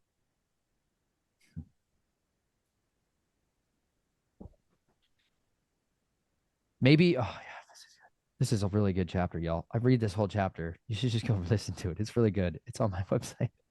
I say it because I want to read the whole chapter to you. It's salty. Just check this out for a second. Hang on there. Hey, I'm going to just read you a couple pages from my book. Let's just go for it. Okay. Whatever.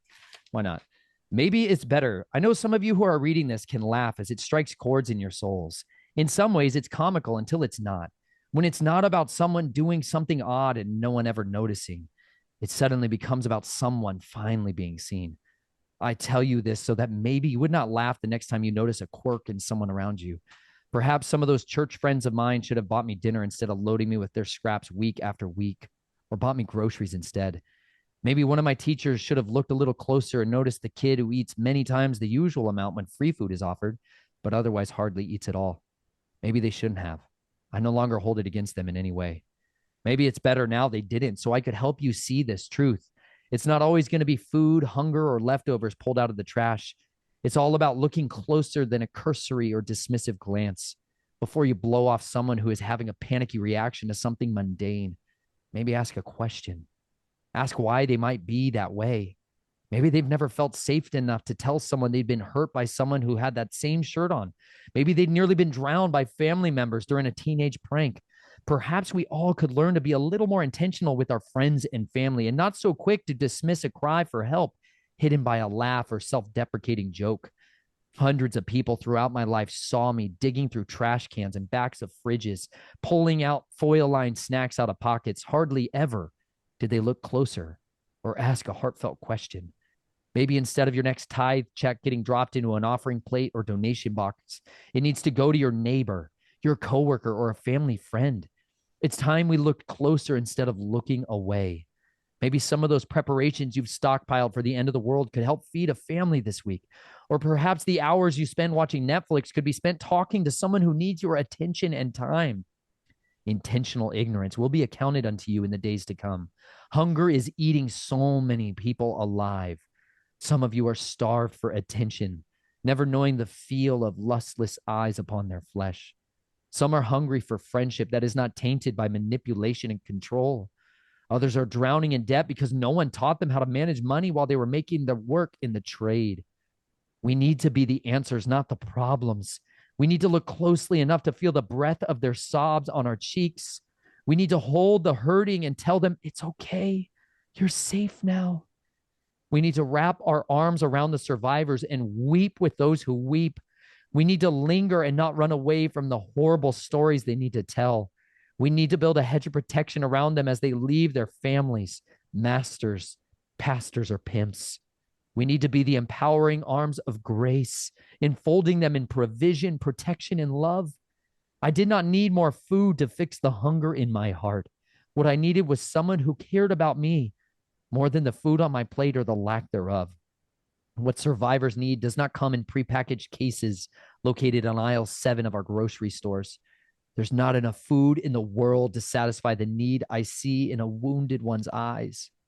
When I look into the eyes of these survivors, I hear their hearts moaning with a hunger that transcends our flesh and blood bodies. It lingers in the depths of our souls. Who can satisfy the need to be held and comforted? Who can screen our calls when our former handlers call and try to manipulate us back into their hands? Who's willing to pay our mortgage so we can get counseling and restoration from the brutality of a lifetime lived in pain? Who will pay attention when they see a little kid flinch at the pastor's movement? Child Protective Services and other corrupt corporations are not the answer and never will be. The followers of the way need to be. We need to be the answer to this. We need to have safe houses and underground railroads where survivors can be shuttled out of their physical or spiritual cages and into a new life of peace. We need to open up our once-a-week church buildings to be living quarters for the homeless, the addicts, and the deranged. The hospitals for the weary should never close their doors. We need to let the fear of the ex-cons and felons fade away. Those cultural taboos of different races, beliefs, traditions need to be covered by our truth and love. It's time we raise up the decaying stones from the miry clay. Now is the time we leave this world without its accusations of our ambivalence and powerless claims of greasy, godless grace. Those who are coming out of these families are going to be able to make a difference so few ever could. Once restored, these individuals are capable of things fewer still can fathom. The wounded ones were wounded for a reason. The enemy knows how to harm its deadliest foes, and he does it early. The enemy spends too much time teaching its slaves his subtle and crafty ways, but without knowing it. Many of these survivors have been trained to destroy their captors' dungeons, palaces, and watery graves. There are many things that family and trade taught me, one of which is how to make someone disappear. What do you do with the knowledge of evading detection and blending into shadows and black market trades of identities and places to live when you grow weary from wickedness and choose to give and not take? What if those of you who know the trade become double agents and serve the Redeemer instead? What if the agents of the underworld built a railroad of redemption for those still trapped in its chains? What if you made duplicate copies and stole away the incriminating evidence, which shows the world just what builds the empire above the streets? What if those who once slipped children into hotel rooms for paying guests instead use their minds to plot out escapes for the little ones and their moms? What if instead of smuggling flash drives of kiddie porn and prescription drugs in your ultralight aircraft, you smuggled survivors who broke out of the family's grasp? What if those secret drives in the names of their pedophilic photographers and producers instead found their way into the hands of those who knew how to execute real justice and were not tied by statute of limitations, compromised judges, or oath-keeping justices? What if those who had the financial resources and insulated trusts and foundations bought up hotel chains and houses and apartments and used them to shuttle people to freedom instead of a place of torment, blackmail, and pedophilia? What if we bought children, mothers, and fathers out of the tunnels and the underworld and funded their complete restorations at private places of refuge? What if we hired holy ministers and deliverers out of their 9-to-5 jobs and offered them beneficiaries who meet their financial needs? None of this can happen until we decide not to look away from these dark realities, but choose to face them instead. The complete exposure of these crimes needs to be played in an endless stream before the world so they can't blink it away or minimize the screens of reality. We need to broadcast it on every station, every suggested video and trending link. It is time we use our black hats of hacking for great good instead of planting blackmail evidence on unruly brothers, sisters, knights, or families and state dissidents. Some of you architected agents of anarchy and chaos know of what I speak. Hear me when now I say that the secrets of the underworld will stay hidden no longer. Dig into the digital closets of our high-ranking officials, leaders, and magistrates, and you will see that there are more than just skeletons hiding in those closets. There's more than just skeletons of affairs, drug habits, and corrupt contracts. Those skeletons had names like Jesse, Alex, Julie, Katrina, Samuel, Jared, and Penelope. I know their names, and I've not forgotten, and neither should you. They will be remembered. They are the ones whom we should never forget. The faceless fallen who built the bloody pillars of the empire where our cities, capitals, and cathedrals abide. The Hunger Games is not a work of fiction, but the maddening reality to those birthed into the families and made to pass through these brotherhoods. When will the days of luxury and comfortable living be enough? I know many of you are compromised. Company-controlled private back rooms at the family party saw to that. But speak the secrets. Show the truth before the child whose body you use to climb to power speaks it for you, and you burn for your crime. There is a time for redemption. There is a time for all kinds of immunity and justice. The hunger in our hearts demands it. It calls to us in the night, in the stillness while the world sleeps. We survivors see them, the faces of torment, pain, and betrayal. We see the brutes, the politicians, priests, and police who partook of our bodies and drank up our friends. They will not leave us. They linger and cling to our soul. We bit down our tongues to hold back the hurt, to prevent the dam from breaking loose and showering this world with our dark underworld. But the cracks are showing, and the inky waters of the abyss are leaking to the surface. And soon they will come upon you in a torrent, an unstoppable force of exposure. If only you would see us and hear us before it breaks loose. Will you look a little closer? Will you pay attention next time you go out to the bars or restaurants late at night and see the young girls work in the corner of your high-end downtown? Will you see the 18-year-old we all know is only 13, but turning tricks for her well-dressed upper-class confidence man? Will you see the homeless man begging for a meal on the corner and know that his story could just as easily have been mine? Will you wonder and find out why no one puts a stop to the madness, why they bust the outer rings of pedophiles, but never the inner circle of presidents and popes? Will you dig into our underworld and see what makes it pulse with perversion and pain? Will you forsake your fears and hold the hands of a former slave who faced down unimaginable horrors to break out of her controller's grip? We are not going to be pretty and well-dressed. Some of us woke up in a pool of vomit, trying to survive another night by escaping from the memories in glass bottles marked 120 proof. Some of us have sold our body to anyone who is willing to buy us a drink or take us out to a meal. Others are working full-time jobs and living well, but the 9 prescription bottles in their bathroom tell you how they're really doing. They are surviving, but with the right kind of support and understanding, they could be thriving. Survivors, once set free, become the most courageous, bold, and impactful people who have ever lived. They're not born with the fear of darkness as most are. They do not fear the death of their bodies, the pain of torture, imprisonment, or rape. They've known these horrors, and yet they still breathe. They do not fear character assassinations or the mocking and betrayal. They are warriors. They are heroes who deserve our thanks. They will be the ones who run back into the fires and snatch those burning bodies from the flames. They will be the ones charging into the depths of families' estates and setting the captives free. They will stand together in the face of impossible odds because they know one could put 100 to flight and 2 could put 10,000 to flight. It's because they know whose they are that they will not run. They will press through the fear, the pain, and the hunger and never let go when trembling hands reach out for help. The hunger in my chest is never satisfied. It likely never will be. As long as I'm given breath in these lungs, it will linger. In contrast to all the quirks of mine which have been relieved, this one Yahweh has entrusted to me for good. It's a longing for justice, the need to save just one more. It's a burning need to go back out on those downtown streets and document the rings operating in my cities and state, praying and awaiting the day when those running the justice system don't continue to hinder the revelation of their secret trade.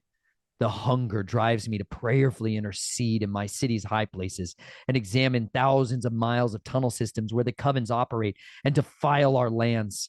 It is a thirst that drives me to pray for the conversion of corrupt officials and blinded oath-keeping officers who enable these wicked practices and their victims too. The hunger in my heart is not most satiated when I'm eating a free meal at a friend's house, but when I hold the hands of a man who's dressed in a $1,000 suit as he weeps for the first time, confessing his need for redemption from his misery and self-hate. It comes when I hear the testimony of a survivor like Mary Lou Lake and Donna Carrico, whose burning hands were washed in the living waters of our King. There's a hunger in every one of you. It's a missing piece of our makeup that the true God of mercy holds on to. It is to drive us towards the finish line, towards more jewels to build our crown of glory we can cast at the Messiah's feet. Yahweh says that he holds a white stone for every single person with a name written on it that we alone will someday understand. Maybe once this name is read or spoken aloud, it finally satisfies the hunger and gives us his eternal rest. But until then, the hunger is there to drive us out of our comfort zones of complacency and into our purpose. The fears you once held do not need to linger. Only surrender them to the Messiah. By his redemption, they can become your greatest strength. Take those talents and use them for the great good and the saving of many lives. Don't be lulled into passivity, but let the hunger drive you towards deliverance, provision, and hope. Not all of you need to infiltrate luxurious cabins in the mountains where they hide incriminating hard drives in plain sight, but some of you do. Not all of you need to exploit the back doors of the underground trade market, but some of you do. Every one of you so-called pastors and shepherds out there needs to repent of ever allowing and endorsing deceived or willful oath-keeping cowards into your flocks or into your own homes. It's time, like in the days of Charles Finney, we utterly drive out the brother and sisterhoods of deception from our most precious families. Find the way you can satisfy the hunger of the hurting. Find a way to be the answer to this insufferable problem. Clothe the naked, give water to the thirsty, and give shelter to the homeless. It's not hard, but that does not mean it's going to be easy. Following the way of the Messiah is not going to come naturally, not at first. But as you yield to his instructions, you will see that his yoke is infinitely easy and his burden is light. There's no greater joy in the world than seeing a captive boy go free, or a formerly shackled woman laugh unhindered for the first time in her life. That was my coworker. I started talking about this stuff at my work at this place called Aim House in Boulder, Colorado.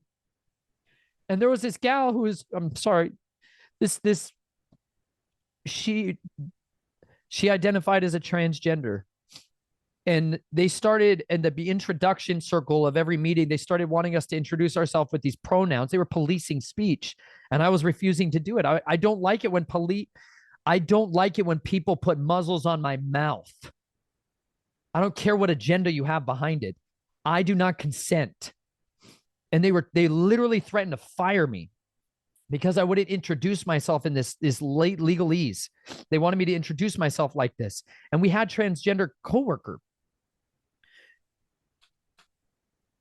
And obviously this created some rifts because there was a lot of them there. And they thought they had a judgment of me for why I was doing that. They had no idea because I'd literally been muzzled. People used to muzzle me. They'd shove ball gags in my mouth and make me be silent.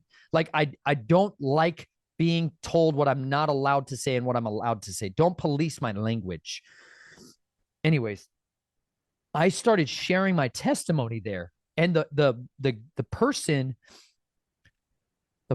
who was the transgender at my work, who they started doing this for, or in a way they enforced the policy for, came up to me and she showed me her thighs, her hips. She had been bolted to a wall. Her father was in the military and raised her to be like me. And he bolted her to a wall. He sold her, physically sold her off to a man who bolted her to a wall so he could rape her, ruin her. She was his slave, physically like a movie, bad, in a cage, bolted to a wall.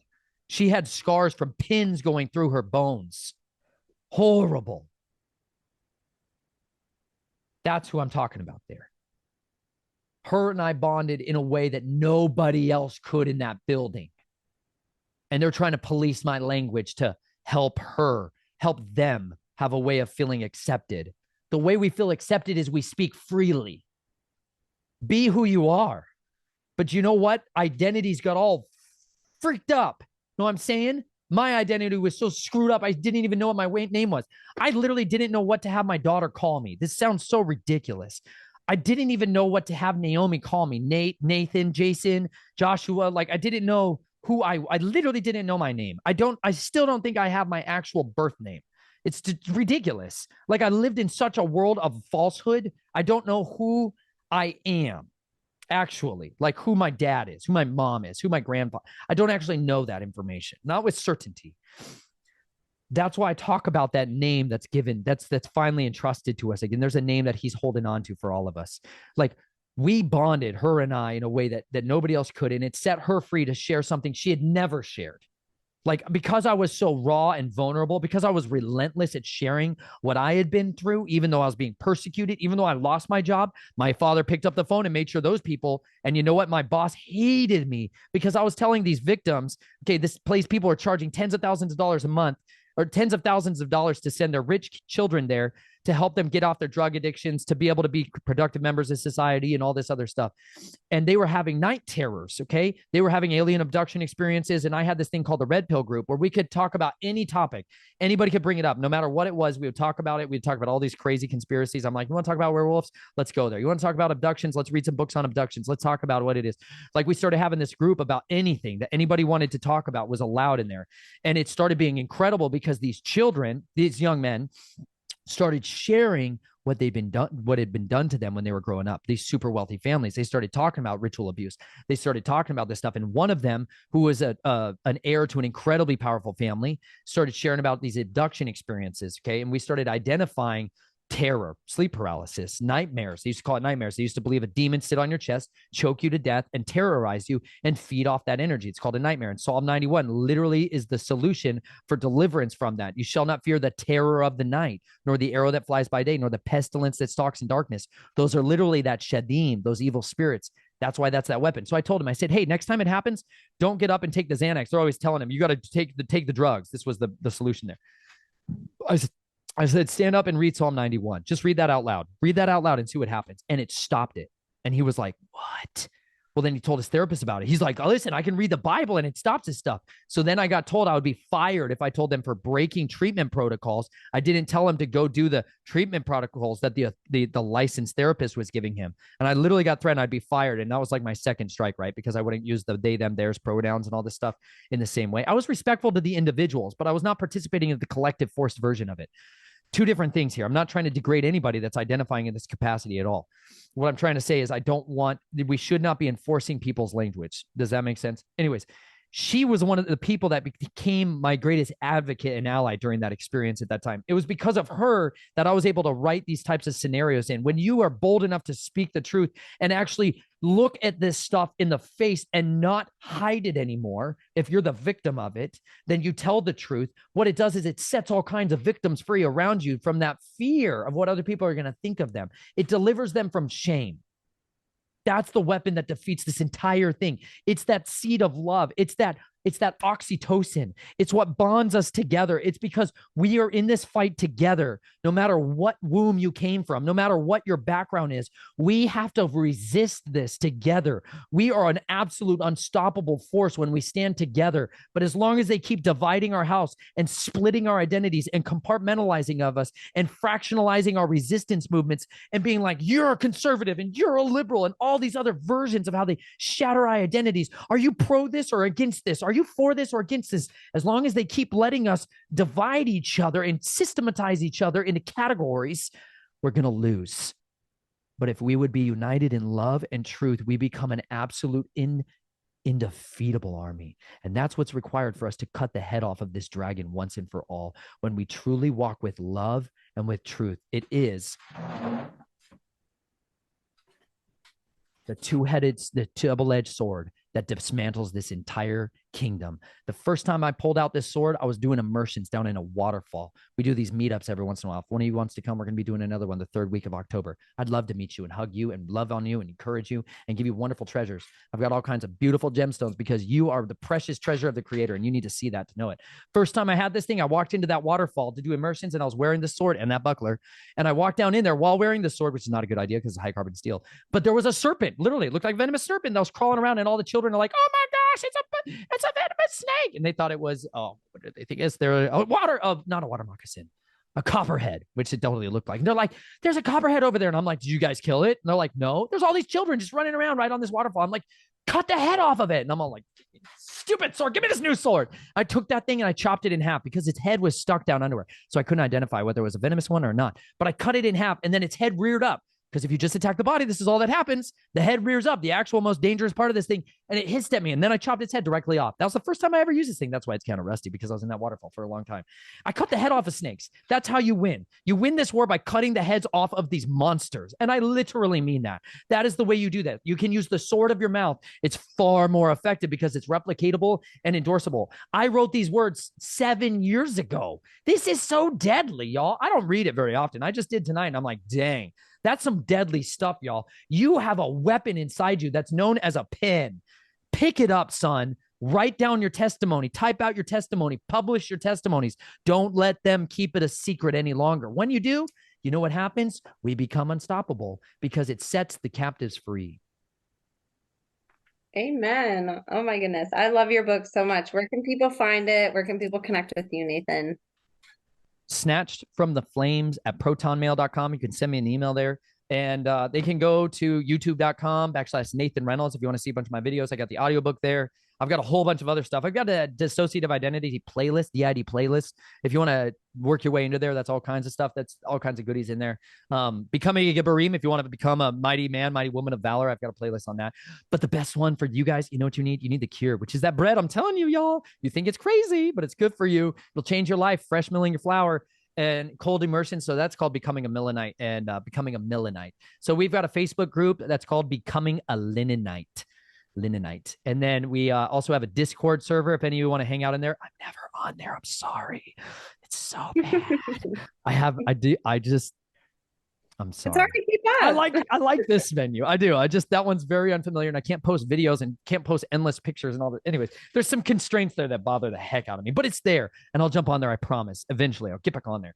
And then they can go to snatchfromtheflames.com. That's my my website. I have my book available there. I also have the entirety of the recording of the dramatized scriptures on audio. You can download that for free. There's my book right there. You can listen to it all. You can read it and have me listen.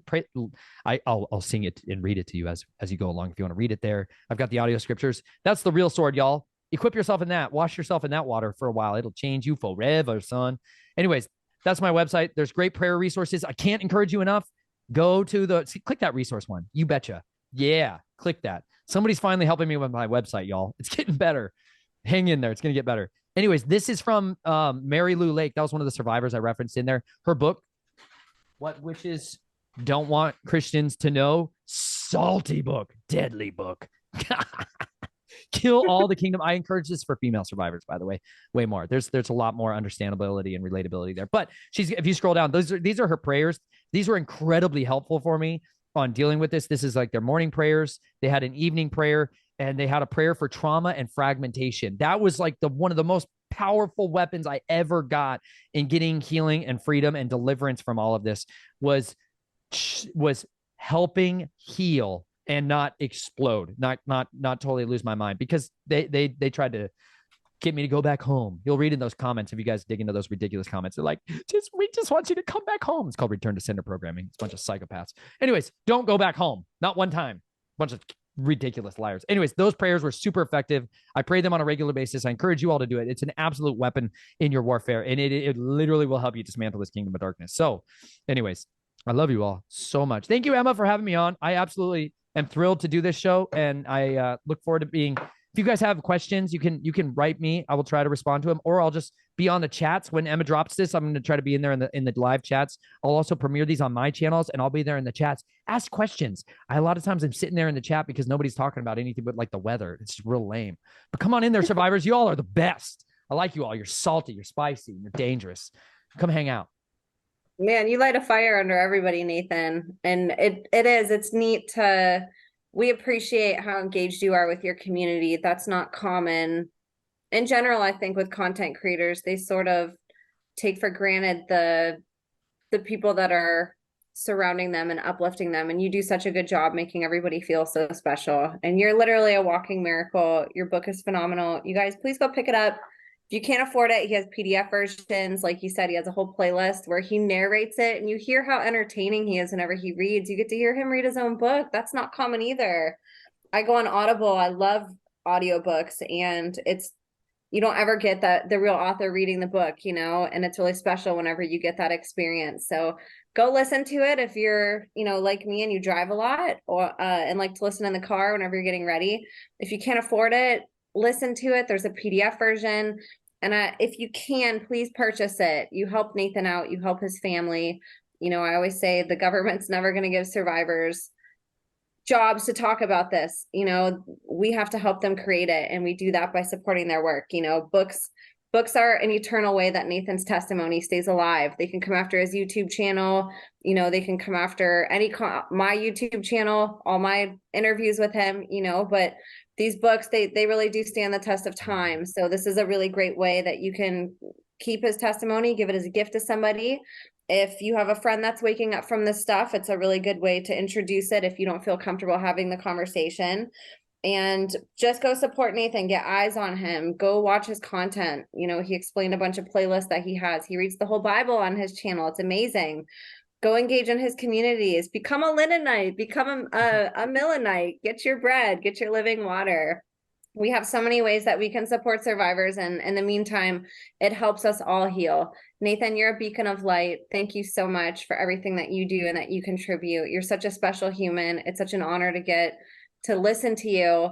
We're all so lucky that you're here, that we get to hear your testimony and get to hear these incredible, heartbreaking, and inspiring stories that you have to share that are going to uplift humanity. So thank you so much for coming on, Nathan. I appreciate you. Absolutely. Look forward to talking to you soon. Absolutely. Yeah, Nathan's gonna be a regular, everybody. So get used to seeing him on this channel because he's gonna be on a lot more. But go support us too. I'm gonna have all Nathan's links in the show notes, all my links in the show notes. We appreciate you guys. This is seriously the best community ever. The survivor community is just absolutely phenomenal. I appreciate all the hype that you guys always give every guest, and you guys are always there in the chats on the premieres, and I'm just so grateful. I couldn't do this without you guys. So you guys, God bless you. Thank you so much for always tuning in and for supporting, and we'll see you next time.